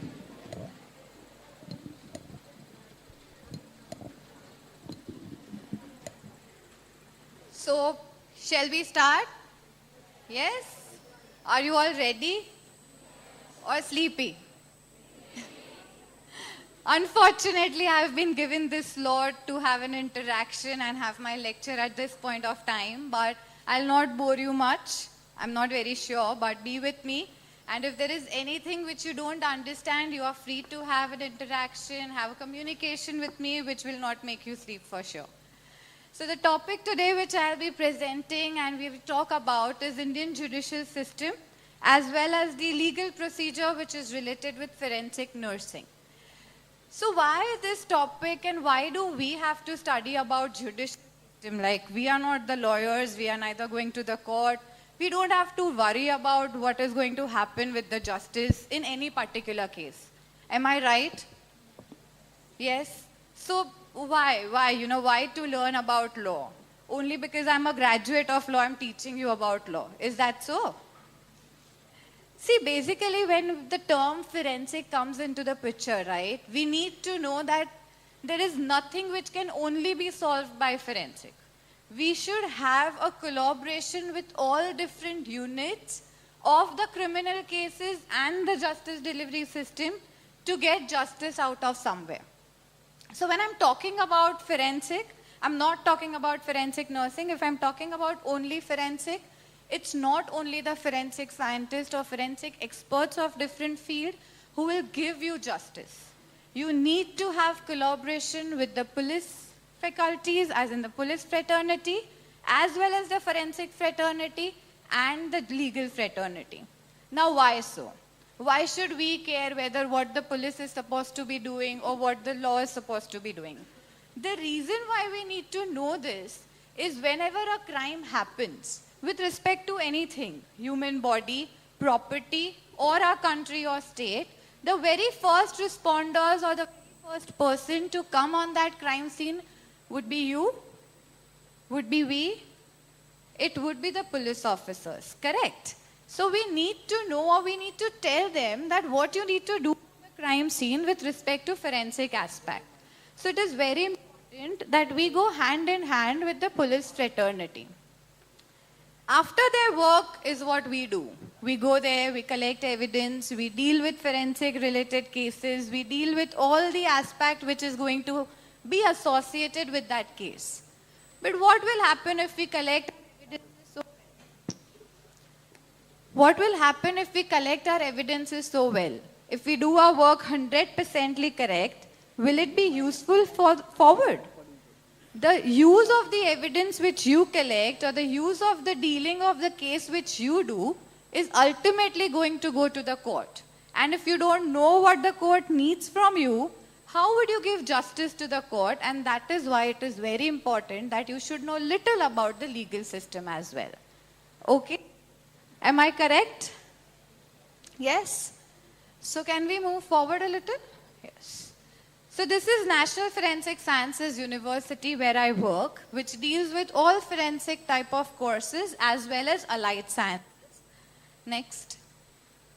This is the lab. This is the lab of forensic nursing as well as odontology, where we deal with research-related work as well as if any of the cases from the government, it comes to us, we solve it in this lab. Next. Okay, to start with. Indian judicial system.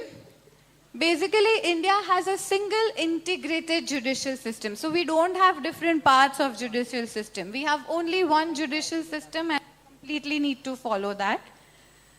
The main function of the judiciary is to interpret law and settle disputes between people. So basically, you need to know what should be the decision when there is a conflict between two people, or if there is something which has happened which is unlawful. It works as a protector for the constitution. It is like a rule book, it is like a guidebook which will tell you what to do, what not to do. You know, we read in the newspaper that freedom, right to work, right to talk, right to do whatever we want as an Indian citizen. Who gave you that right? Who told you that you have freedom to choose what you want to? It's the Indian Constitution, it's the judicial system has given you that right that you can do whatever you want as an individual, being an Indian citizen. The legal system of India consists of different laws within the legal framework. Different laws means what? Like civil laws, criminal law, family law, all of that are different parts of laws. Like you have different branches in nursing, probably in your master's. Similarly, laws have different branches, and depending on these branches, the cases are being delivered in those branches. So if there are criminal cases, it will go with the respect to criminal laws. If it is something related to property and not with human body, it will go with civil laws. If it's something related to family issue, divorce and all, it will go to family law, etc. Next. So basically, this whole judicial system is based on this Indian Constitution. There is a book in which everything is written. How you need to do this, what you need to do this, why you need to do this. All of these aspects are there in this book. Of course, you are not lawyers, we are not lawyers, we don't want to study this book, but there are few basic things which I'll come forward later, which you should know at least. It defines the government's fundamental political values, policies, process, power, rights, and duties. You know, at times we read the newspaper and we feel, ये करा होता तो better होता ना, ये क्यों नहीं किया? इससे better है हम बन जाते lawyer, ऐसे कैसे कर दिया? The only reason why certain decisions cannot be taken because it's not written in the book. We need to follow certain procedures, we need to follow certain policies, and that's what it is all about.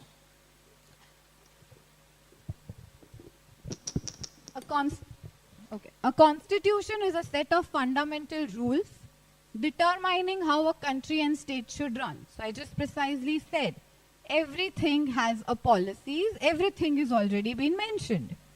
Almost all constitutions are codified, which simply means that they are written down clearly in a specific document known as the Constitution. The Constitution is a political framework based on which principles of laws are formulated. So basically, all of the laws, all of the laws which are being written in this constitution are being formulated, discussed, and then mentioned in it. So according to that way, it also deals with the duties and rights of the citizens.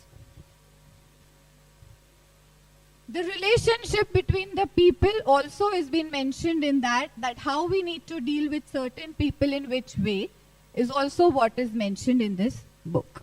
Next. So before going into a little forward, can anybody tell me how many of you see CID and crime patrols? Almost all. And nowadays we see web series, isn't it? Who will see those crime patrols? We have so many interesting investigative series that we like to watch. So yes, because based on that, all of that what they show you is partially correct. It's not everything which is correct because they have to add the point of entertainment. So अगर entertainment नहीं होगा तो आप लोग नहीं देखोगे. But the reality is really little different. We don't have entertainment with each case, right? Moving forward, the Indian judicial system is one of the oldest in the world. It encompasses of various courts, jurisdictions, and functioning.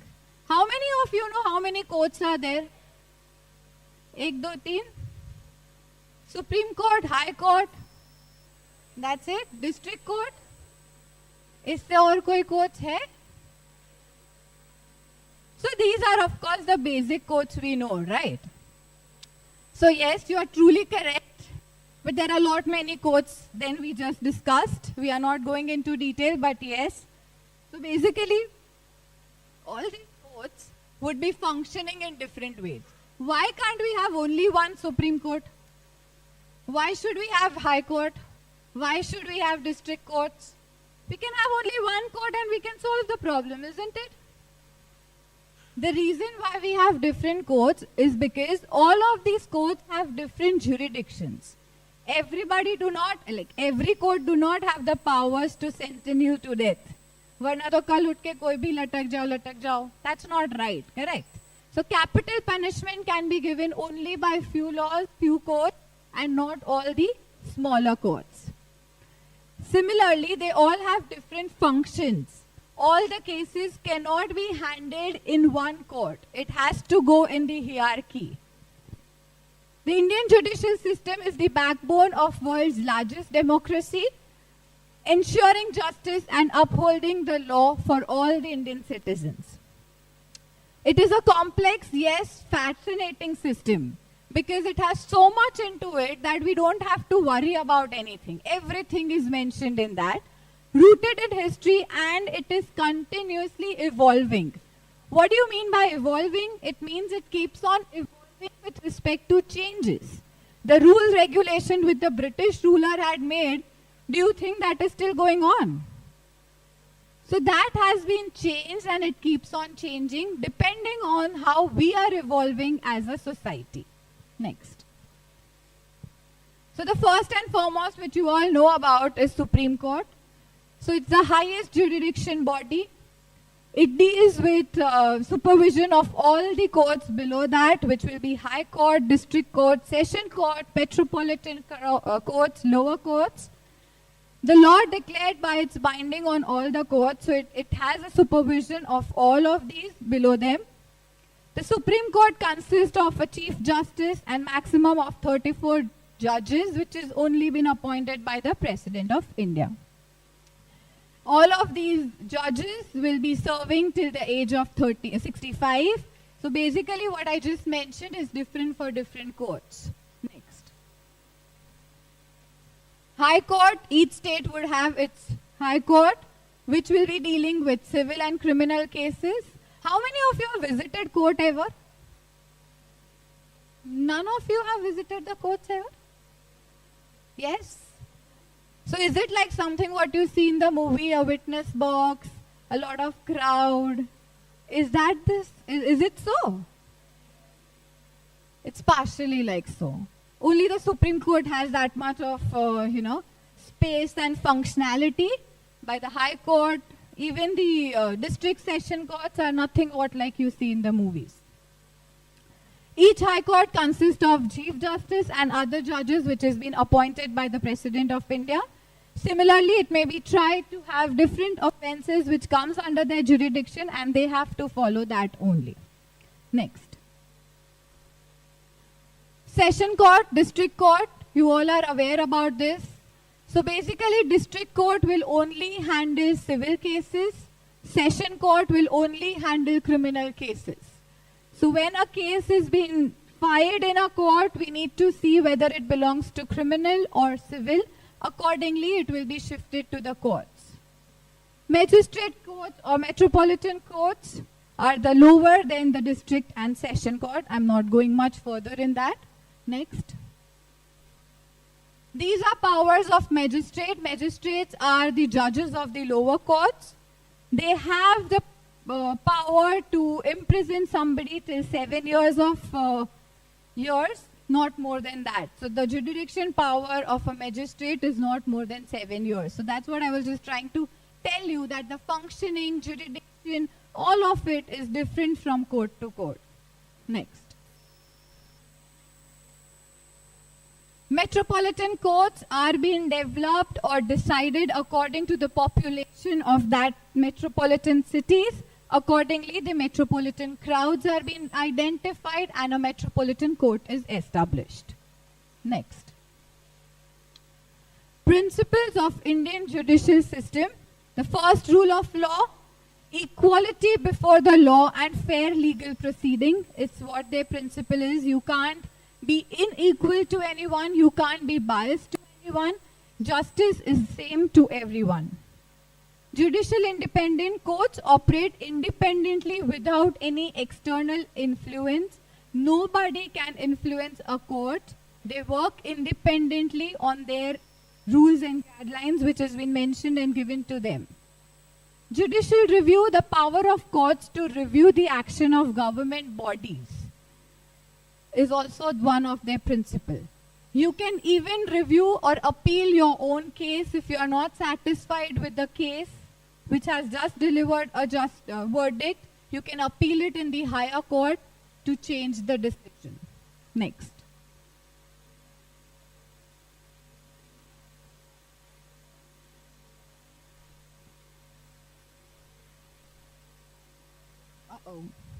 एक slide पहले.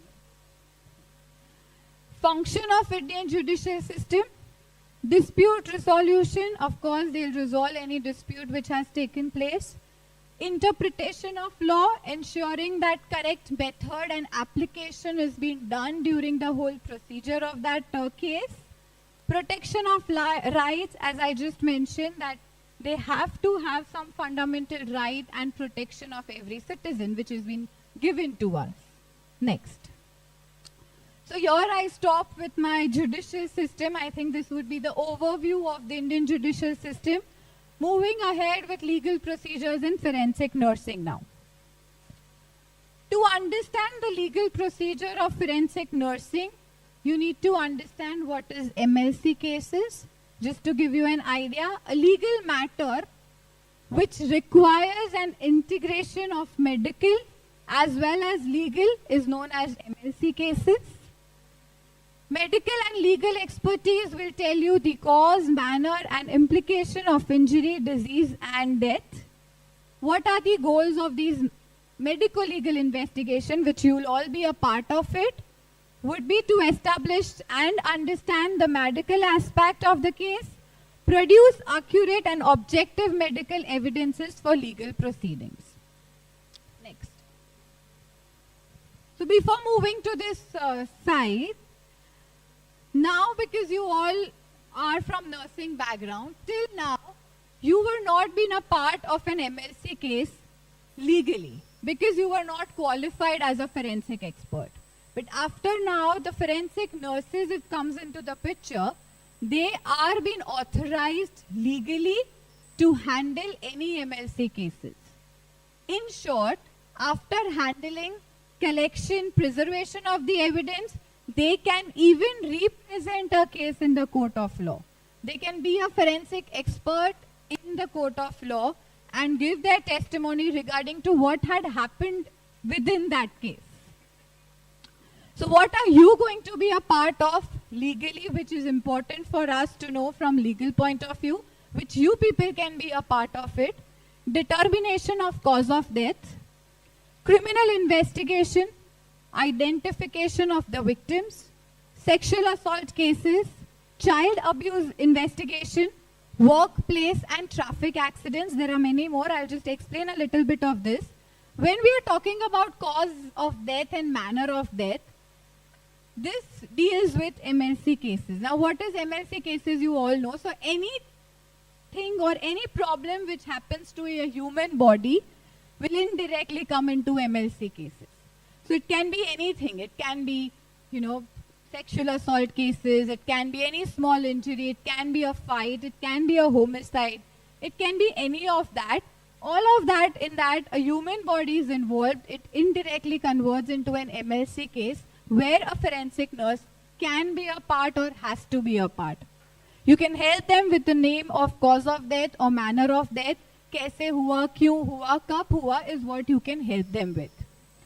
Criminal investigation, you investigate the case, you help the case by collecting the evidence, understanding the pattern of injuries, telling them that what it is and how it is.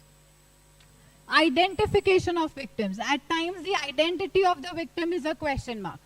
You don't know whether the person belongs to this person, this family, that family, because either the body is burned completely, you can't recognize the body, or the body is mutilated in any way.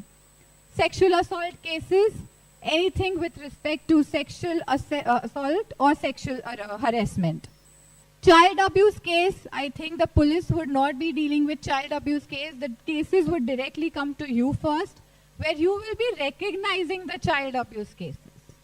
Workplace, traffic accidents, fire in workplace, traffic, road traffic accidents, all of these cases can come to the hospitals. Next.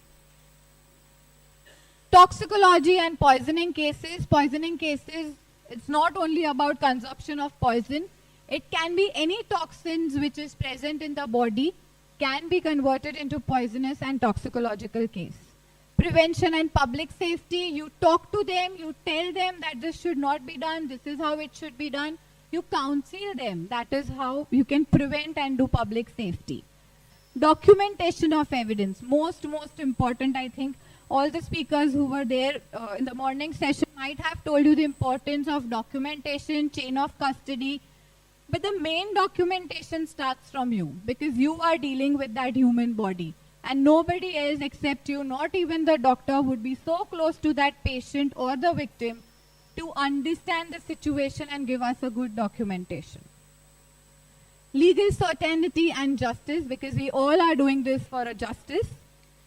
Expert testimony, as I just mentioned, you all can be a part of the expert testimony which is being there in the court. You can be called in the court to prove remove the details of that particular case. Next, please.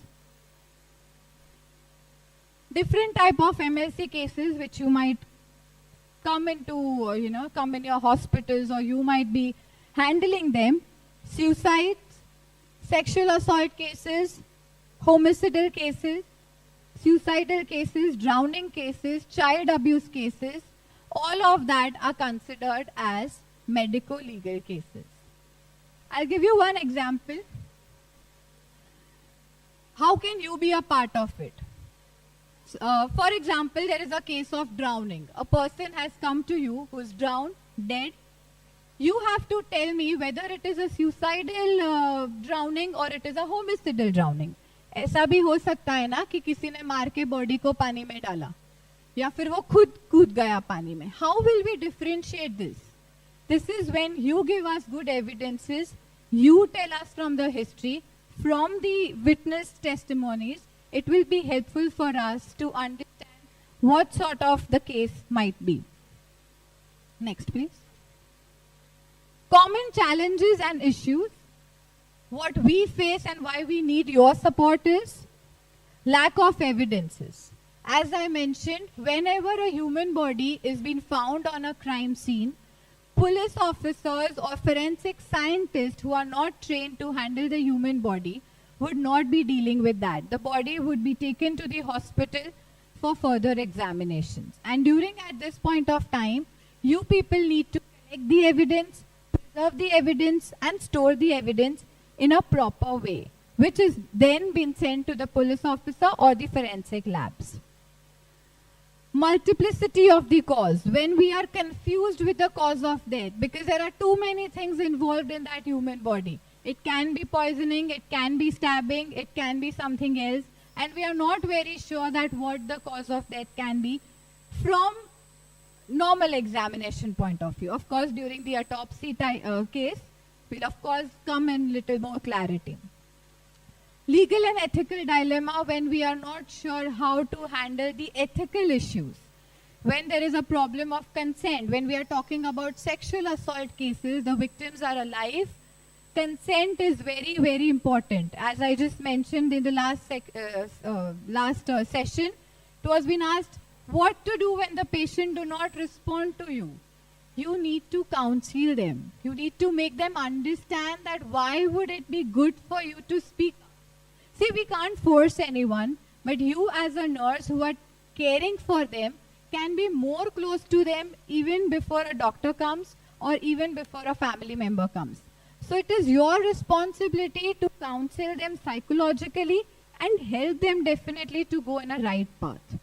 There are a lot of people who wants to do the case, wants to lodge an FIR. They don't know the procedure because they don't want to get into legal matters, or either they are afraid of something else. You can give them a clarity that how can this procedure be done or it can be moved ahead. You can contact different NGOs, different places, different support system where it can be a part of it. Role of forensic nurses in legal proceedings. Main and foremost, evidence collection. You need to know in every cases what is supposed to be collected as an evidence. Like we were just discussing, there are no specific SOPs. There are no standard operating procedure that you need to do this, you need to do that. Of course, it will come into picture sooner. But then you should be aware that, okay, if it is a suicidal case, at least these many information or these many evidences should be collected. If it is a sexual assault case, you should be aware that these things are to be collected which can help further. Next. Victim support. Prioritize in establishing trust and rapport. Unless and until the victim is not sure that you are caring for them, you are their helper, they will not tell you anything. Even if they tell you, it will not be correct. Next. Chain of custody. As we have talked, whenever you take any sample or you deal with any sample or you give any sample, make sure you maintain the documentation. Signatures, copies, and I always tell my students, always have 3 copies of whatever you do with respect to any medico legal case. One, you need to hand it over to the person who has asked you to. Second, you would be giving it to the organization where you are working. And third, you always keep it for yourself on a safer side. Why? Because you know Indian scenario. Any case can go up to 5, 6, 10 years, 20 years. And you can be getting a summon any time of the point for some of the case which you have done 15 years back. Will you remember what you've done by that time? So it is very important that you should also have your personal copy which is properly been maintained, so that because you are involved in a medico-legal case, any time of the point, legality can come to you or you have to go there. You can deal with these things. Next. Testifying in court as a forensic nurse. Now, because you have never been to a court, you don't know how you'll go there and present yourself. If some judge or if a lawyer asks you, tell me this, why that? Always justify yourself. If I'm standing here right now, I should know why am I standing. Why am I standing and speaking? Why can't I sit and speak? I should know the answer. So basically, you should justify yourself for whatever you do, right or wrong. That is the last question. Why you are doing, you should know what you are doing. So that is how you can testify yourself in the court. That is how you can be confident in the court. And that is how the lawyer or the judge can trust you. If you go there and fibble, you go there and you show lack of confidence, how am I going to trust you by putting somebody behind the bar only because you said so? So you should have that confidence that, okay, what I have done with any MLC case is exactly what I know I should have been doing it. Review the documents. As I mentioned, you can be called at any point of time. So whatever work you have, whatever documents you have, review it. Learn it, revise it, see it, understand it, and then go to the court. Practice your testimony. You might have seen in the movies, the opposite lawyer is not so good to you. Right? So you have to revise your work. Assumption, make some, sort of viva type question and answer type of scenario in your mind that what can be asked to you, so that it becomes little easy for us to answer at that point of time. Understand the case. They'll tell you for what case they are calling you if you are involved in so many MLC cases. They'll tell you specifically why they are calling you there. So understand why they are calling you, what they want from you, and speak accordingly. Dress professionally. Of course, we know how we dress. What the court wants, that we should be properly dressed in honor of decorum of the court. Emotional response. Always have this emotional response, not because you want to give justice to someone, but because you don't want to insult someone. See, whenever we are, talking about any human body or any MLC case where a female or probably anybody is involved, एक humanity आ जाती है. And when does this come is when we read the case first. I'll tell you one example. For example, there is a rape victim. Okay, the case has come to you and it has been mentioned that, okay, this is what has happened with 21-year-old girl. Now, because you have read and because it is a sexual assault case, you will make up your mind that something is wrong with this female. Matlab, she is the victim. How did you know she is the victim? Only by reading the case history. Neither you've examined the patient, neither you've collected the evidence, neither the final report has come. Why are you giving that emotional attachment to someone? Only because she's a female and the cases of rape? No. Understand things properly. It can be other way around. There are so many examples where fake stories are being made up. Fake cases are being made up. So always control your emotional response in a way that, okay, you need to be little more proper in talking to anyone, but just don't build up stories in your mind that, okay, this is the victim and this is the culprit. Let the report come. Wait for that to come and you believe your own evidences. What you have done, if that gives you a direction to something else, then yes, bingo, that is correct. Don't believe in what has been said and what has been written unless and until you can prove that.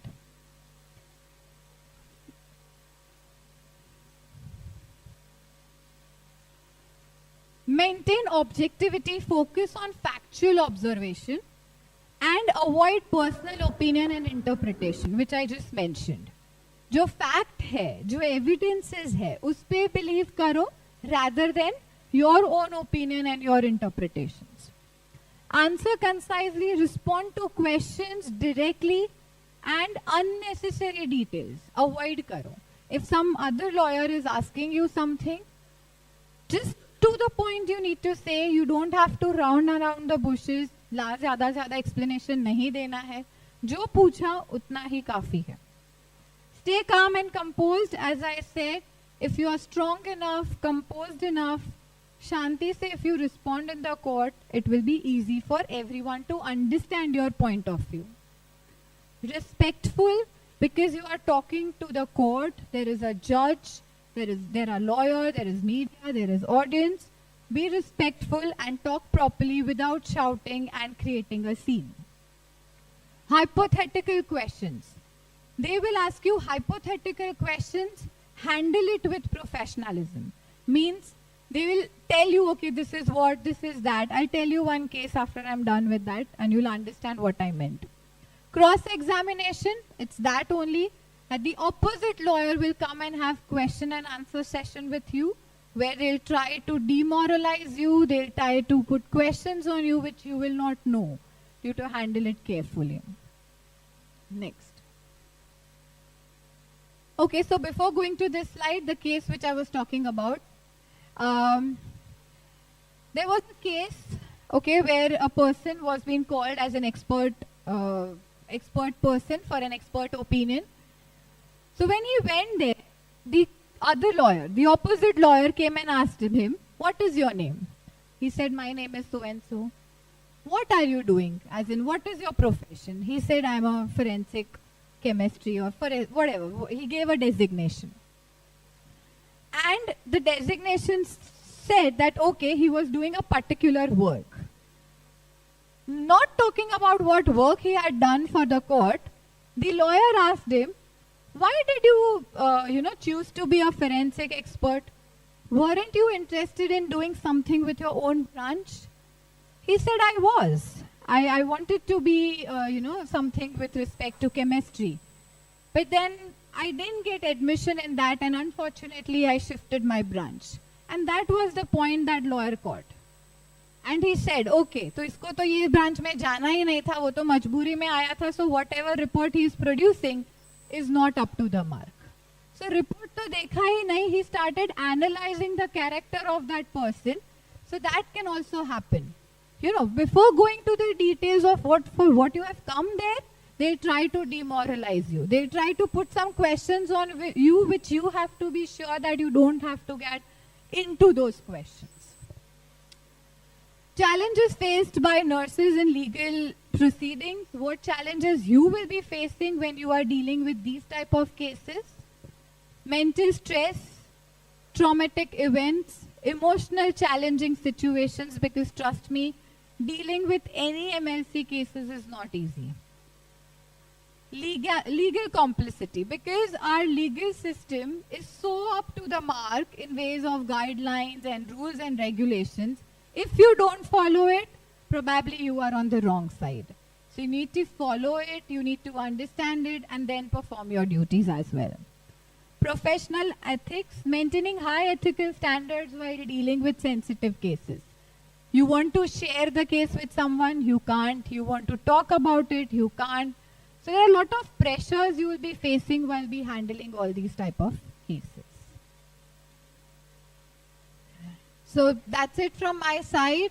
This is what you need to do with respect to the legal procedures when you are handling any cases with respect to medico-legal aspect. Thank you so much. Thank you, ma'am, for sharing your knowledge, and it was indeed a wonderful session. Now I would like to invite Chairperson Dr. Chetna Patel to summarize the session.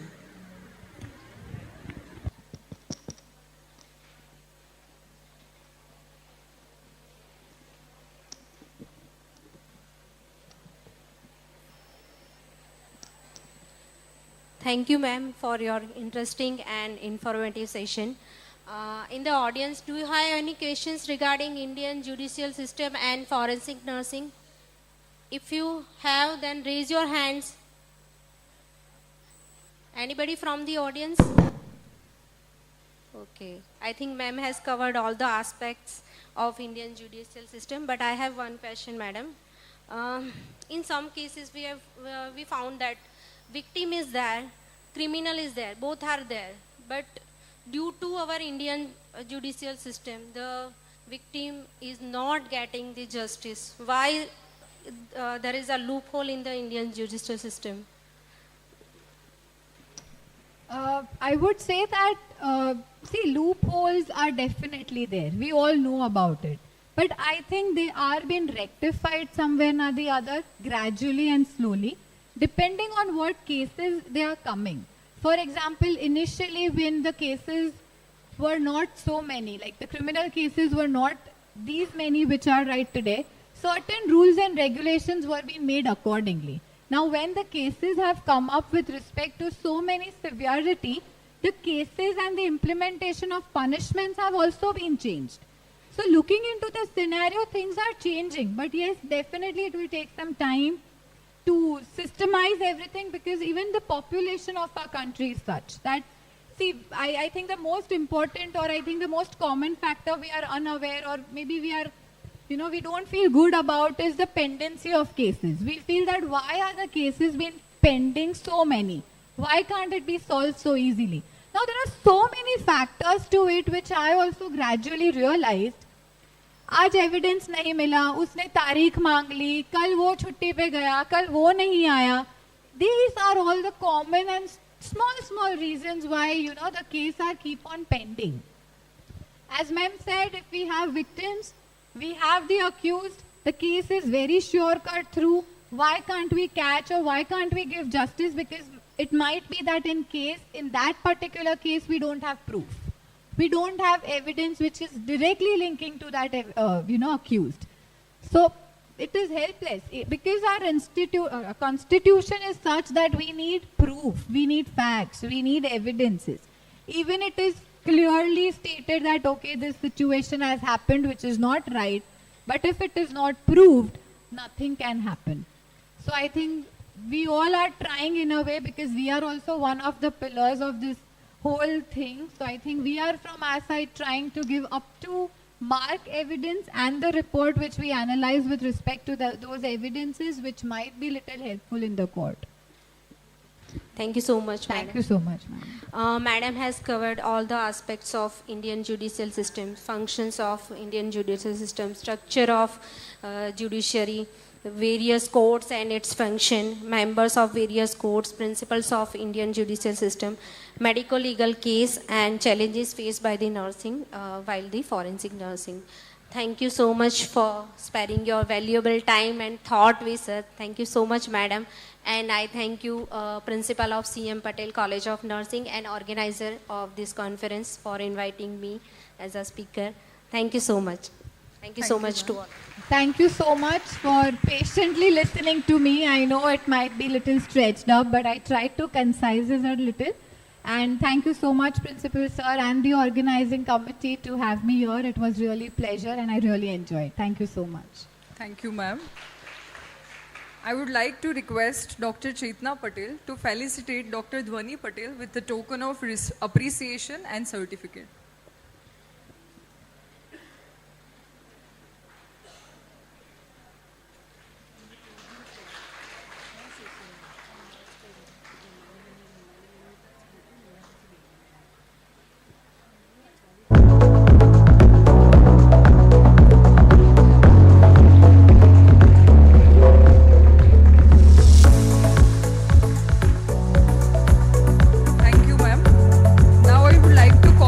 Mrs. Bindi Patel, Associate Professor, CM Patel College of Nursing, to felicitate Dr. Chetna Patel with token of appreciation and certificate.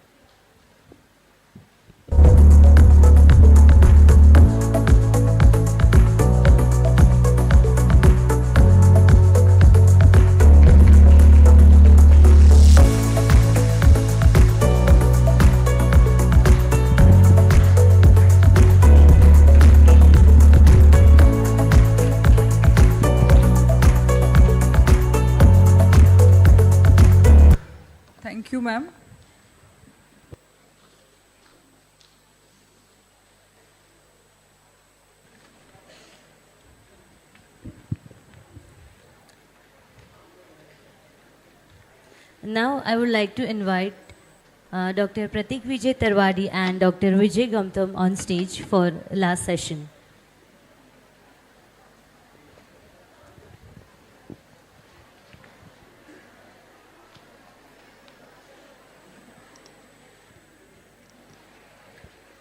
Now I would like to call upon Mrs. Asta Patel, Assistant Professor of same Patel College of Nursing, to present our speaker, Dr. Pratik Vijay Tarwadi, and Chairperson, Dr. Vijay Gautam, with token of respect.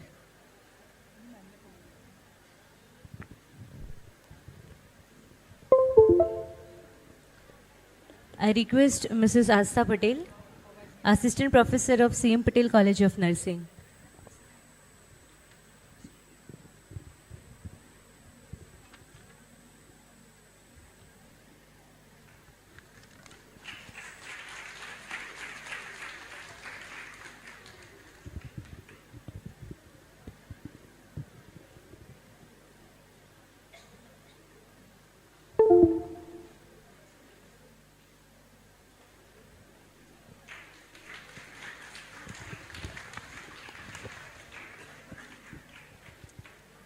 It is my privilege to introduce Dr. Vijay Gautam, Chairperson of last session. He is in charge principal at IKDRC College of Nursing. He is having MSc Nursing in Medical Surgical from the Nite Usha Institute of Nursing, Mangalore. Also, PhD in Nursing from Mahatma Jyotirao Phule University, Rajasthan. About his major achievements, he is an expert member of Board of Studies of School of Nursing at the Sanskrit University, Mathura. He is also an inspector at the School and College of GNM BSc Post-Basic and MSc Nursing program under the Gujarat University Council from July 2019 onwards, and in Indian Nursing Council, New Delhi from 6 November 2022. Sir has published many nursing research textbooks for nursing students, and he has rich background as a researcher, and he published many of research articles and journals. Sir had been examination controller at Gujarat University of Transplantation Sciences, Government of Gujarat, Asarwa, Ahmedabad, from July 2021 to March 2022. Presently, Sir is the in-charge principal of IKDRC College, and Sir has conducted various examinations like dental, nursing, pharmacy, MBBS, MPhil, physiotherapy, and BSc Nursing.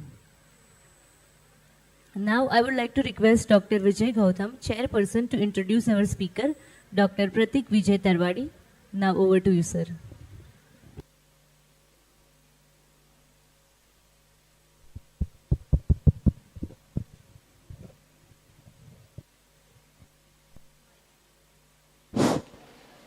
Thank you so much for given the opportunity for me to introduce Dr. Pratik Tarwadi, sir.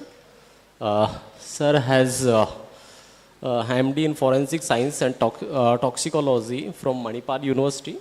Sir also did the PhD from the Niti University, Mangalore. Sir, right now, sir is working as a professor and head in the Department of Forensic Medicine, Gujarat, GMERS, Gandhinagar from 9th Feb 2021 till date. Sir also work as a various posts in different institutions. Also, sir is handle certain portfolios in different places. Sir is expertise in the handle dead body management well without letting any untoward incident happenings.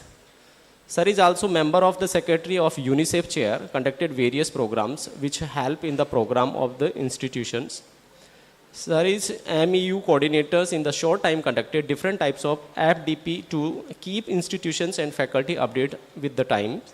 And Sir is also member secretary of Institute Ethical Cells in the institutions and conducted program for the faculty to help them managing patients ethically and in terms helping the institutes. Sir has conducted various workshops and conferences in their institutions. There are, Sir has having achievement like, Sir has got the International Scientist Award, Young Researchers Award in 2021 from the Institute of Scholar, and Sir has got the second rank position in the PhD place of scientific competition under the PhD category award. Sir also certified independent director with the skill in administrations, program evaluations, clinical research, medical education and e-learnings. Sir also contributing as a author in the textbooks of ethics and infanticides. Sir has published more than 19 articles in different national and international journals, and he is also having 5 case reports in different aspects. Sir is invited as a guest lectures, guest speakers, juries, chairing sessions in various national and international conferences like UK and USA also. Sir is presented paper in the paper and poster in the at seminar, conferences, symposium and workshop also. And finally, sir has attended various seminar, conferences, symposium and workshop also. Thank you so much. And I would like to thanks to sir for as today's they have our guest speakers for the particular sessions. So give the big round of applause for the sir. Thank you so much, sir. We are inviting for the sessions. Thank you, sir, for such a elaborated introduction of mine. Thank you, sir.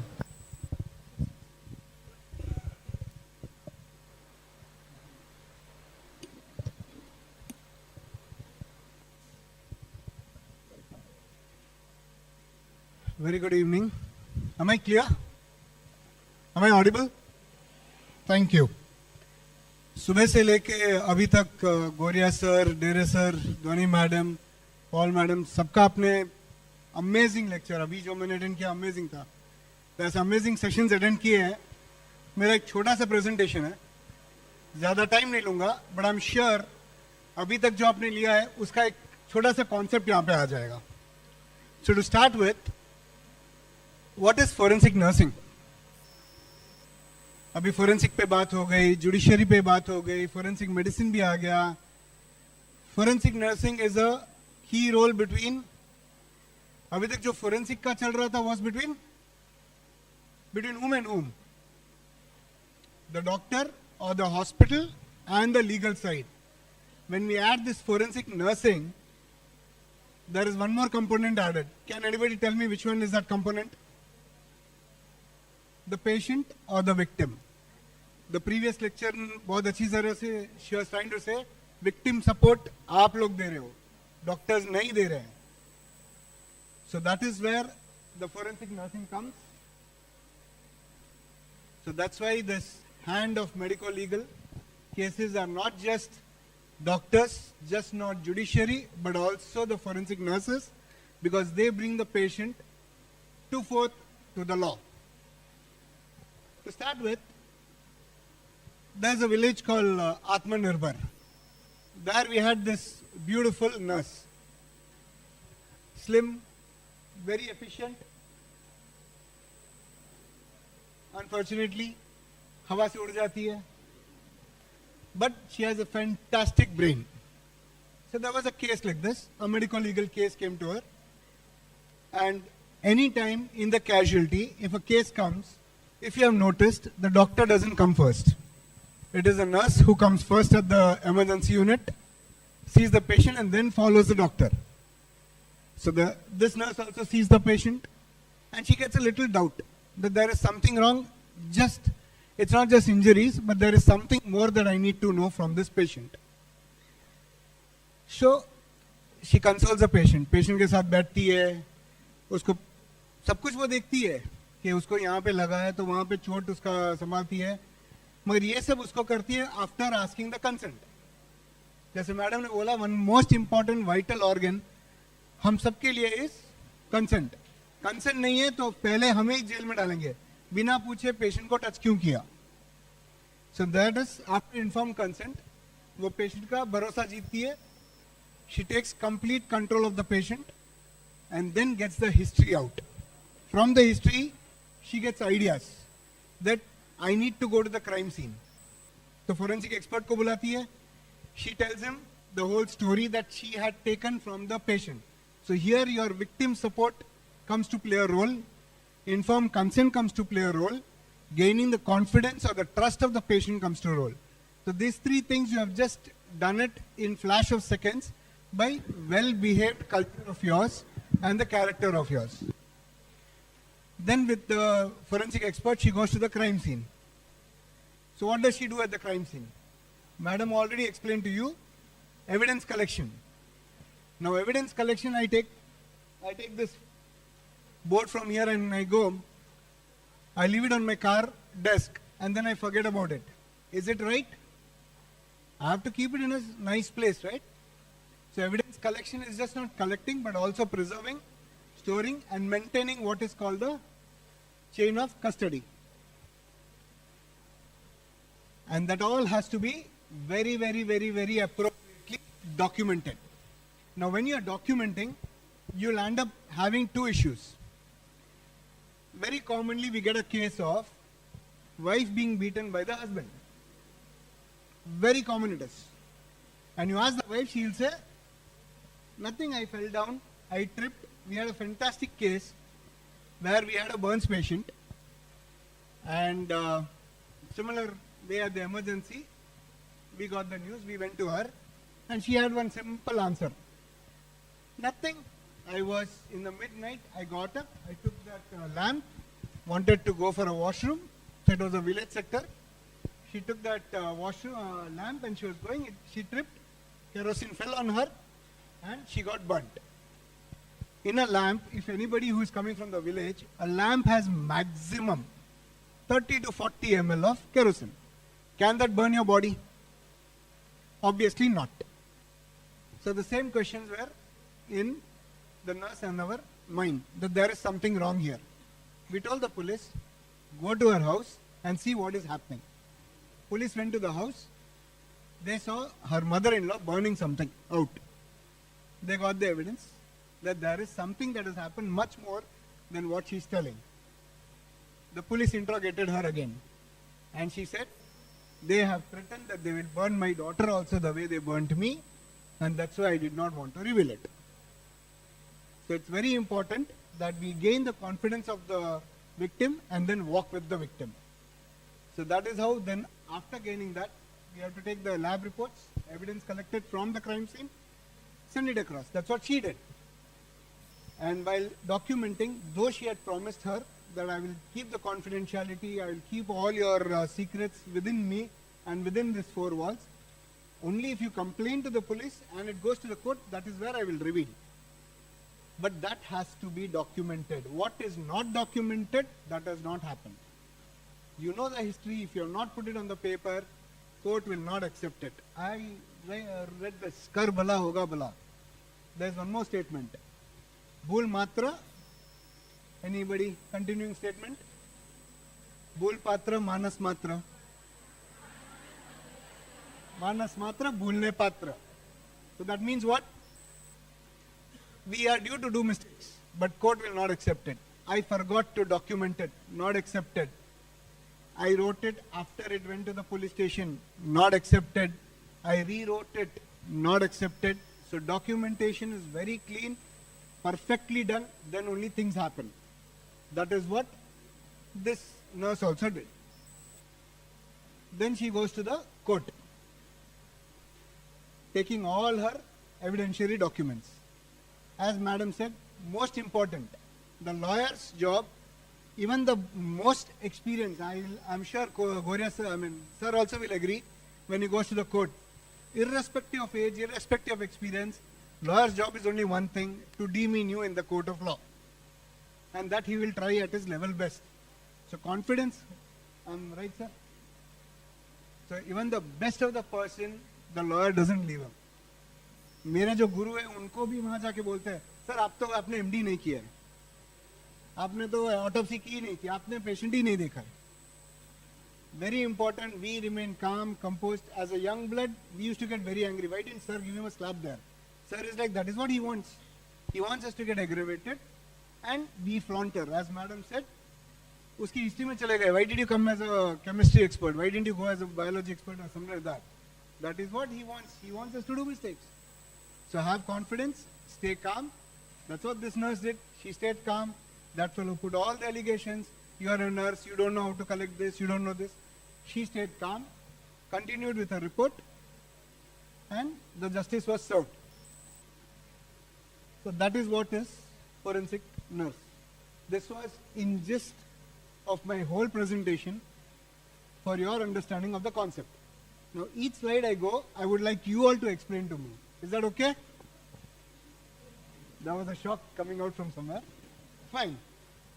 So moving to it, we have the role of forensic nurse. Most important for any nurse is your victim examination with care. Next is evidence collection. That's what that nurse did. Meticulously collecting it, preserving it, and documenting it. Documentation meticulously. Any error in your documentation, you cannot retrace it. सब कुछ हो सकता है your document पे आप there are cases where the case sheet का page change कर दिया गया, नया page डाल दिया. Lawyers are waiting for such mistakes. Even though it's absolutely correct, जो नया पेज डाला है उसका क्वालिटी, द प्रीवियस क्वालिटी, वो दोनों पे देखिए, वहां पे बोलेगा सर ये देखिए, इसका राइटिंग देखिए, ये राइटिंग देखिए, सेम पर्सन का सिग्नेचर देखिए, कितना डिफरेंट है. That means this is attached. Even though you are attaching the correct information, it will not be useful. So very first line from the start, please document it perfectly. Next is collaboration with law enforcement. We have good lawyer friends जो court में अलग होते हैं, बाहर आके बोलते हैं sorry sir मेरा ड्यूटी था, बुरा मत लगाना, don't take it personally sir, and if you have felt it I am sorry. मगर कोर्ट में दूसरे दिन अगेन ही does the same job. Sir you are not there, sir you have not done it, I doubt your qualifications. All this are there, but please stand your ground. Next comes expert testimony. If I see an accident happening, if anybody falls down here, I am seeing it as a common witness. Yes, I saw that person falling down. That is a common witness. But because of falling, what all injuries that person got, or what were the treatment given to that person, when I do all that, that is when I become the expert. So you all, once you get into this, you have become a nurse. Whatever you do as a nurse, you do your jobs, everything is considered as an expert, because you are one step above the normal people. That is why you are nurses. You get into the line of forensic nurses, you are still one more step ahead. So as you grow more, you become more and more skilled, sophisticated experts. And the more the lawyer has to grill you to get his job done. Okay, sorry. Next is legal consultation. If not in the hospitals, you can join legal teams, because you have two things that you can do. One, you can teach them how to handle medical legal cases, and secondly, you can also teach them how to interview a doctor or a nurse. So both come in your hand when you are a legal consultant. Next is interdisciplinary collaboration. Very well explained in the previous class how important it is for the nurse to be in tandem with not just the doctors but also with the legal team as well as with the patient team. Protocols, as madam said, very soon it should be coming into paper, but then you have to advocacy your own field as well as the victim. That I'll be speaking in the next slide, which is your victim support. To gain the confidence of the victim, firstly, you have to advocate him that you are on the victim side. Even if the victim sometimes becomes a criminal. Now there is a legal provision. If my wife unnecessarily claims on me that I have had dowry harassment to her, and if it is proved wrong, my wife will have to pay for that. So now the reverse cases are also coming up, and they are being settled very well in the court of law. Empowerment through information. Information we provide to the victim that you come under these rules of legality where you can fight for your own justice. That is when he'll gain confidence that yes, this is the person who is thinking about me and doing it. Every patient, when as coming as a victim of injury or sexual, is sensitive and mentally harassed. At that place, your hand, your calmness only can help him out. Doctors will come, 2 meter bol, treatment diya, chalte bane. But one who remains with the patient for 8 hours of your duty is you. Documentation, again it comes. Every slide you will find this documentation word coming. Ensuring informed consent. Without informed consent, you cannot do anything. You say it is a 16-year-old girl, ये informed consent क्या देगी? फिर भी उससे informed consent लेना है. By law, we have to take it from the parents. मगर बच्चे से, in cases of child sexual abuse, we have to उसको बोलना है कि हम ऐसा करने वाले हैं, ऐसा एग्जामिनेशन करने वाले हैं, और फिर ही आगे बढ़ना है. उसके कंसेंट की एज सच कोई वैल्यू नहीं है, मगर उसको कॉन्फिडेंस मिलेगा कि मुझे पूछ रही है, so and so is asking me, इसलिए वो मेरा ध्यान रख रही है, मुझे ऊपर रख रही है, then even the legal rules. And that way you have to protect the confidentiality of the patient also. Evidence collection already बोल चुका, वो लेडी ने कितनी अच्छी तरह से लिया, उसको प्रिजर्व किया, that is what it is. मगर जब आप रिपोर्ट्स करते हो, आपका जो कंसिस्टेंसी या रिलायबिलिटी होती है वो भी टेस्ट होती है कोर्ट ऑफ लॉ में. For example, the basic thing, मेरी slides are not as common as the other slides that you have seen, but this is how I have my all slides. Almost any presentation, any time, my slides will have a black background. So similarly, when you are doing any investigation, when you are reporting, when you are doing any work, keep a consistency and reliability factor of yours. थोड़ा भी variance होगा, एक case में एक तरीके से किया, दूसरे में अलग तरीके से किया, your consistency will be questioned in the court. कि लास्ट टाइम तो आप आए थे, आपने रिपोर्ट ऐसे नहीं लिखा था, इस बार रिपोर्ट ऐसा लिखा है, मतलब आप ही कोई और आपके लिए रिपोर्ट लिख रहा है. So once that question comes, your whole report goes into water. Next is, whatever I'm doing should have legal admissibility. अभी if I'm being told कि आपको माइक उठा के रखो, तो when I'm talking I should be self conscious कि मुझे mic को रखना है. It should be in percents की जो लास्ट तक हो उसको सुनाई दे, or else there is no use.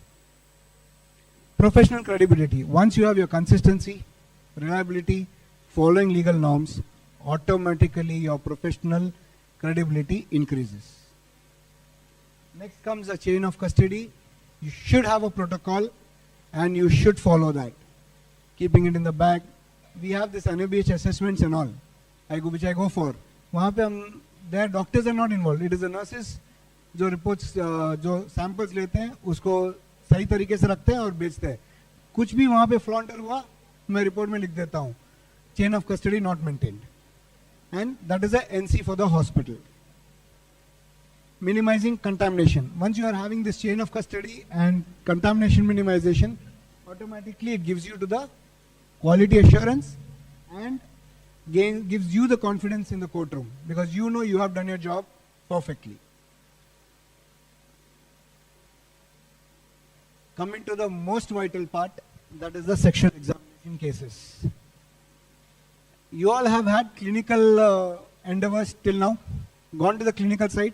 Have anybody seen a sexual assaulted child? It's a nightmare for our side, for the child, for the child's parents. सबके लिए. The child who has undergone that, she's so traumatized and victimized. Even you're just keeping your hand on her shoulder, telling her bad job, you can see her trembling, shivering literally. That's scared she is. So that emotional touch you have to give her. You have to gain her confidence there.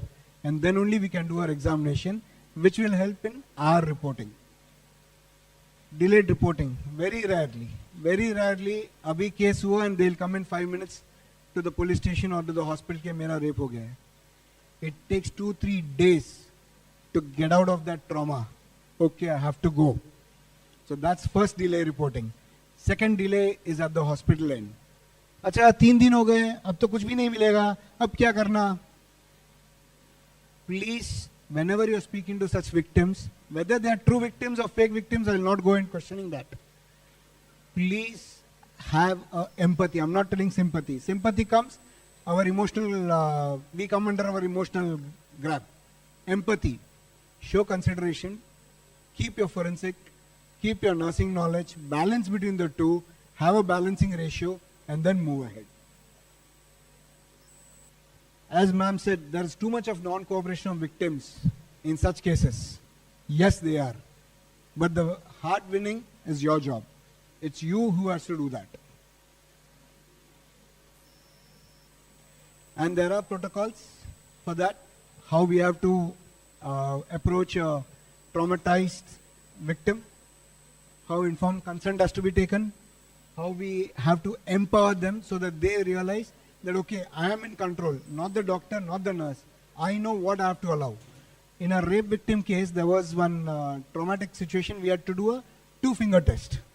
A 2-finger test was must. Now, thankfully, it has been removed. But imagine a girl who's been raped, true case, and again a 2-finger test is done. So we have to give that autonomy, empowerment to the patient party so that the patient knows, if I don't want to get some test done, I can deny it. Apart from informed consent, there's something called as informed refusal also. So already this has been done, understanding the legal procedures, evidence collection protocols, sexual assault forensic. Anybody knows what is SANE? S-A-N-E?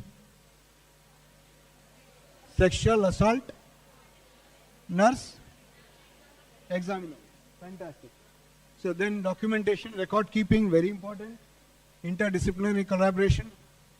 And like we had to think, I would suggest you have a simulated practical exercises of such cases, which makes a job easier while handling a victim as well as in the court of law. This is somewhere where we doctors also get into. One is confidentiality versus reporting. Now a wife says, I do not want to complain that my husband hit me. But your reporting obligations is you have to do it. So what will you do? Will you write it in the case sheet or will you not write it? You don't write it, you are at fault. You write it, you are against the confidentiality breach. That is where the medico-legal case is written on the case sheet, and that case sheet is not available for market. Nobody can take that case sheet otherwise. Only the victim can take it. Victim autonomy, that I already explained it. Dual roles and conflict of interest. We play 2 roles as a nurse, as a doctor also. One is patient care and one is to the legal duties. And that time we get into the conflict. When our sympathy walks in, don't let a sympathy walk in, then the conflict of interest will not come. Balancing support. We have to give the victim also support. At the same time, based on the reports, we have to go with the legal side also. So maintaining confidentiality is because we need to get in the trust of the patient. We have to maintain his privacy, dignity, legal protection, cooperation from the patient so that we can do our duty with impartiality. Coming to the emerging, I think as we move forward, we'll have artificial intelligence who will do the evidence also for you, create the report also for you, give an excellent case sheet also for you. Legal implications, the moment we dispart our evidence, we do not document well, we are responsible. So please keep all that in your mind and do your documentation, everything clearly. New legal frameworks are coming up. Forensic nursing is a very new field. Teething problems are there. अभी India में तो बहुत नया है. Even Western countries में it is facing problems. India में आते आते it's going to take time, but it is you all who has to get into the policy framework, frame it. Then only things will be easier. Public awareness. Now I was talking about your duties outside than the hospital. One is this, public awareness. Nurses are considered only for 2 jobs. One, दवाई देती है. दूसरा, जब मैं बुलाऊं as a patient, nurse आके मेरा काम करके जाती है. We need to make them aware that you are not that. There are much more things you do other than these 2 things. We are responsible for their psychological support also. We are there to support them in the court of law also. These are your legal frameworks other than the judiciary. We had something called as Indian Penal Code. Now it is Bharatiya Nyaya Samhita. We have the next one, Bharatiya Nagarik Suraksha Samhita, that's your CRPC. Bharatiya Sakshya Bill, that's your Indian Evidence Act. Then I think you have your nursing council, like we have the National Medical Council. Apart from that, we have to handle the medical termination of pregnancy. Public awareness में you have to do that because people take tablets and try to do it. PCPNDT, बच्ची पैदा होती है उसको दूध में. We had a case where a child was drowned in the milk and killed because it was a girl daughter. So that's PCPNDT. Apart from that, after the Delhi gang rape case, we have something called as POXO case. Then we have for the working woman protection at the workforce and also from the domestic abuse. This can only happen if you all spread the public awareness. Globally, we have two things. One is your International Association of Forensic Nurses, which helps in global standards and guidelines, whereas the other one that makes your global collaborations. So collaboration with legal professionals, very important. Madam has done it, so I'll skip this slide. Future directions is in your hands, enhancing your forensic nursing education so that you get sufficient teaching material. Standardization of protocols so that everywhere the same rules apply. Expanding your roles. It should not be limited to the hospital. Outside the hospital, also you can expand. Integration of AI in your work schedule. Technology of chain of custody, that's your blockchain technology. And digital evidence handling. So finally concluding, forensic nursing is intersection between the health and the law. Proactive approach, because you are the first one. Role conflicts you will get, but try to manage it. And with workforce shortage, it is you who has to get more people into forensic nursing and get us out. Thank you. Any questions?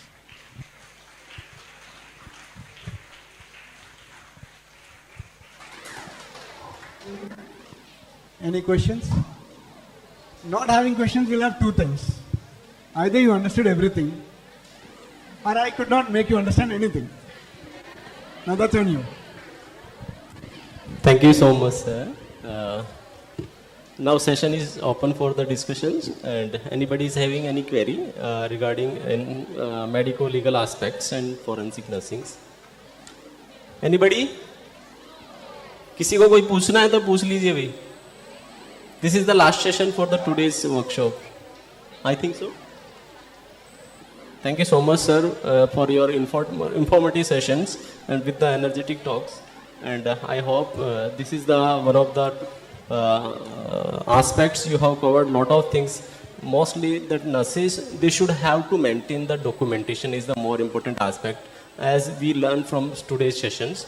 Without documentation, we could not prove in the court that what the victims has did, or that we do not have the shown any proof as like evidence. So most important aspects to the legal sides, we have to show the proof. So thank you so much, sir, for your valuable sessions you have taken, and thank you organizers, and thank you principals of CM Patel College of Nursing for inviting me for as a chairperson. Thank you. Thank you, sir. Now I call upon Dr. Vijay Gautam to felicitate Dr. Pratik Vijay Tarwadi with token of appreciation and certificate.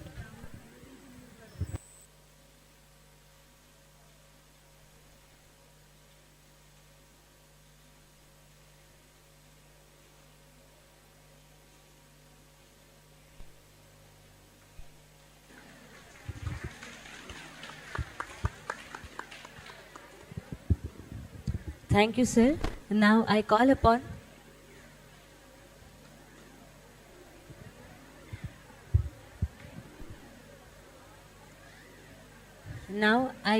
Mrs. Snehal Patel, Associate Professor, CM Patel College of Nursing, to felicitate Dr. Vijay Gautam with token of appreciation and certificate.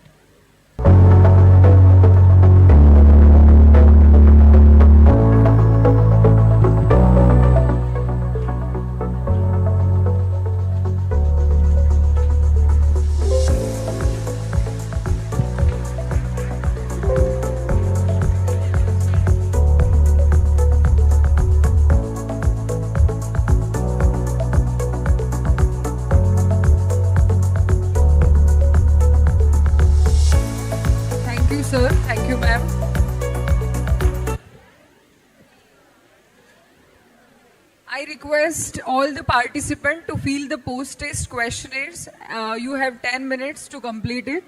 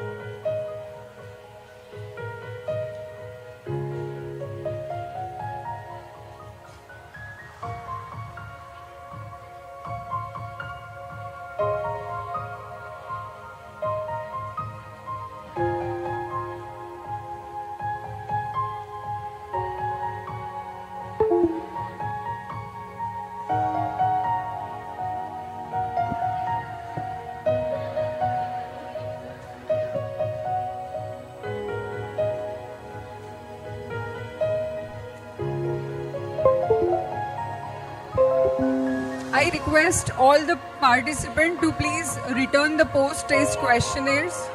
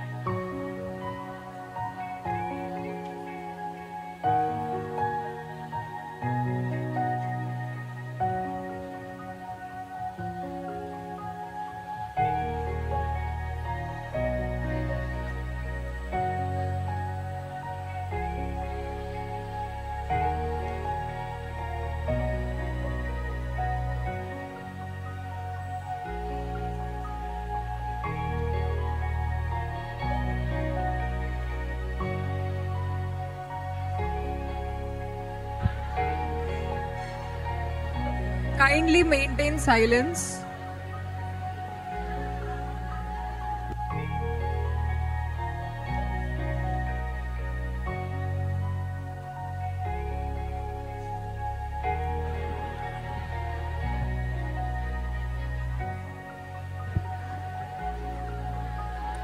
May I have your attention, please?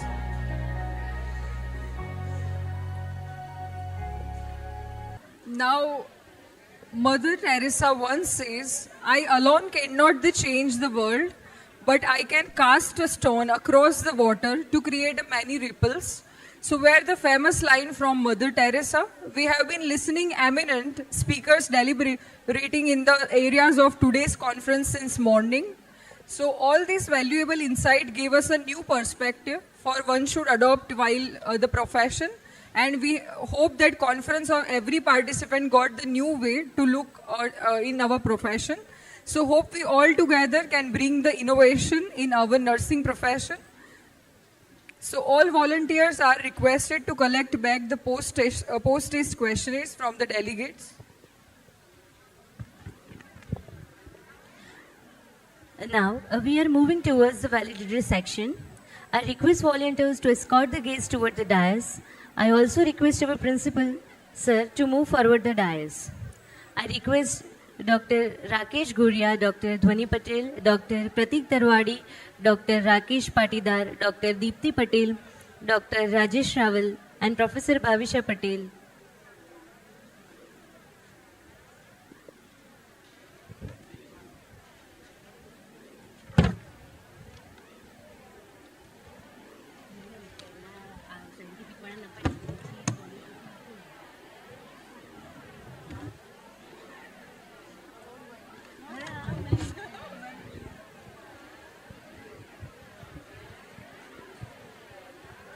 I request all the participants to maintain the decorum. Please keep silence, as this is the last valedictory section. Behind me, there is an infinite power. Before me, there is an endless possibility. And around me, there is a boundless opportunity. In our mind, we have eminent personalities, and so we all would be obliged to receive the certificate from them. So now, as I announce the name of the participant who have participated for the scientific paper presentation, please come forward to receive your certificate. I request Mrs. Himali Prajapati to come forward to receive scientific certificate paper presentation.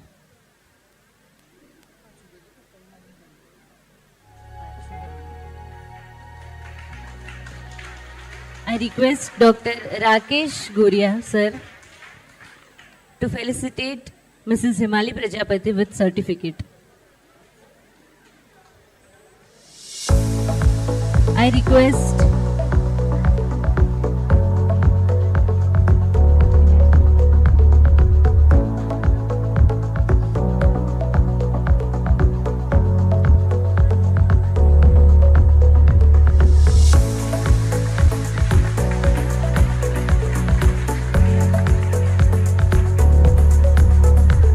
Sir, we have another Mrs. Jignasha Patel. I request her to come forward to receive certificate for scientific paper presentation.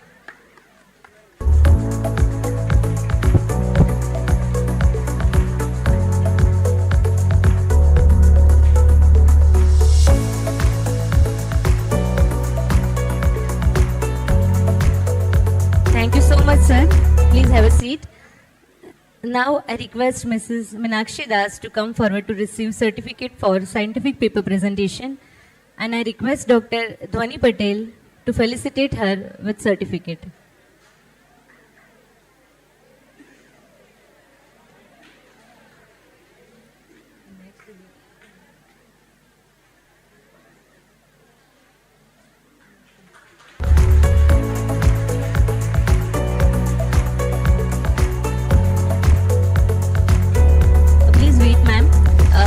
Another awardee, Ms. Deepti Adreja. I request her to please come forward to receive certificate of scientific paper presentation.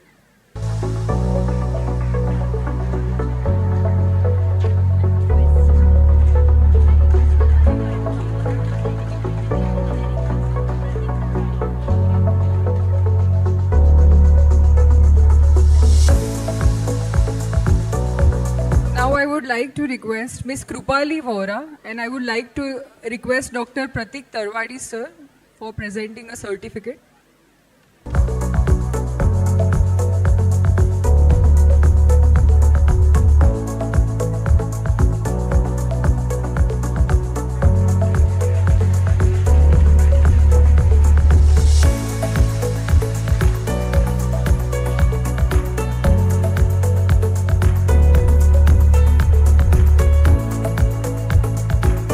Now I request Ms. Namrata Dubaria to receive her scientific paper presentation. I request Dr. Pratik Tarwadi to give away her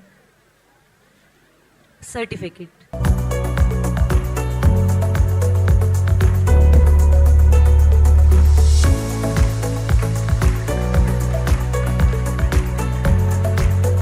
Thank you so much, sir. Now I request Ms. Hirar Parmar to come forward to receive certificate of scientific paper presentation, and I request Dr. Rakesh Patidar to facilitate her with certificate. Sorry, I request Dr. Deepthi Patel ma'am.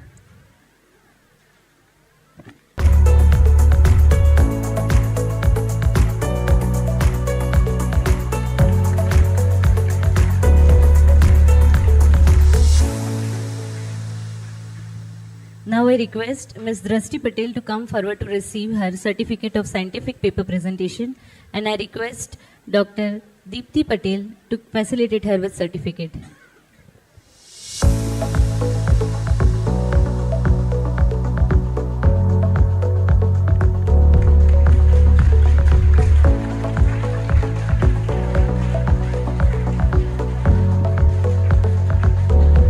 Thank you so much, ma'am.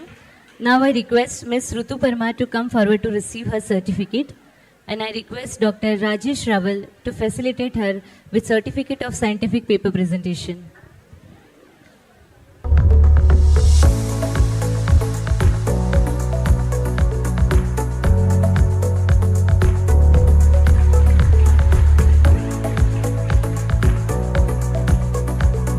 Now I request Mr. Jayvardhan Lalpara to come forward to receive his certificate of scientific paper presentation.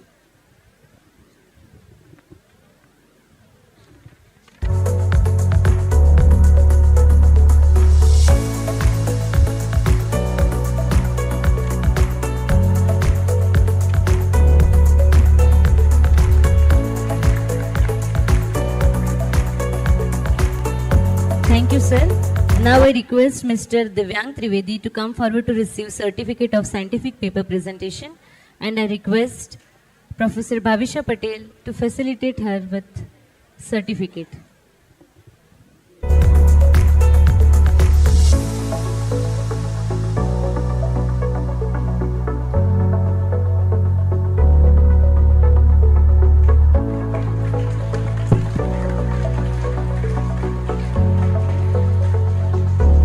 I request Ms. Nisha Vishwakarma to come forward to receive her certificate of scientific paper presentation, and I request Professor Bhavisha Patel to facilitate her with certificate.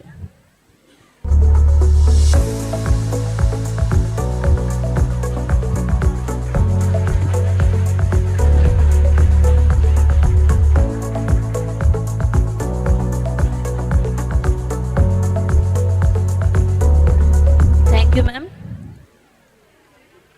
Now I request Dr. Rakesh Guria sir to distribute the certificate to delegates. I request any delegate from DL Patel School and College of Nursing come forward and receive the certificate. DL Patel School and College of Nursing. Any participant please come forward.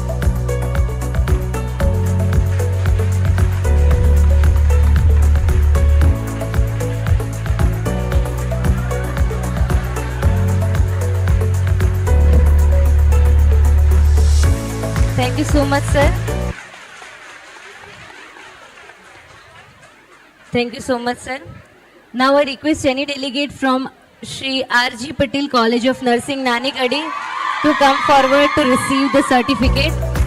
And I request Dr. Dhwani Patel, ma'am, to distribute the certificate to the delegates.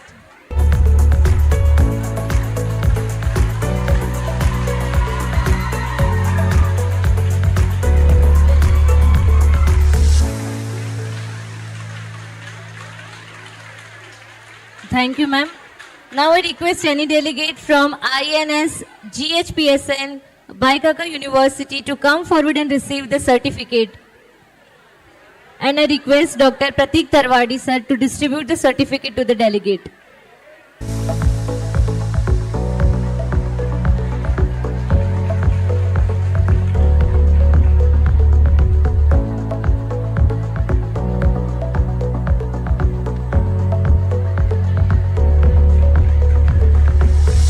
Now I request anyone delegate from KD Institute of Nursing Ahmedabad to come forward and receive the certificate.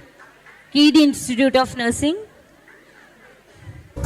And I request Dr. Deepti Patel to distribute the certificate to the delegate. Dr. Deepti Patel.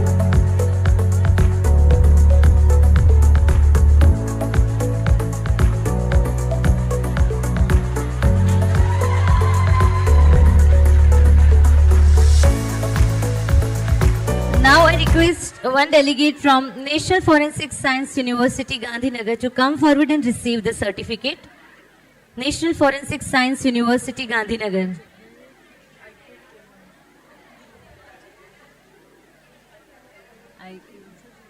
IKD. Okay. Okay, I request Dr. Rajesh Rawal sir to give away the certificate to Dr. Dhwani.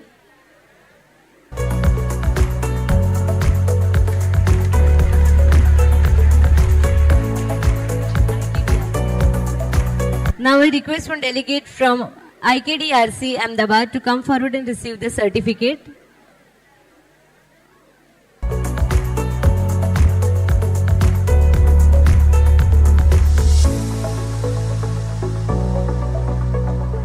And I request Professor Bhavisha Patel to distribute the certificate to the delegate.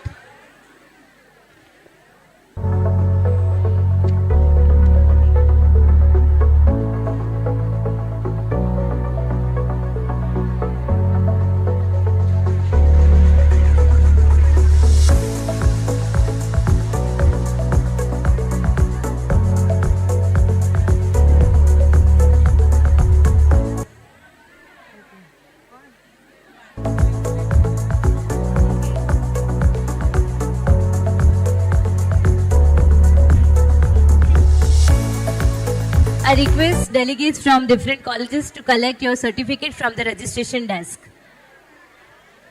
Now I call upon Dr. Deepti Patel to kindly announce the winner's name of scientific paper presentation.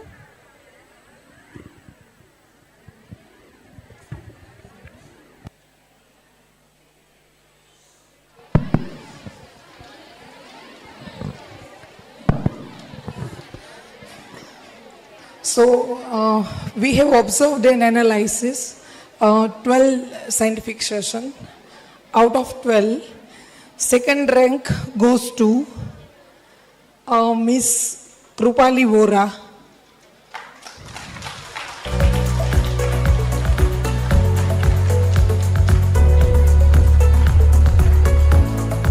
And first rank goes to Miss Drashti Patel. Congratulations.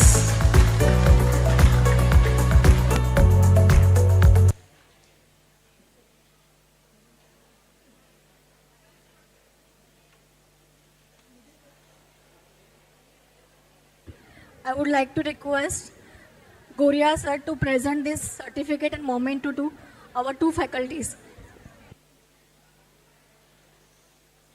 Deepti ma'am. Ma'am, you and Goria sir.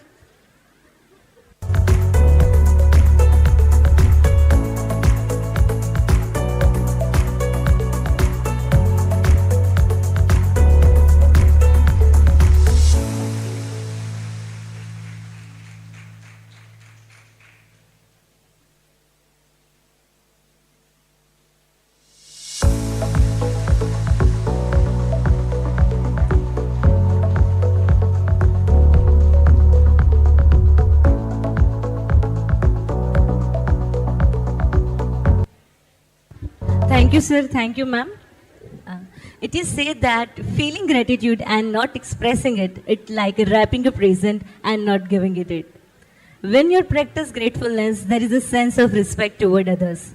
So I request Mrs. Himali Prajapati, Associate Professor, CM Patel College of Nursing, to come forward for vote of thanks.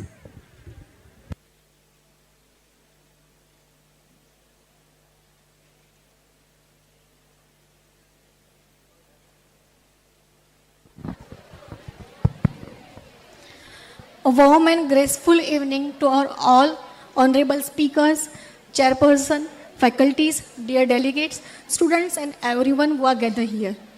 It's my privilege to propose a vote of thanks and acknowledge the contribution of those who work really hard to make this event possible.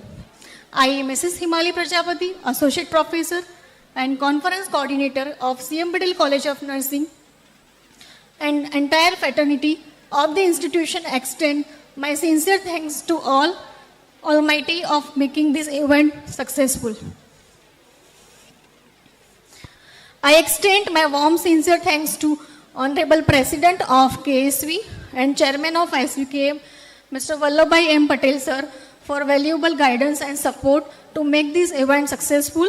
I extend heartily thanks to our Chief Guest, Dr. Gargi Rajpura and Mr. I.A. Kadiwala sir, who spared the time in their busy schedule to grace our occasion. And today we had great opportunity to hear a thoughtful thought regarding forensic nursing, and surely it encouraged us to our future endeavors. At the outset, I place on record my sincere gratitude to Dr. Pragnaben Dhabi, Registrar of GNC, for accepting our invitation and valuable presence in our occasion. I must mention our deep sense of appreciation to our guest speaker, Dr. Rajesh Babu, Dr. R.K. Guria sir, Dr. Pratik Tarwadi sir, Dr. Dhwani ma'am, Dr. Dohinder Kaur ma'am, for giving an excellent coverage to our various topics on forensic nursing. Your deep and intellectual way of imparting knowledge has added glory to our event. Today we have gotten a lot of information which will truly help us in our life. We have no words to offer gratitude for your valuable presence here. You gave deep insight into the topics and revealed some interesting facts. I also want to extend thanks to the chairperson, Dr. Harimon Singh, Dr. Rakesh Patidar, Dr. Chetna Patel, Dr. Deepti Patel, and Dr. Vijay Kumar Gautam for the accepting our invitation, and I want to appreciate their efforts for making the event informative for all of us. I also wish to express my thanks to the GNC observer, Dr. Hiral Shah, for the presence in the conference. A special mention to our respected principal, Rajesh Rawal, and Vice Principal, Mrs. Bhavisha Patel, for being the catalyst and stimulated us to do our best. An event like this cannot open overnight. The wheels started rolling weeks ago. It requires planning and bird eye for details. So we have fortunate enough to be backed by our team and very proactive and dedicated staff, faculties. So I am short of words for the involvement of our faculties and willingness to take the completion of tasks beyond their comfort zone. Finally, I would like to thanks to our budding rock stars, MSc nursing students, and all the volunteers. They have done a great, excellent work. Your days of hard work were evident in your act. I would like to thank all the delegates who have added glory to our event. I am grateful to the IT head of Mr. Vipul Prajapati and the Mr. Anil Nayak and the team of KSV for providing online platform to our conference. Last but not the least, a big thank to each and everyone who made the conference and this celebration memorable. We thank you for being with us. It's a remembrance pleasure for me and my team. Have a great day ahead. Thank you.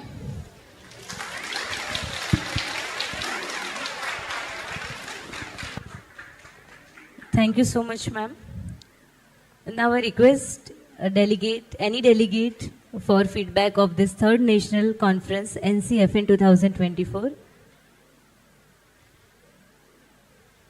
Any participant who wants to share their views, opinion, please come forward on stage.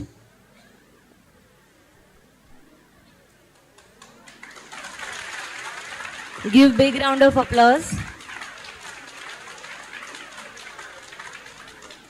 Kindly address your name first and then your institution, and then start giving your feedback.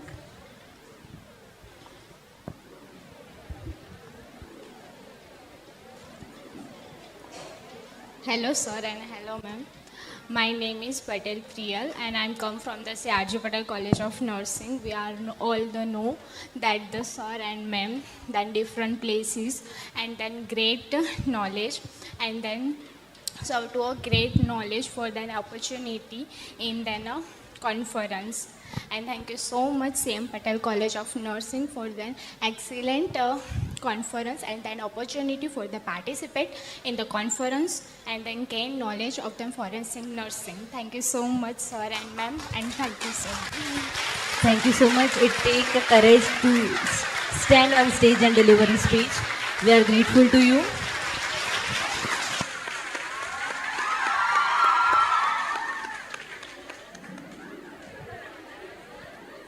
Any other delegates who want to share opinion?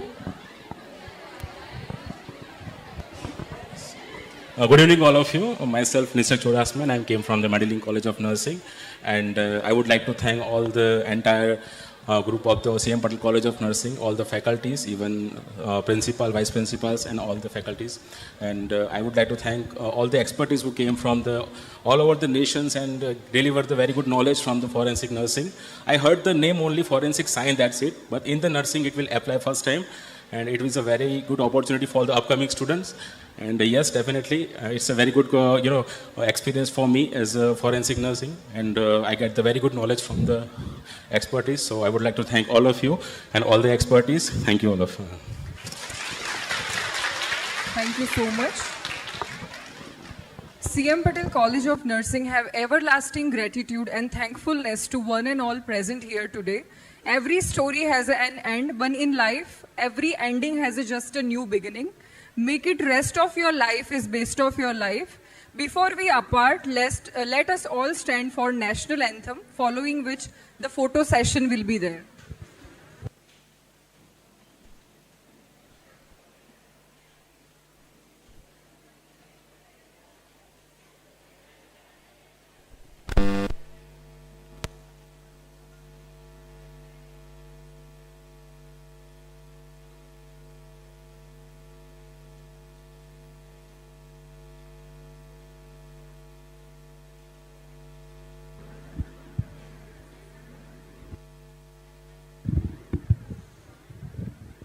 जनगण मन अधिनायक जय हे भारत भाग्य विधाता पंजाब सिंध गुजरात मराठा द्राविड उत्कल बंगा विंध्य हिमाचल यमुना गंगा उच्छल जलधि तरंगा तव शुभ नामे जागे तव शुभ आशीष मांगे गाहे तव जय गाथा जन गण मंगलदायक जय हे भारत भाग्य विधाता जय हे जय हे जय हे जय जय जय जय हे भारत माता की Thank you one and all. Have a wonderful evening ahead. Thank you so much.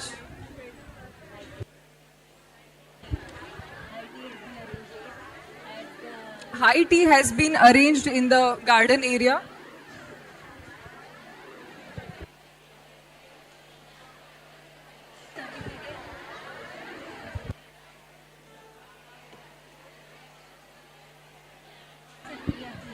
All the participants collect their certificate from the reception counter, and the high tea is arranged in a garden, so please have.